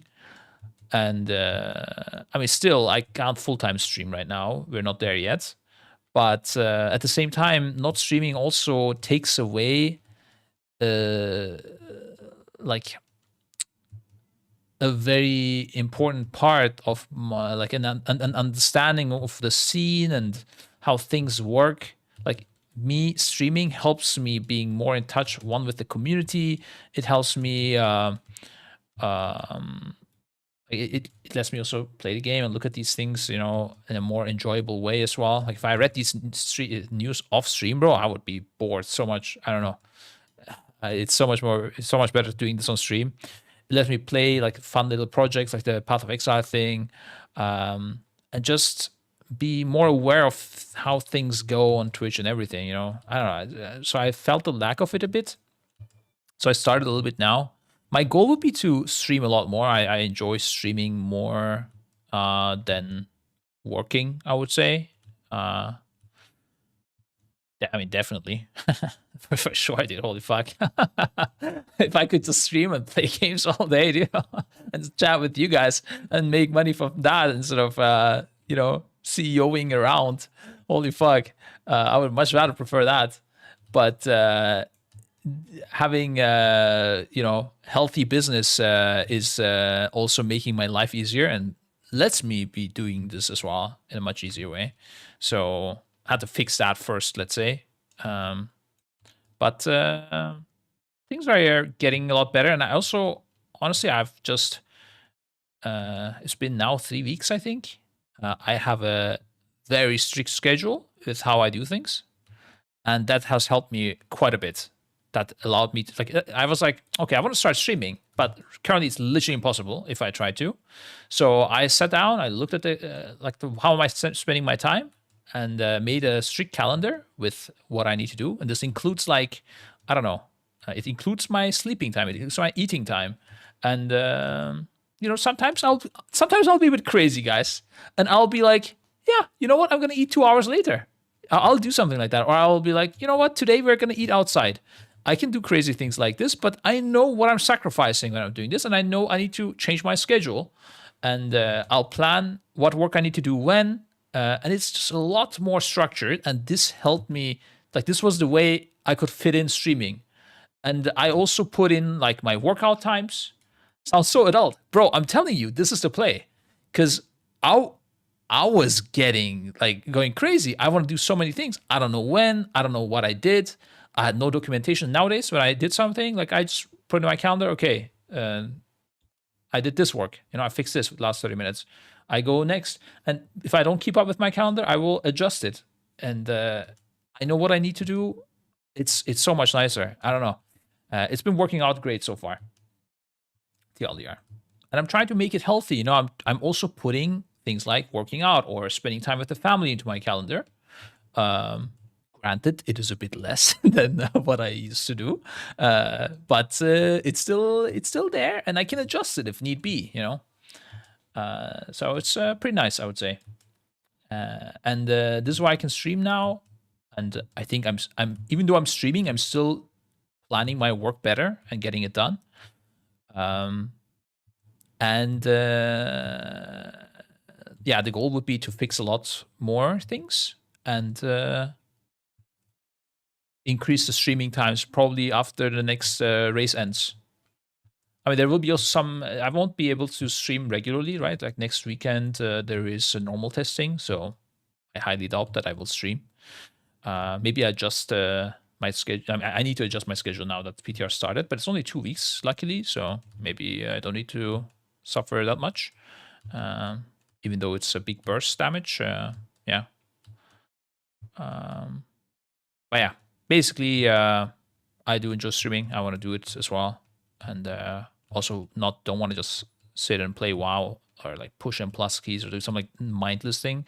I might do that as well, but you know, it's not something I want to just endlessly do. Just try out different things, react to cool content, create some content. I actually recorded a video about Path of Exile, my thoughts on it. I don't know, it's in the editor's hands right now. Should be released on YouTube soon. You know, shit like this. Just do cool stuff.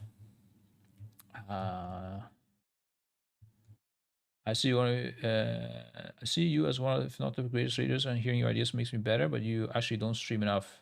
Yeah. Okay. Thank you for the first part. And yeah, I mean, I know I don't stream enough, guys. That's very well aware of this. Yeah. Especially is the last like half a year. Yeah. Let's become real CEO. You need appointments to talk to him now. Yeah, you know it, dude. But yeah, I think it was this calendar change was the best thing in my life. Like, I feel so much more at peace as well. I was getting lost, guys. Like, the amount of work that is accumulating, and I don't know, I didn't even remember what I did, because I would do things, but I don't document them, and I don't know what problems I solved. It's just so weird. You constantly feel like you are not doing enough because nothing is documented. Nowadays, I'm like, yeah, there's like 20 million things I need to do, but everything is scheduled. Everything has its own time. I know this will wait a bit. It will have to suffer. It is what it is, you know. But that's just how it needs to be, and I can adjust the priorities depending on how I want to. It's so good. I can really recommend it if you are ever like stressed with the amount of work. Just put it in a calendar and like try to schedule everything. Sounds very boring. It is not. It's actually fun. Echo, your only job? No, it is my only job. I don't have. God bless. Holy shit. There's enough things at Echo to do, bro. Don't trust. Yeah. And I say this with love. You're really robotic. No. It is not robotic. I can tell you. I mean, I also put things that I enjoy in there, you know. And I thought in the past I wouldn't like this, and it's like, oh, always the same things, you know. But guys, it's much better than YOLOing life, and you're super stressed because you don't know what is gonna get done, and you have these problems looming over your head. It's just not good. Dog did grow, so sure that helped. Yeah, I mean, I think it's still or growing. I mean, how it's not. It doesn't. I don't know what you mean with it helped, but if you mean like sarcastically that creates more work, you know, I mean, in general, there's never an end to this. It's just there are certain things that over time you notice, like with experience as well, that you know they have to get fixed, and as time passes and these systems don't get fixed, they start to stick out to you more and more because like you feel like you're repeating mistakes by not fixing them. Maybe a bit too abstract, but let's say, let me give an example. If you don't have, if you order merch late to the race every time, just like a random topic, right? Every time we're ordering it almost on the deadline for the players. Like the mouse pads last race arrived 2 days late. I'm just wondering why, you know, like this should be documented and this should be a system in place. Obviously there's a lot of these things, right? The problem is there's so many things that things like go through the cracks. But if they were all planned, then I don't think this would happen, let's say. It's because there's a lot of things being YOLO'd. So yeah, just fixing things. But also, for example, this merch thing now that we can easier create new merch and work with, like I adjusted our Shopify so we can work with different kinds of providers, whereas previously we had to go through the same provider always. And when that provider, you know, something didn't work out, then we couldn't do merch. It's just weird. It shouldn't be like this. Yeah, just brought a merge example, but it's also, for example, when we hire someone or when we remove someone from the company, the things that need to be done there, or some changes to the website, or I don't know, some deliverables tracking, like social media post tracking, or recently create a nice system to And this is with the help of mods, tracking the deliverables on Twitch Live and clipping them and reporting them to the partners. It's just there's so many things. And yeah, we're improving on every area. It feels good. Posting new trial announcements. You did see that we did post them, Stinth, very quickly, didn't you? Compared to before. If I was streaming, those posts, bro, they would have happened a lot later. And consider that we don't even have a social media manager. And they still got done very early. You know, it's all part of it. Scribe not streaming is a big buff in certain areas. Very happy to see it. And slamming them all one by one was also intentional. We wanted to like create a shock effect in a way, just like bang, bang, bang. You know. How much you paying for social media manager? No comment. Secret knowledge. Competitional advantage. Do you know where you're gonna be at Resource first time? I know it. It's just not announced yet. But I mean, yeah, it's fine. Just everything has its time, guys. Still need to update roster on website. Working on it. Currently 13:03, 4 hours ago, at 4 hours and 37 minutes ago, midstream, I bumped Grim. Do you have an ETA for this? Okay. Things don't worry. And this is my third bump. So I'm not, yeah, everything is worked on, guys. Don't worry. Scribe on schedule is on fire, bro. Don't worry, guys. Things are happening. It just, there's a lot of shit and we're fixing them all one by one. PI sure is bomb. Yeah, you can pitch it to the, I mean, just make a mock-up design with AI or something if you want. If you're passionate about it, Muse Art, and I can throw it in the Discord and see what people think. We wouldn't use the AI design. Don't shoot me, okay? It's to give oh my god, before I get caught, I need to say it within the clip time frame. It's to have an idea how it could look like a mock-up internally, to then actually start designing it with real paid artists. Okay? Everyone calm the fuck down. And do not shoot me. Of course, AI is disgusting. I hate it, and artists should be paid. Oh my god. Every time I see AI art, I need to puke. Okay, did we save that, guys? Yeah. People using AI should also go to prison. I just will still find a way to be...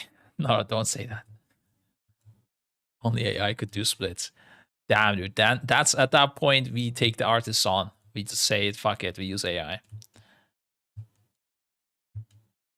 So the most match people... These are after voice or so forth. The team is in a really good mood, actually. Just good vibes in the team right now. I think on that side, on that sense, we are very good. It's a wholesome mood. Yeah. All right. I was looking at this thing. Okay, Reshi wraps. Guys, we didn't even see this item yet, yeah? Like, we're looking at the patch notes. Is this item even anywhere to be seen? I don't know. Yes? Okay. Okay, we need to get there, okay? We need to bury ourselves out of this. Wait, is it next? There we go. Again, I clicked it, but I didn't actually look at it, guys. Oh, door is opening. Cliffhanger.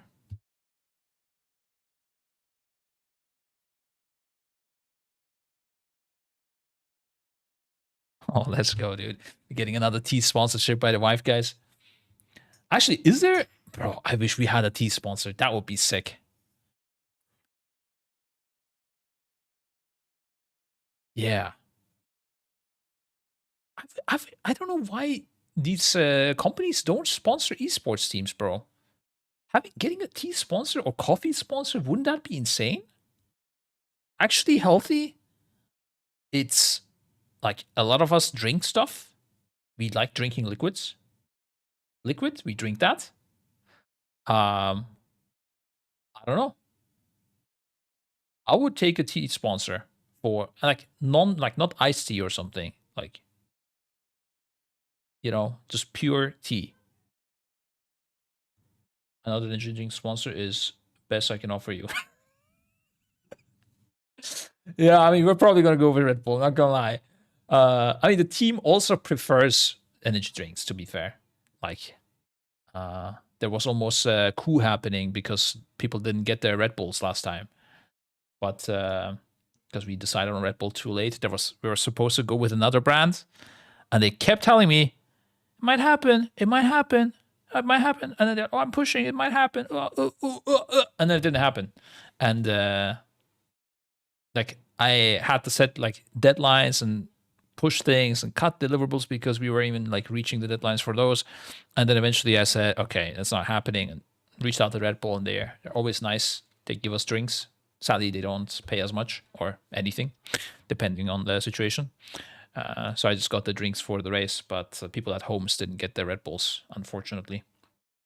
I heard you never sent Kush's Red Bulls. Yeah, it's true. Yeah, he was one of the people that suffered. Only people in Germany got Red Bulls, sadly.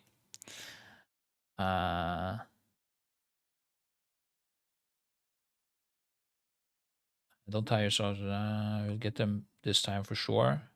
Yeah. So this time it's on the thingy, guys. It's on the to-do list. Oh, good. This time I asked for a cup, guys, because oh my god, my hands are also so cold.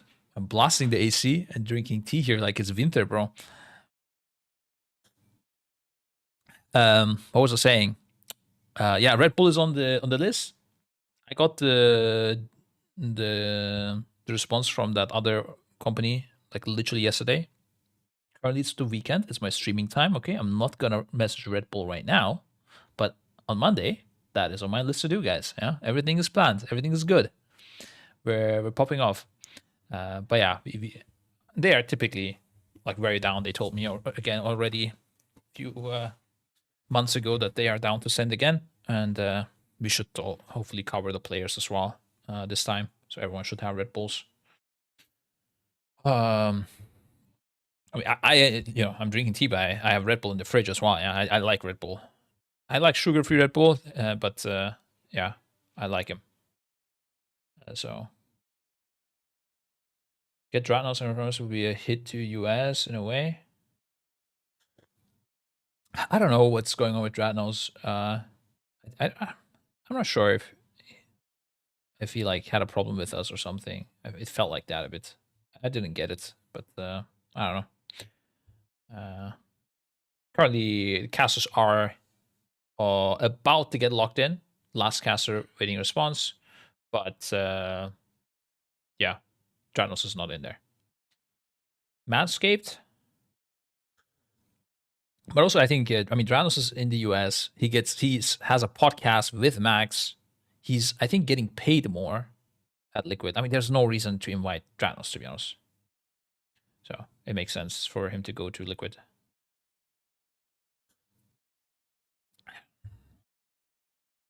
Manscaped.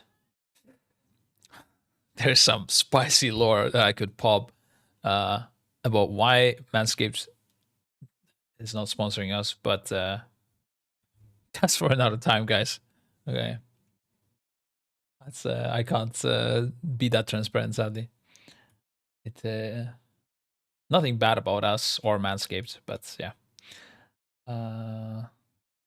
Nagura is not planned to be casting, even though I don't know why you don't like Nagura, but everyone can have their preferences. US Harry Ball. Oh, actually, the Manscaped. I was sponsored by myself from Manscaped, and I used their thing, and actually good. Actually, really nice. I would recommend Manscaped. I'm not sponsored. Yeah. Do we have the dog? Guys, I mean, I don't know. I don't want to like steal away from announcement. I guess we're only 500 people here. Yeah. Yeah, I don't want to steal from the announcement hypes, but yeah. Casters are Very similar to last time. Let's say it like this. Okay. Not gonna say more. Um,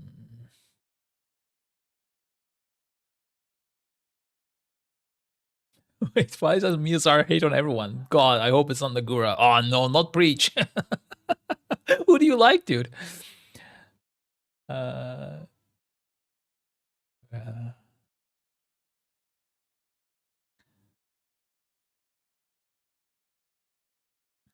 okay, guys, listen. Literally, we have the fucking new artifact in front of us. Instead of looking at what it does, we're chatting about the goddamn casters. Who cares? Items over people. Come on. This is an artifact. Oh, it's a different color or something. Is this actually gonna have an artifact color? Wait, when was the last time we had artifact? It was Legion or what? It's a mandatory item to farm. It doesn't matter. It's an artifact. It's cool. Artifact makes it automatically cool. Okay, let's read this. What's the best way to read it? Should I read this whole thing? Is this the actual full tool? What's happening? Ethereum reaping. Oh, like this is oh okay. This is like the buff you get from this effect. So you would only see this and this on the cloak, I guess. Okay, this is spec based. Oh,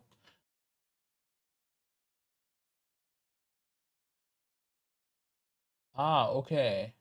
Protection and then reaping. Okay. So this is the healing tag. Oh, okay, that makes more sense. God bless. Holy fuck! I thought they did the AI cook again.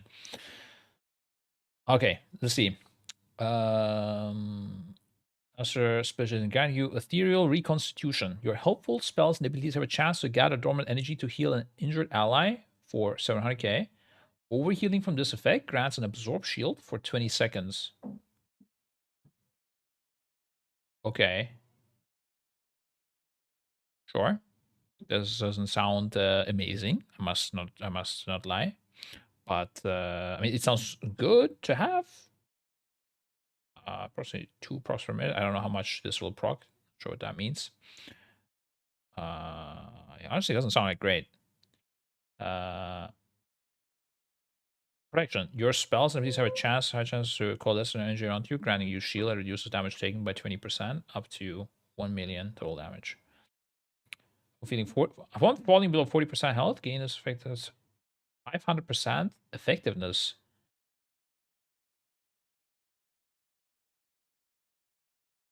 The amount of absorb, I guess, but not the damage taken reduction, right? That would be 100% damage taken reduction. I doubt that. Swing only for 6 minutes. Okay. Interesting. Sure.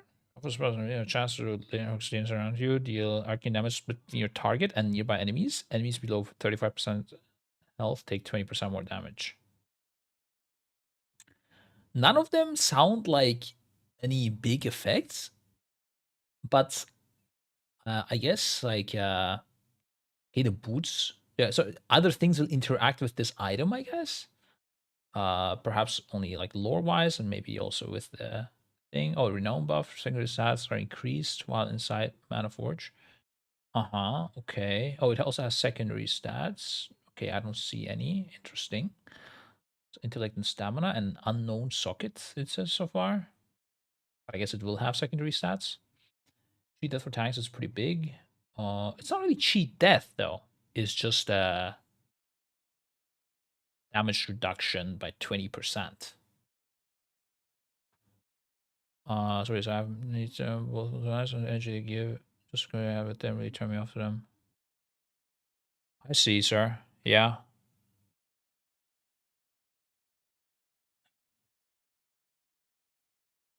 Happens. I also don't enjoy every person I meet. There was this weird guy. I know his name, but I'm not gonna say it. He's an influencer, and I just don't want to. Maybe I like misunderstood something or something.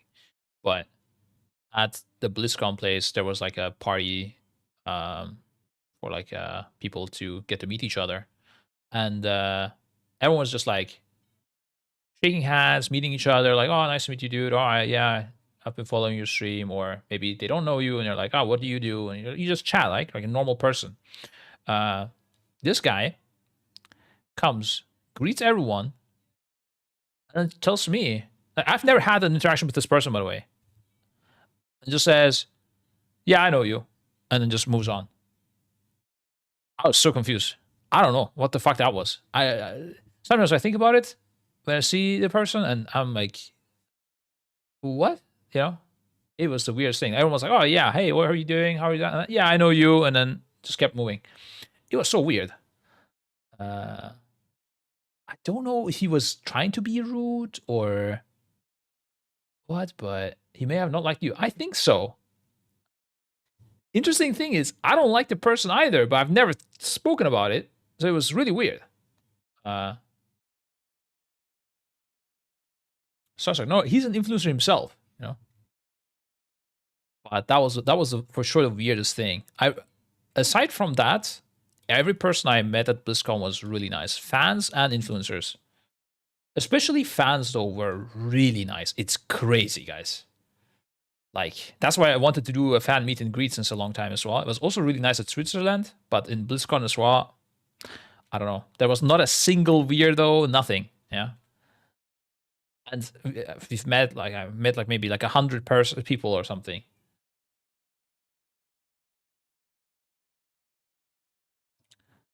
You can do that, Musar. Yeah. You must be busy or something. Nah, George, it wasn't that type of thing. It was just really weird, bro. I don't know. I should met a guy doing. I think it might be one of the people that got like the. Oh, actually, okay, there was actually other people as well, or maybe one or two people. But yeah, never mind. It's fine. We don't want to start drama. Can you say what day we get info about Race War first? Very soon after the Blizzard announcement, probably. We're waiting for Blizzard to announce things first. Because like we can't announce things with an unofficial date either, because you know, it'd be crazy. Yeah. And when will Blizzard announce the race and the date? I don't know. Probably in like 2 weeks or something. So we would announce it in 3 weeks from now, something like that. Because we also, for example, if we want to do a meet and greet, we want to tell people ahead of time, right? So people can, yeah, be there. But yeah, based on lore, yes, and it will be used to enter the raid, or else without it you can't enter. Yeah, I know that. I know that. I also know in the last boss fight. I mean, okay, this doesn't really do anything with the cloak itself, but here you get a soaring Reshi buff which allows you to survive while flying around in the endless darkness and not get consumed. Things like that. Yeah. You want to try? I was a 6'9" guy. I know you don't meet many of us that tall. Oh, dude, I have no idea. I've met so many people, and I'm really bad with remembering people's names, especially, but also faces and stuff. So I don't know. I'm probably, if I met you again, I would probably notice. But if it was at BlizzCon, it was really rough. There were so many people there. Can you say what day we get after launch? Yeah, after mob launch would be too late. No, mob launch isn't that like in late July? In cloak to enter raid. You want to take bets on who forgets to get cloak on an alt before there's splits on that character. Ooh, that's true. That's something to watch out for. That's something could happen. Yeah. Moment do I remember you? We also met IRL. I didn't know we met IRL.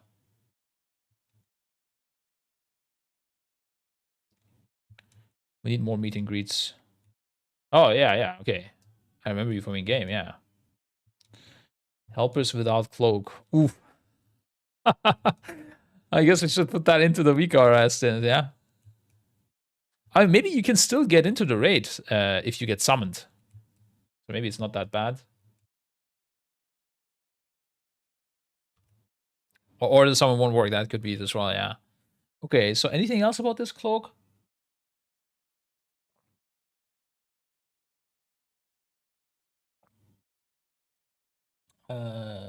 Boot and ring as well. Reduce cost. Oh, okay. Bro, I wrote the 50% damage reduction for 20 seconds, and then I saw 418k damage has been prevented. Okay, yeah, it depends on how much damage will be prevented. 418k is very low, but this could be very interesting to look at, Synth, yeah. Drops on Dimensius as well. Is it Dimensius or Dimensius? I guess Dimensius, right? Because it's dimension. In fact, it is not a very rare ring. Hey, did they reword very rare? Oh, no. Wait. Aha, okay, so the Demon Hunter stuff is bonus loot. Not very rare loot, so you will get like an extra item. Versus, for example, very rare, which is also an extra item, but it won't. It is not guaranteed.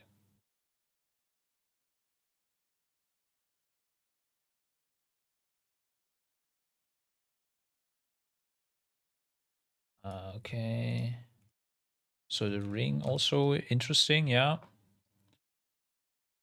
Oh man, gotta definitely figure out how good this is because that determines how many normal splits you would do for this ring, I guess. Also, very high haste ring. This might be good for some people. Fire mage who would want this. The way fire is right now, I guess you might play different spec, might change things, but yeah. Customer secondaries with the fiber socket. Oh shit. Ah, that's how you get your secondaries. Fiber socket. Okay, they're cooking. Crafter with tailors refunds for by tailors. As a wake as a tool, somebody says a stat grant is determined by the socket item. Yeah. Amount of secondary stats. Maybe it has every stat, but the one that is fibered, it has more of. That would make the most sense to me.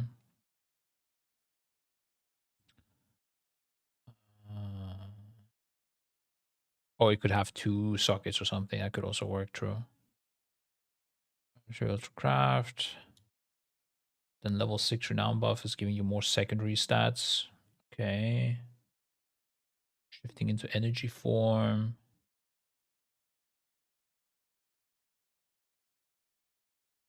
As well as actively used to dodge certain mechanics during Mana Forge Omega raid encounters. Interesting. Yeah, that's crazy. One phase dive.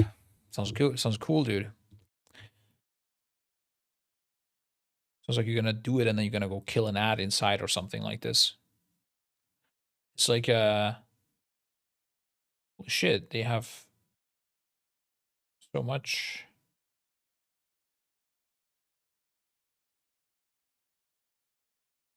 Oh, okay, we see like bosses and stuff here. I guess I should listen to this. Oh man, 12 minutes to react to.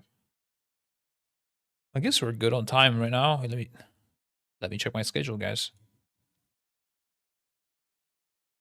Yeah, we're good. Hey. Hello, Mr. Scribe. Glad to see you again. Look forward to the new tier. Yes, sir. Sloggy. What's up, dude? Only show briefly, don't get excited. Yeah, but sometimes you see like the end boss or something like this, and it can get like there's clues in this video. We look at all that shit, dude. We look at the monitors in the background and everything, you know? We see something.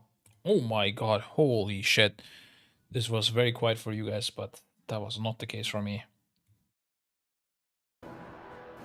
Okay. Hello everyone and welcome to Wowcast. Today we're going to talk about the next major content update, Ghosts of Koresh. To help us uncover what's in store, I'm joined by 2 developers who helped bring Koresh to life. Please introduce yourselves. I'm Drew D'Souza, and I'm a lead encounter designer. I'm Steph Yoon. I'm an associate lead quest designer, and I was also the point on this content. First things first, what is Koresh and why now? So Koresh isn't a new term to us. You know, way back in Burning Crusade, we first heard about them when we How do you feel about the optional boss? I think it might be a mistake, by mistake that they put it in, or I think it would be very easy. That's my feeling so far. In general, council fights are often very easy anyways, but yeah, I didn't look at the fights. I don't know. met the Ethereals in Netherstorm.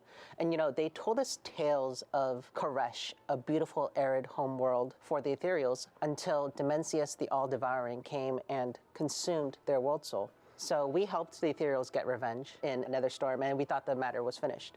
And for the first time here in Ghosts of Koresh, we'll be stepping foot on what's remaining of that planet, this shattered, void-touched See you, land. Shuffle. Because we've heard that evil forces are trying to resurrect Dimensius the All-Devouring, and if that happens, the Ethereals are toast, and then Azeroth will be next. Yeah, that doesn't sound too good for us. So, who's gonna help us try to stop Dimensius? You know, with a threat like this, How did we even get here, dude? I feel like it's just like random lore popped up. Interesting. So you're gonna be an extraction one. Never played one except to get as I get one, but that's cause I played Ellie Shaman. I do typically enjoy them. I'm okay with them. Yeah.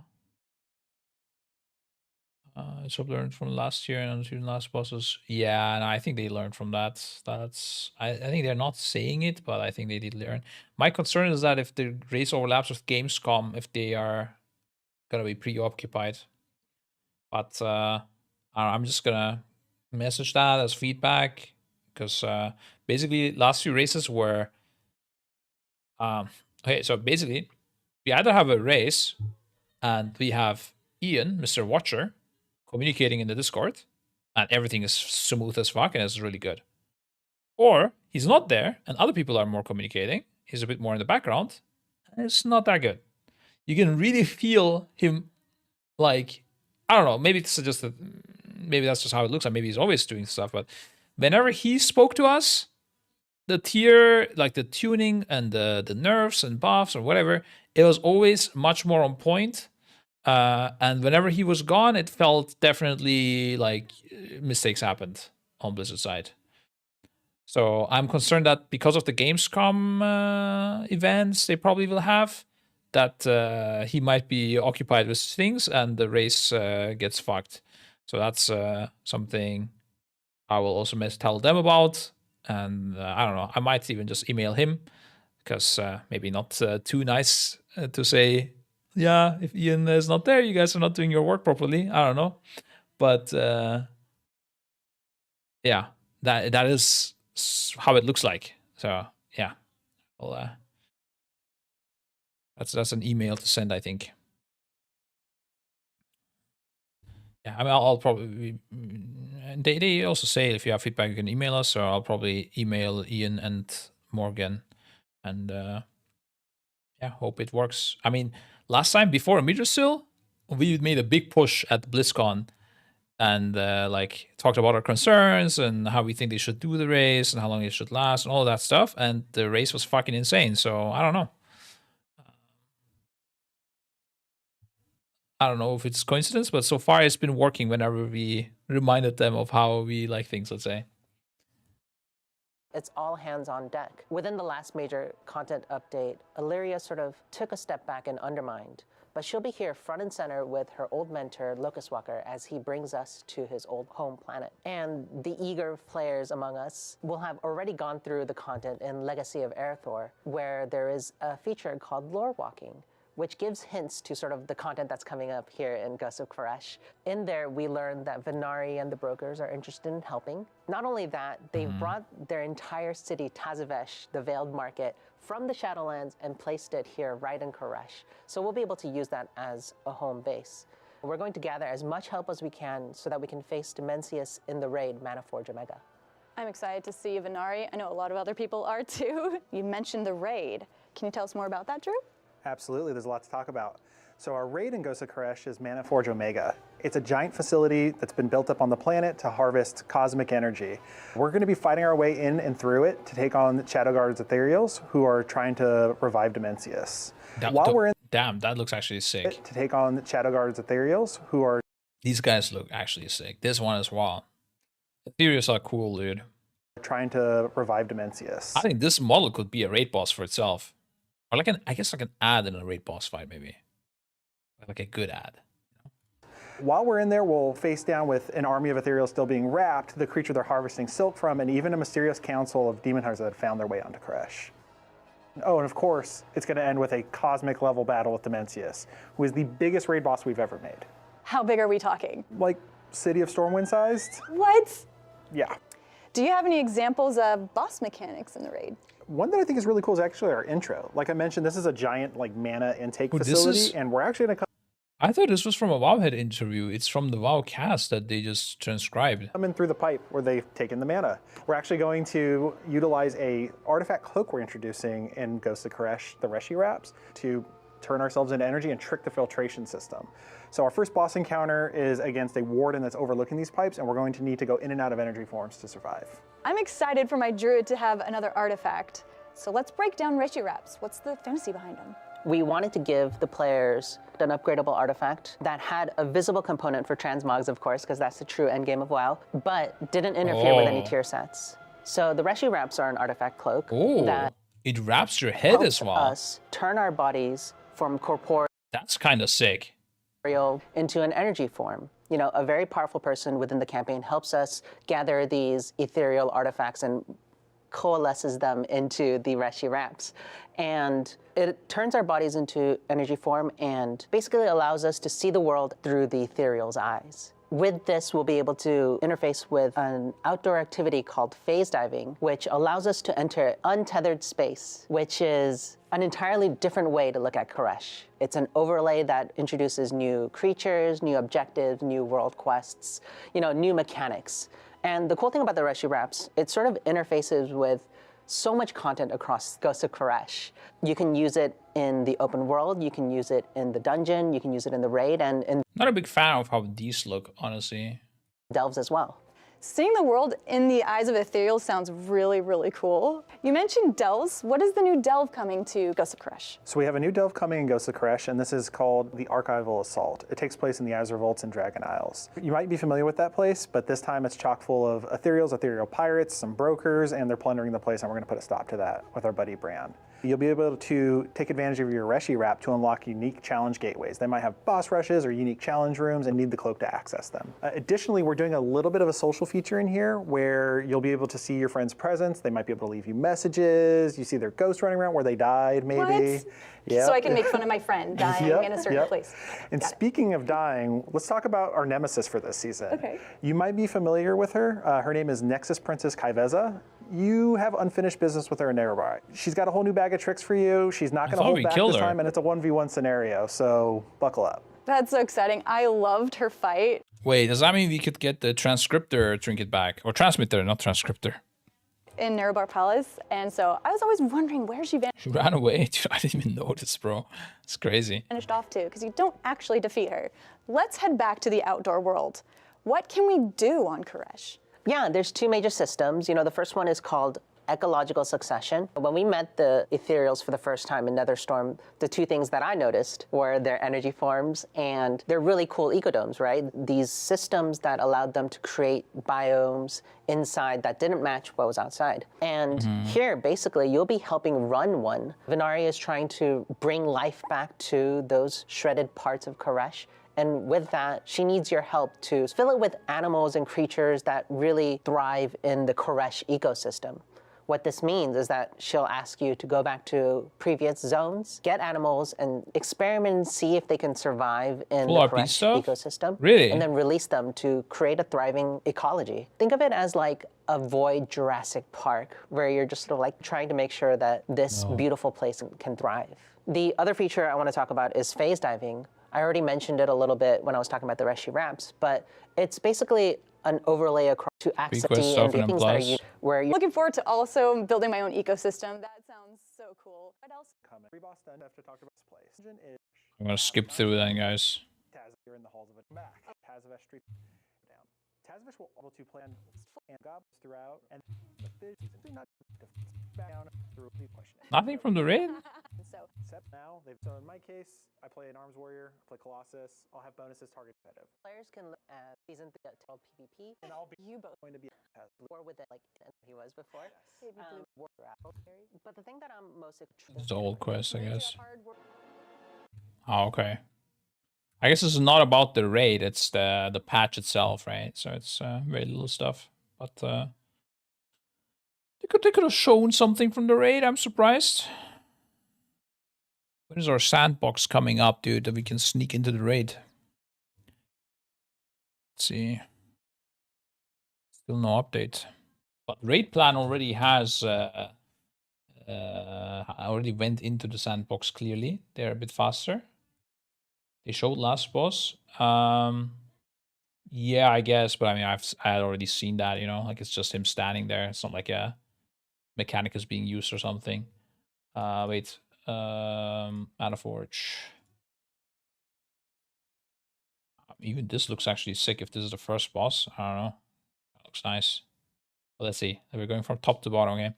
First boss is supposed to be, I guess. Wait, is this in the order? Is Lexus Lumitar? Yeah, it looks like it. Okay. This is the second boss room. Looks nice. The Soulbinder, third boss room. Oh, dude, I love this icon, by the way, guys. It's the back in the days from Ellie Shaman Vanilla again. This one I also like quite a bit.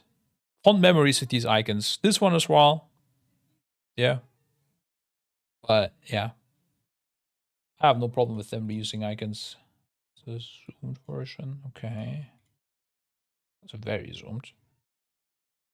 We have for sure. Damn, purple is definitely the theme in this raid. As expected. How do you feel about this tier? May I be honest? I didn't look at the stuff, man. Like I can tell you in 2 weeks when we've done all the PTR tests, but so far last 2 bosses, that's the only ones I looked at in the journal, and they look very nice. I'm a lot more hyped about them than about Galawix personally. But depends on things. Can be very different when you see the fight. You're going to be 30. I don't think so. Oh, you mean like that? I see. No, I highly doubt that. These blues. We're not going forward second either. Like the goal is for first, yeah. Purple on purple with purple incoming. Yeah. I think Miozar, you sound like a doomer person, dude. Just like things is not nice. Can't think that way.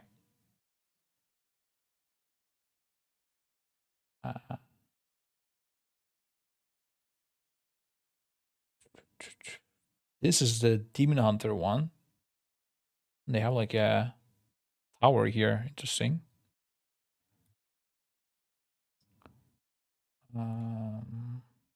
Oh, okay. This is like this guy. I don't like this design. I've seen this in the dungeon as well.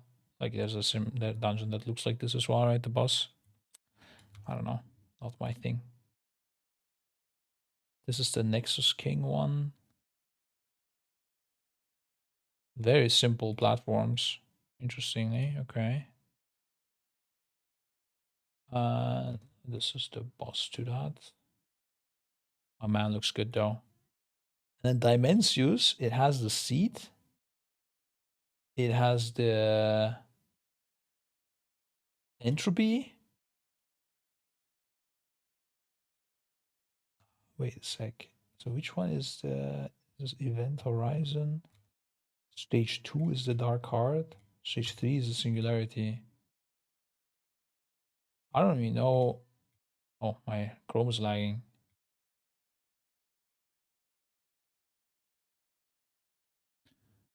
Bro, since I updated to Windows 11, this happens sometimes. I don't know why.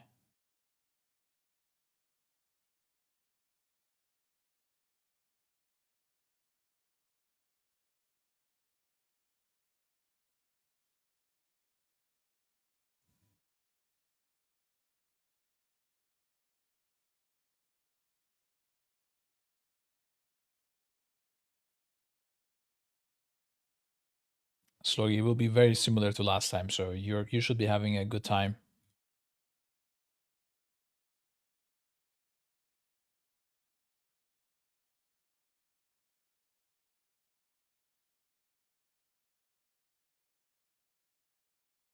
Oh, what the fuck? Okay, the lag finally resolved.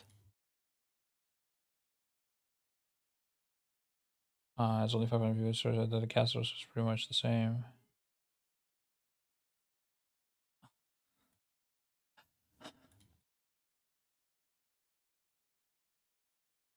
Okay, so we have the seed. The entropy and conquest look the same. I'm not sure what this look like. Wait, does that mean maybe we split into two or something? And then there's the dark heart, or there's the heart.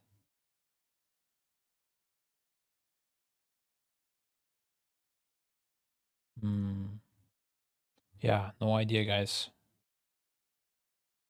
But what is really cool about this boss is this part. I checked already. Wowhead. This was like, I think 20 seconds or 30 seconds long. We're gonna be doing 200% more damage.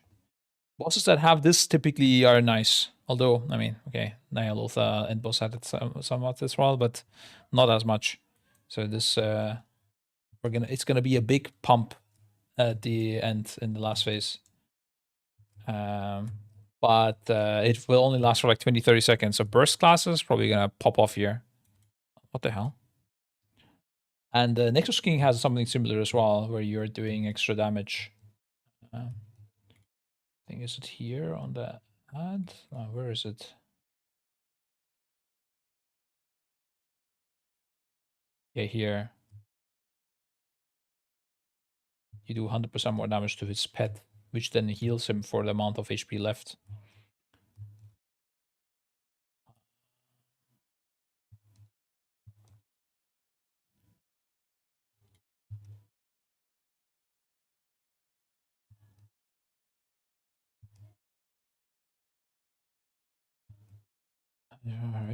Very different points. The worst bosses they made also obvious from heroic. I thought I don't think it was obvious from heroic, dude. I don't know. But yeah, it was a bit weird on heroic already. You're right, but not that bad. I think heroic Galix is better than mythic Galix, or it's more planned. It seems like the mythic one is a bit YOLO. There are times where in the last phase in mythic you're just sitting there and you're wondering what is gonna happen now. Okay, really only disability? Is there nothing else? You know, like it feels like something is missing. It's like they took like one ability out fully. That is like supposed to overlap with things at times and stuff like that. Archimon making face. Yeah, dude, that kind of shit was sick. So sad they've not been doing that since a long time, it seems. Sorry. When was the last time they had a cool secret phase? I mean, I guess Gallius was an attempt. It was just bad. It was different, but just bad. Firak was also different, like somewhat an attempt, but also not good enough. Berus, no. Volt, no. Oh, Jailer was the last time, but again, it was not like a really cool last phase. It was just a secret phase, and Cydonatus was not like it was cool the way it works, but the mechanics were interesting. But the phase, yeah, it was okay. Yeah, I don't think anything comes close to Archimon style.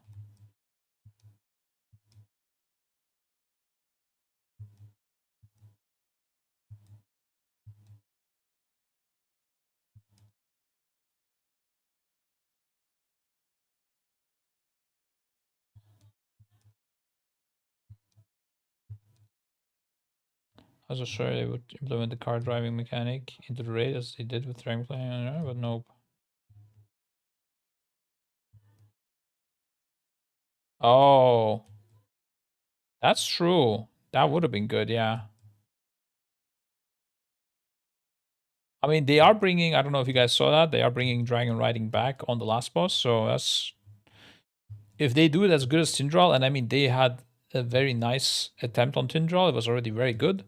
So if they make that even better, or just literally like keep it somewhat the same, I think it's already going to be nice.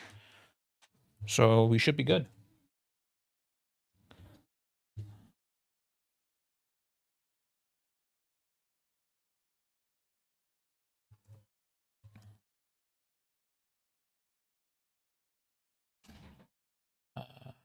Glossary, last of the information.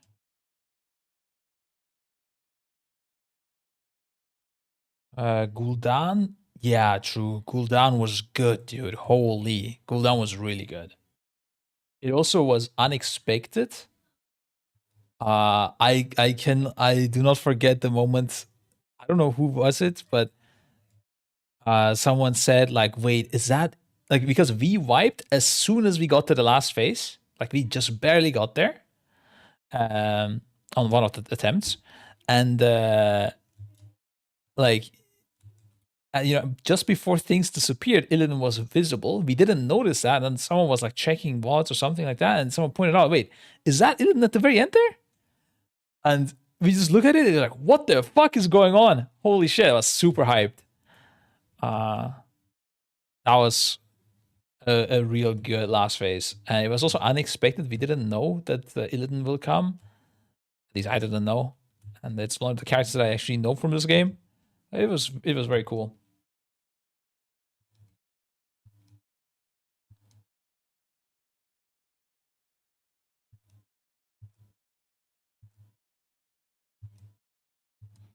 So it was neat to see Guild Soul how to do 5% more damage. Yeah, that was like mechanically interesting, but it wasn't like epic, right? Yeah. So honest was crazy, dude. What is this? Okay, guys. Wait, did I reach? Oh my god, there's a full page of news still. Surely this is it, and there's not much else. I had pressed this raid renown track. Sure, let's look at it. Crazy tier sets, dimensions, so many mounts round up. Okay, I mean this is the same thing, right? Are they just recycling news here? Yeah, looks like it.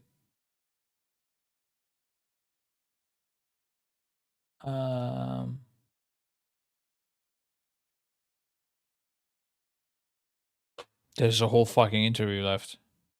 Ain't no way.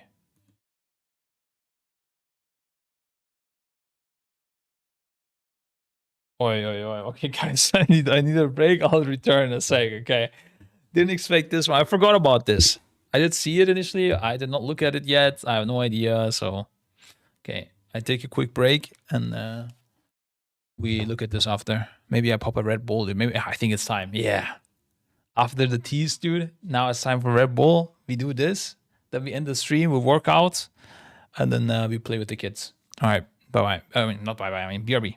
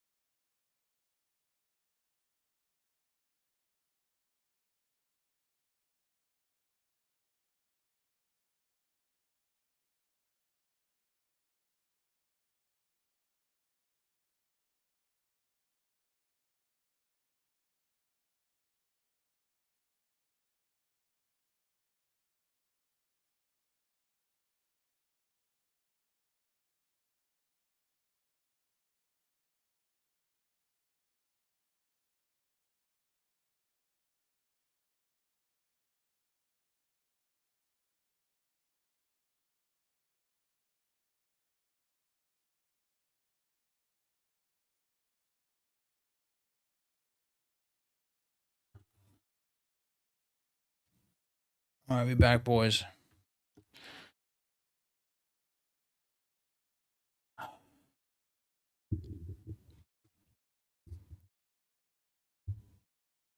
Okay. I saw there was a dispute in chat between Miozart and people and Miozart. Yeah, it was kind of weird the way you spoke. I think it might be a culture difference. Happens, guys. Not a big deal. Okay, it's fine. People learn.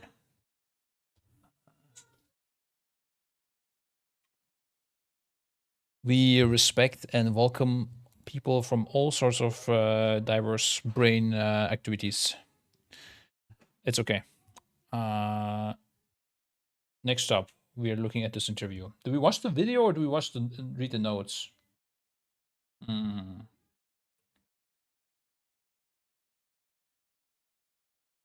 What's better?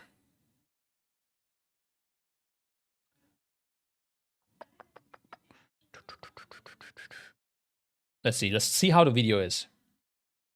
30 minutes. Hey, nice to meet both of you. My heart. I'm Taylor Sanders. I don't know if I can survive this. On the World of Warcraft team, and my primary. As much as I like Mercillion and wait, its name is Flame? What? I didn't even know this. I didn't know that one of them was called Mercillion and the other one was Flame. I thought they were just Mercillion Online, that's it. I did meet those guys. Super cool guys. IRL. Met them at the London event from Blizzard for the War Within launch. Or the War Within media tour thing. It was really nice. Fluff versus no fluff. Yeah, the thing is sometimes they give like additional hints while saying, but 30 minutes is too long, bro. I think we just read, boys. Even though I like Mercillion and Flame. Which I don't know, his name was Flame. Okay, but first we pop the Red Bull. I hope you guys can hear this as well. Bang. There you go. And now we go, are the brokers ethereals? You'll have to wait to see specifically how brokers are tied to ethereals, but we do know they are parking their Siddhitas, Avesh, and Koresh and telling us they have some interest in the planet. Yep. Whatever playable ethereals in the future. That would be insane. Nothing to announce at the moment, but they are always interested to hear what races players find interesting. I don't think this race will be playable. Allied races open a door for different fantasies, and they love to hear what players think after experiencing the story of the Ghost of Karash. I don't think they will make a Theros. It's too cool. Like, literally. It will make the other races be too bad.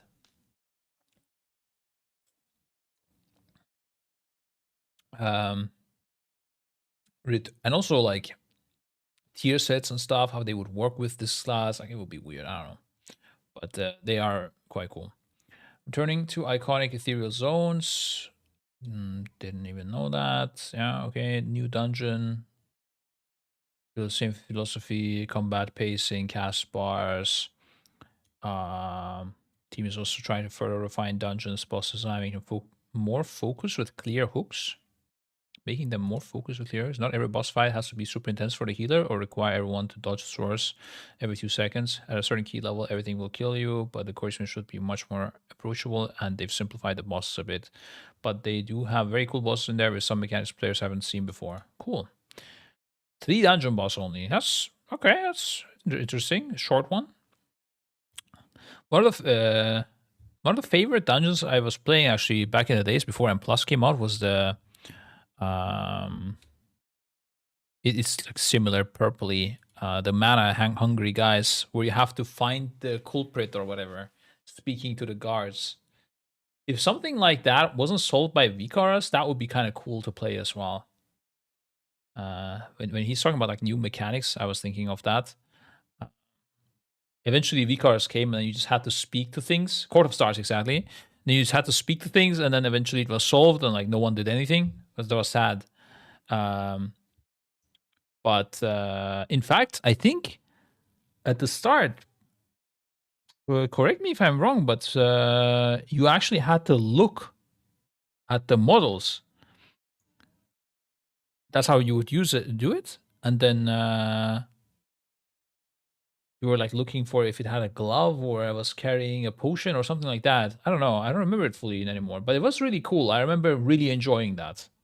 I like those puzzly mini games in games that is not just the same old, you know.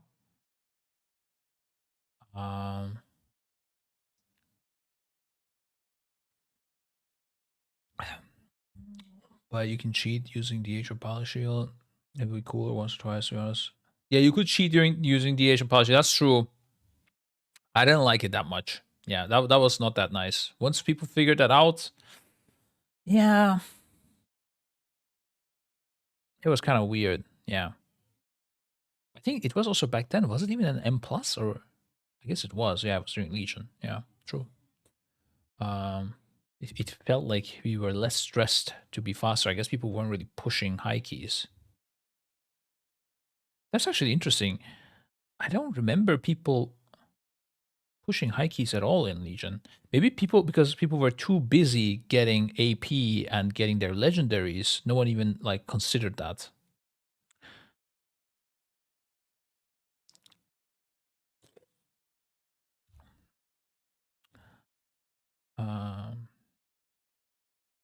People were doing 3 chests for more Titan Forge loot. True, exactly. You were stuck in the loop of gaming all day. Yeah, interesting how times changed. Definitely very interesting. In a way, it was fun to like constantly hunt for loot, but damn, bro, it was too exhausting. That is the thing where like time gating could have been good. Sorry, no, yeah, exactly, time gating. J.B was pushing high keys. What? He's the only one? What? That's interesting. I don't remember it. Interesting. Do 3 chests and get 3 times the loot in half the time. Yeah, I remember that.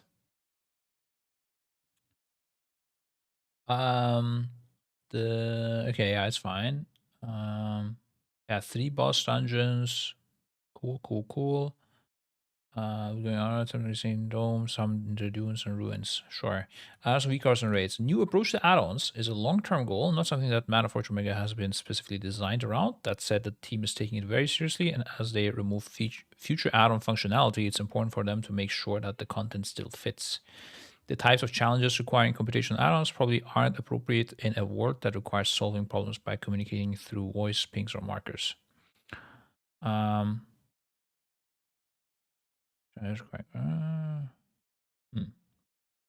Yeah, I don't think they're making it sound like they're just removing computational add-on functionality, but that's not true, really, right? They're removing a lot of add-on functionality.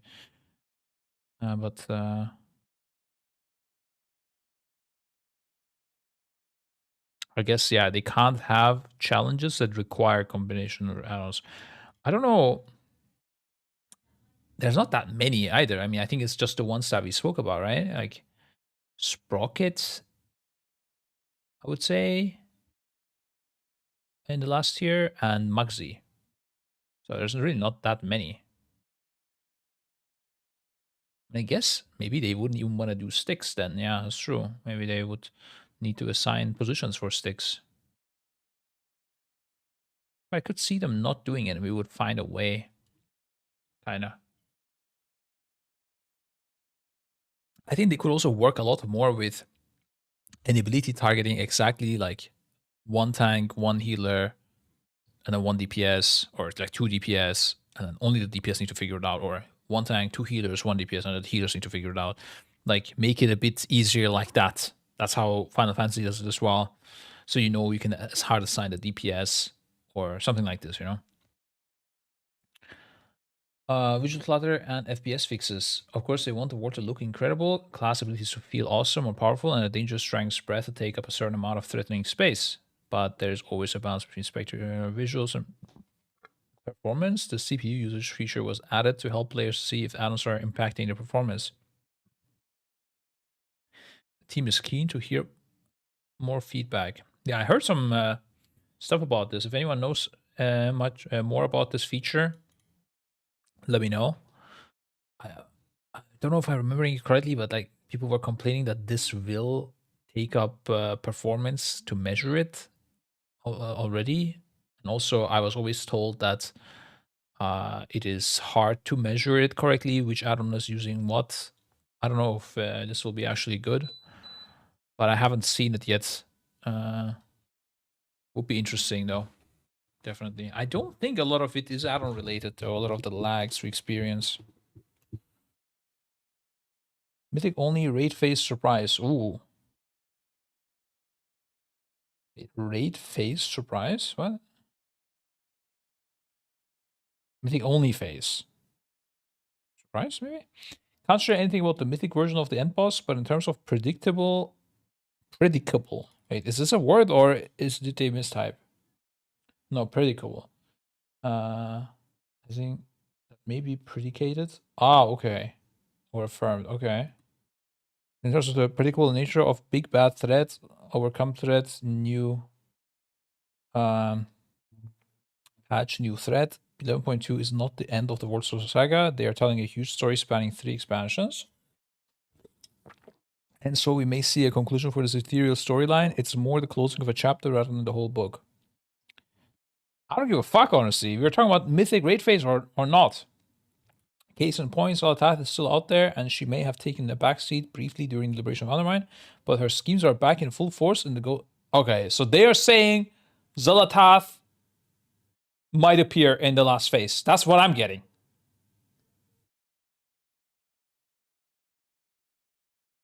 Or isn't he like blatantly saying Xal'atath will be in the last boss in a secret phase for Mythic? She's in combat log? Wait, is this some sort of meme? I don't get it. Wait, she is? Oh, okay, yeah. Oh, yeah, true. She's helping us. Okay, yeah. I didn't make the connection that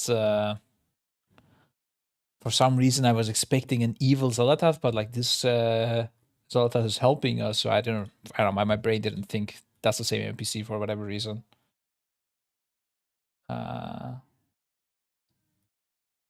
Yeah, here, of course. Okay. So what the fuck is he yapping about then, boys? Wait, where is it? There. He just said things and didn't respond. She will become an ally in the first 30 minutes of quest and new patch. I see. Yeah, some people were saying this to me. Bro, there's like the most random people in our guild have the most random leaks about these kind of things. I don't know where these leaks are coming from, but it's weird.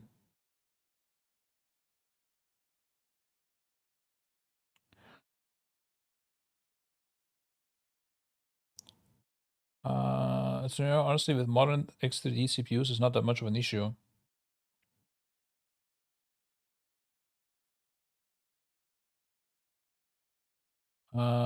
Yeah, what happens is like some add-ons really destroy your PC though. I think even if you have a good CPU. That being said, we might get some nice CPU upgrades for the race next time. We'll see about that. Okay, pace timing system explained. The auto word carriage is shattered in multi, so players navigate. Yeah, we know this. Facing this will allow interacting no objects. Yep. Okay, dinars uncapped and crest farms. Dinars and uncapped crest farms. They've got a lot of feedback from the mid-season turbo boost. It has been very apparent that this is mid-season boost again. Okay. Feedback positive. Same forum. They're still discussing. Cool. Yeah, they might do the same thing. They will do the same thing, but not from release. So who cares? Resilient keys or lower keys? Yeah, I mean, they already said they are happy. Yeah. New borrow power. Ooh, dangerous word. People might flame. In addition to following players interact with a new object outdoors and helping them towards the raid, interesting ways to can be upgraded by obtaining items from various activities and includes a special circuit. That's interesting. Are a powerful item that can be upgraded by obtaining items from various activities. Oh, I guess he's talking about the boots and ring. Okay. Is there something in the dungeon that also upgrades the wraps? Oh wait, what am I doing? Dungeons. Current season.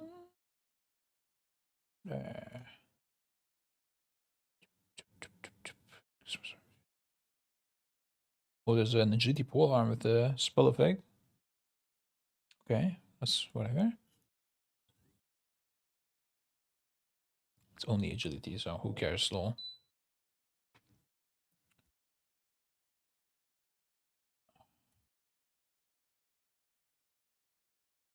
Okay, let's not look at Transmog Scribe. It's fine. Scrolling? There's a scrolling experience on this journal is so tilt, bro.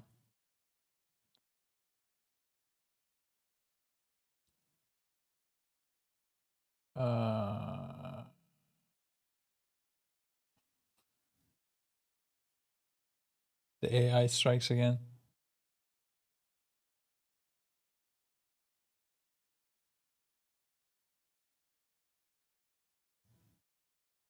Ooh. What the fuck? 8.2k mastery, yeah? That's a lot. 1.5 minutes, boys.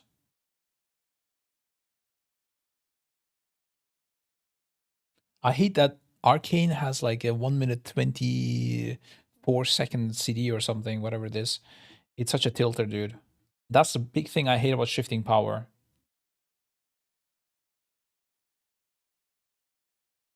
MD X3D sponsorship, please. I beg. Okay. Then I'll try to make it happen for you, okay? Just for you, though. Okay, it doesn't look like there's an item from here.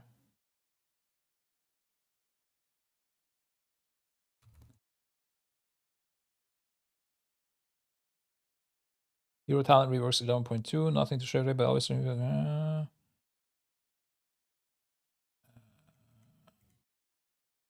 Okay, group finder, role shortages.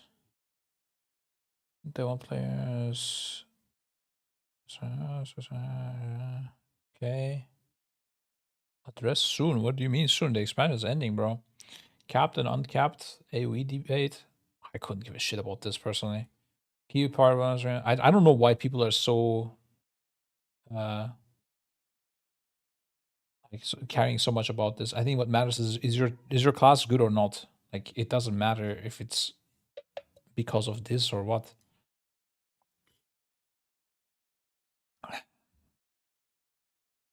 Key power balances recognize that each class shouldn't be equally good at everything. They want to ensure each class and spec here as a place where they can shine and excel, which is something enabled by Encounter designers working closely alongside the class design team.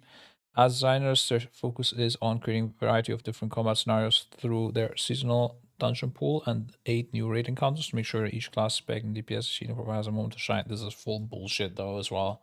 Holy shit. I mean, looking at who does high and plus keys, like, yeah, you can easily tell that certain classes are better than others. Class diversity in rates. Ooh, the DK topic.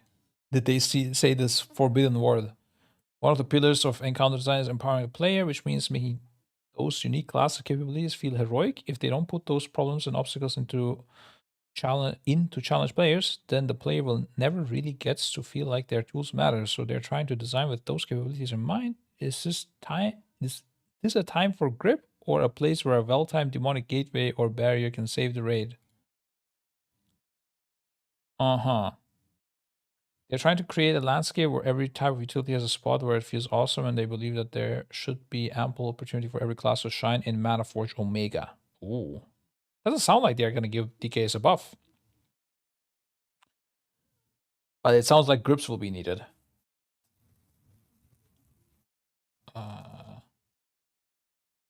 The goal is to avoid one-shots and plus roll with avoid one-shots with the core experience. Though as you start pushing the ceiling and things are doing 200% more damage, then it's somewhat unavoidable. What's important is to make ground visuals very clear, give players enough time to avoid them and make it feel like going from +2 to +20 over the course of the season where you run into one shot is going to change based on your gear and skill levels, so it's tricky to design for a wide range of experiences, say, trying to serve within the larger Mythic Plus audience. Okay, yeah, whatever. Yep. I mean, yeah, if you go high enough, you will get one shot. That's just how M Plus is designed. I do think it would be cooler if, as you go higher key, you would get more abilities from the bosses. I wouldn't say affixes, but the bosses having more abilities. But yeah, obviously that's a lot more effort. So I get why. Okay, this was easier than I thought since a lot of it was a repetition. In fact, did we even hear anything new? Only thing. Okay, you guys said A-bomb limb is gone. Where's that coming from?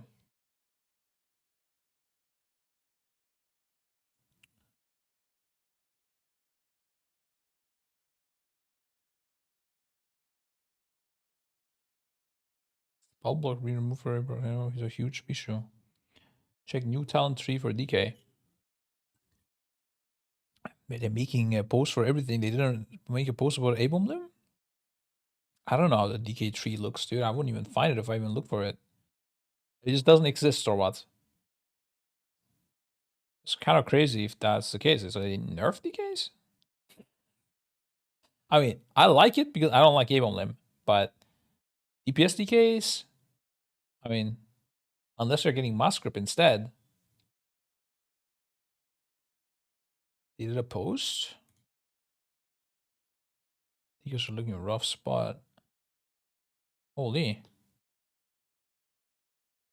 We were thinking that they will guaranteed give DK something that you will bring like one hard locked in pretty much because they were so useless last year, right?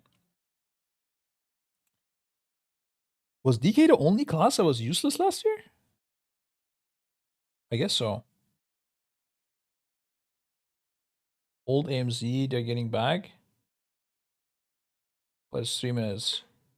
Wait, old AMZ, wasn't that like 75% reduction? What type of old, which old AMZ? DK AMZ returns. I don't know.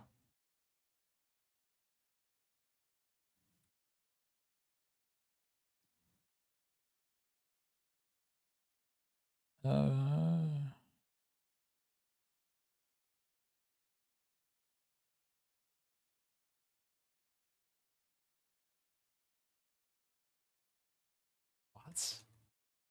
Oh, sorry. Apparently, I hate when websites do this, guys. What the fuck, actually, Blizzard? Don't take my Control F. But I don't understand. It's just 15% reduction. How much was it before? Is it less? I thought it was stronger than 15%. It was like 20% or something.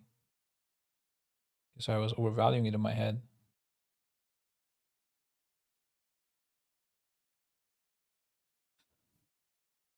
No absorb cap. Yeah, I understand that, but you rarely reach the absorb cap.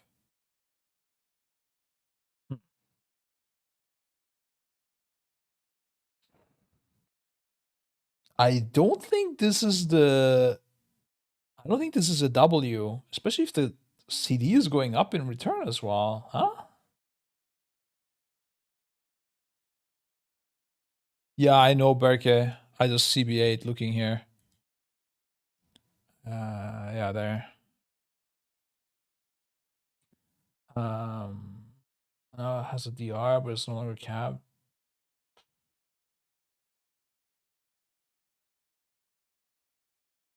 Yeah, I don't know.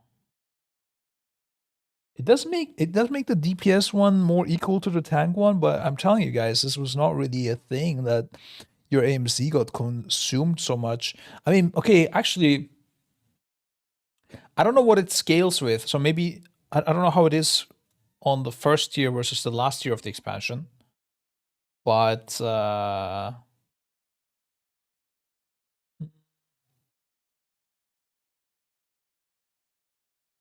I don't know. I would rather have a short CD AMZ with the absorb amount than this. I'm pretty sure, yeah. If it's gonna cost me a minute of CD, it also says 4-minute cooldown. It's gonna be a 3-minute with the talent or what? How much is it? You can see that A-bomb limb is gone. Volunteers have been removed on A-bomb limb and unholy grounds. Oh shit. Damn, dude. Just like that, yeah? They removed it, they didn't elaborate. Oh, here maybe. Running a deathmatch rate utility give them a better identity that doesn't completely rely on tuning to make an impact. One immediate change you may notice is the AOM limb has been removed. Okay, they did comment on it. Its existence made it incredibly hard for grip to matter in any real capacity because of how potent and easily accessible it became. Ah, okay. This led to many raid buffs being immune to grip as way to counter what should normally be one of the DK's most powerful tools. This change limits the number of death grips available to a raid at any moment and allows us to design more moments for death grip to be tactical and powerful when Death Knights choose to use it. So it should be immediately apparent in a new raid. Oh my god. Okay. Giving us a reflect on a change to capping at the magic zone in Ghost of Koresh or returning AMZ to a % magic damage reduction effect with no cap. Increase the cooldown, reduce the duration and effectiveness downward from what it was prior to casting after the nerf, which should be better aligned with our expected output for a DPS tank damage reduction cooldown. We hope that by adding this back as a meaningful cooldown also.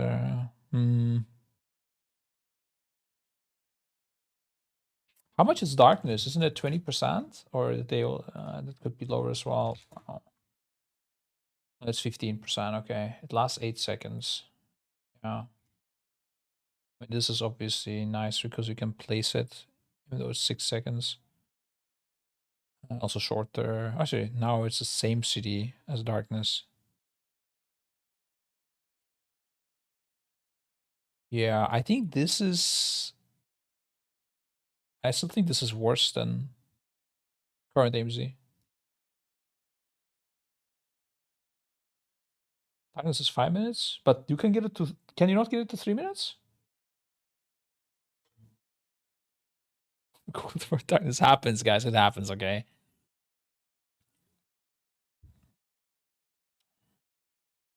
Cal was super low though, wasn't it?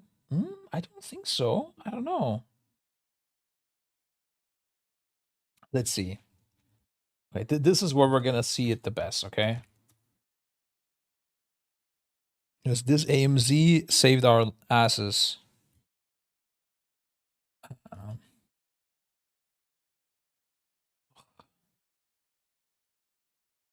Because I didn't stream and didn't give a fuck, I also didn't put kill videos for the last few tiers. So the people still do not track raid cities in this day and age, bro. It's kind of wild to me.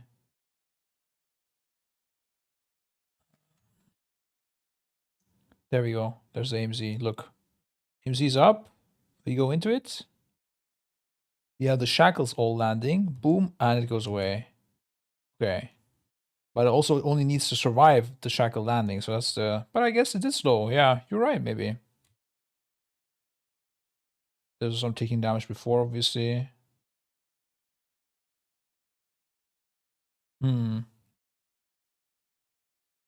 He could have placed it a bit later, obviously, as well. If it's maybe let's check another use.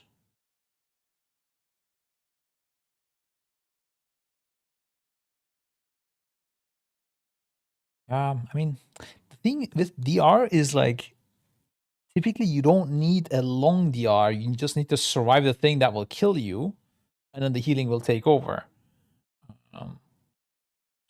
I think I would still prefer the shorter CD, but maybe I'm wrong. I don't know. Okay, we don't have. We only have one AMC in this whole phase, I think. Yeah, that's here. Yeah, interesting.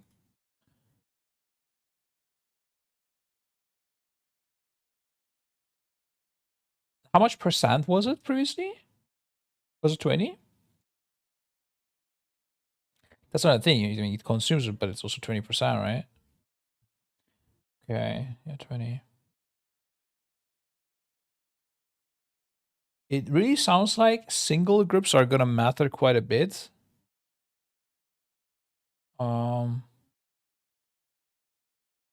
I know there is some mobs here that I thought grips might be useful for in the last phase. This one, Upon Death, Wood Warden's energy is absorbed by all other Wood Wardens within 8 yards, fully restoring their health. So maybe we, like the Warden we kill, we grip out. That could be a thing. But I don't know. Also, not these guys, but on Nexus King as well, I think. Oh no, never mind. Oh, no, it's actually not these guys, never mind.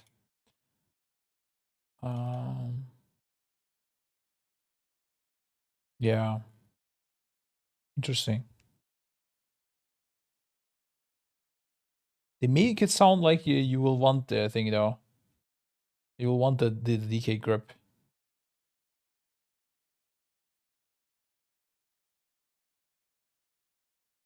It will feel impactful without A-bomb limb. Very interesting. Can you please win this tier? We are on it, sir. Don't worry. Is a Kush played warrior? Or was this a weird frame overlay? Oh. Yeah, he did play warrior in the past, but I don't think in progress.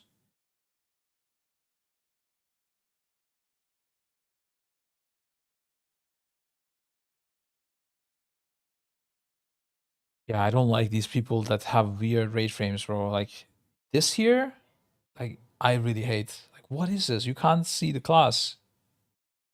I guess you can see it maybe in the text. But I disagree with a lot of people's rate frame choices. Let's say it like this. I have a big problem with this. I could fight a lot of people. Okay. Yeah, now I think we're done though, right? We did all the news, we did everything. Virtually.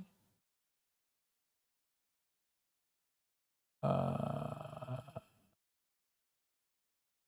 the meantime, maybe there's more news that popped. No, we're good. Holy fuck. It was a long day, guys. Since when are we live? 6 hours. Damn. 6 hours react.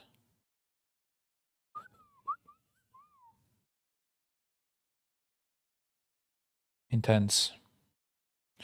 I mean, I was planning on checking some things in game as well, but my brain is actually fully cooked.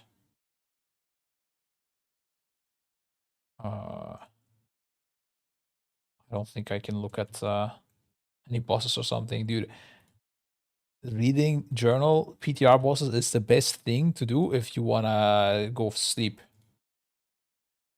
This morning I woke up, looked at last boss again, and I just went to sleep at some point.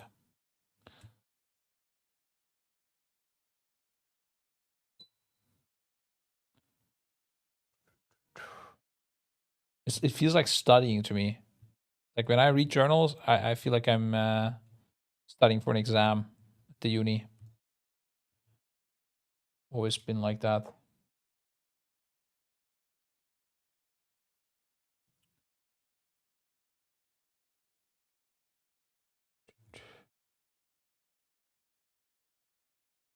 Oh.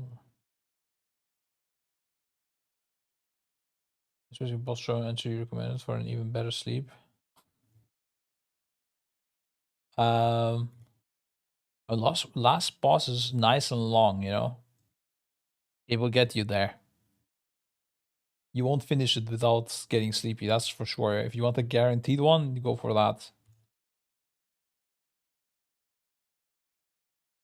Some of the other ones are a bit too short.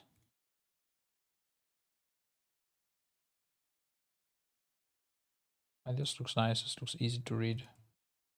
Holy fuck, and then you get the Omega text. What do we do for relaxing a little bit, guys? I drank my Red Bull. It's time to chill out a bit, you know? It's just time to relax, be calm.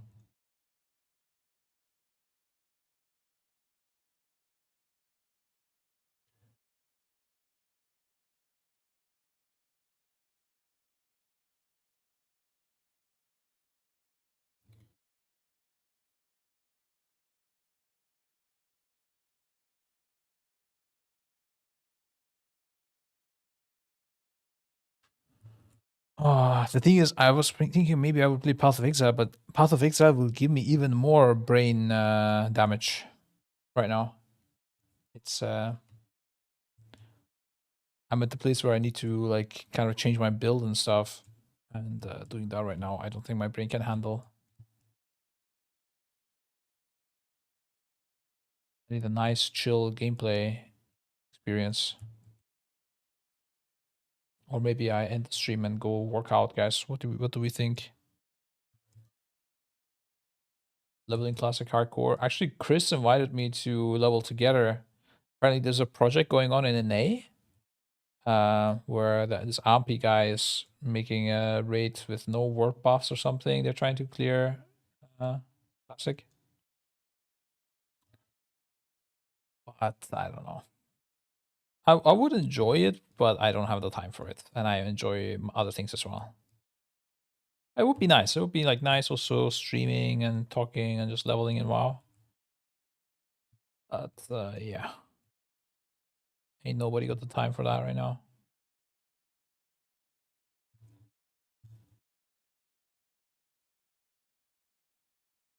So what happens with the console file? All it gets just skip it. Yeah, I mean, we will probably just skip it. T-Cruz, sorry, I didn't see your message.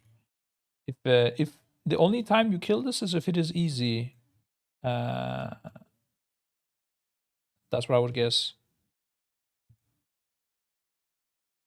But also, it does look easy. Like the journal, just looking quickly on the journal, it doesn't look like there is much. I don't know. Well, shit, a lot of it is mythic mechanic as well. Maybe it's not that easy if there's so many mythic parts. The question is, do they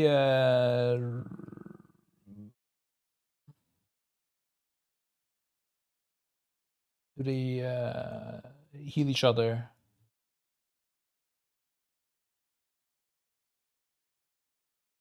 When one dies, it doesn't look like it though. That will make it automatically easy.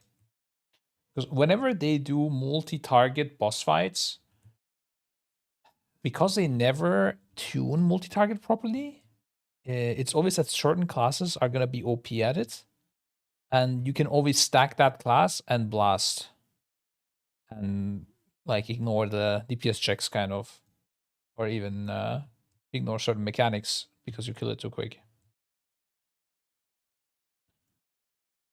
No way we're getting a mythic only phase twice in a row, right, boys? You mean last boss? Yeah, this time it doesn't say anything about the mythic only phase.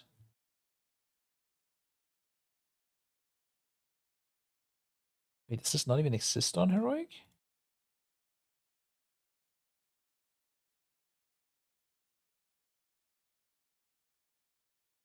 Really interesting. And look at the bosses. I only look at the mythic version. This seems like such a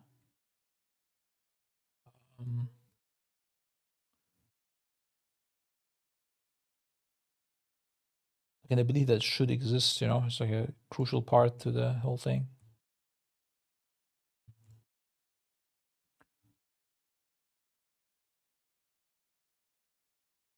Oh.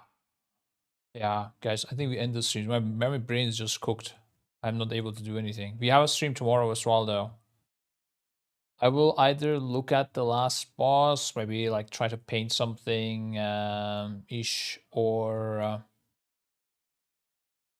maybe there's I doubt there's more news coming out. I could play Path of Exile as well, but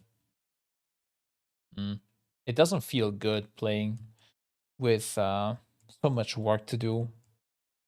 Or maybe I need to separate the two. I don't know. We'll see. But for now, brain is cooked, guys. I'm gonna go do a workout, and then see what's going on. There's also my wife has some guests, some family from hers. That's why I was also not in a rush to end it, but still, I think this was a good stream. We end it here. We relax. Yeah. Oh, shit, my brain is ultra cooked. All right, thank you for the stream, guys, and see you tomorrow. We'll see what we do. We find something. Might as well host someone from the boys who's streaming. Gingy, of course. There's tons of viewers. This disgusting guy. We have Corona.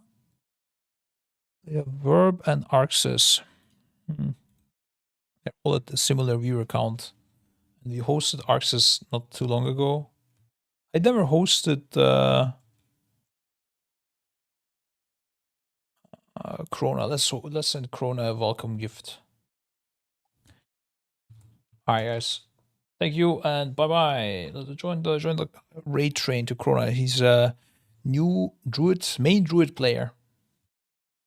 And so far, been full Giga Chat, didn't fail a single mechanic. And been playing very good.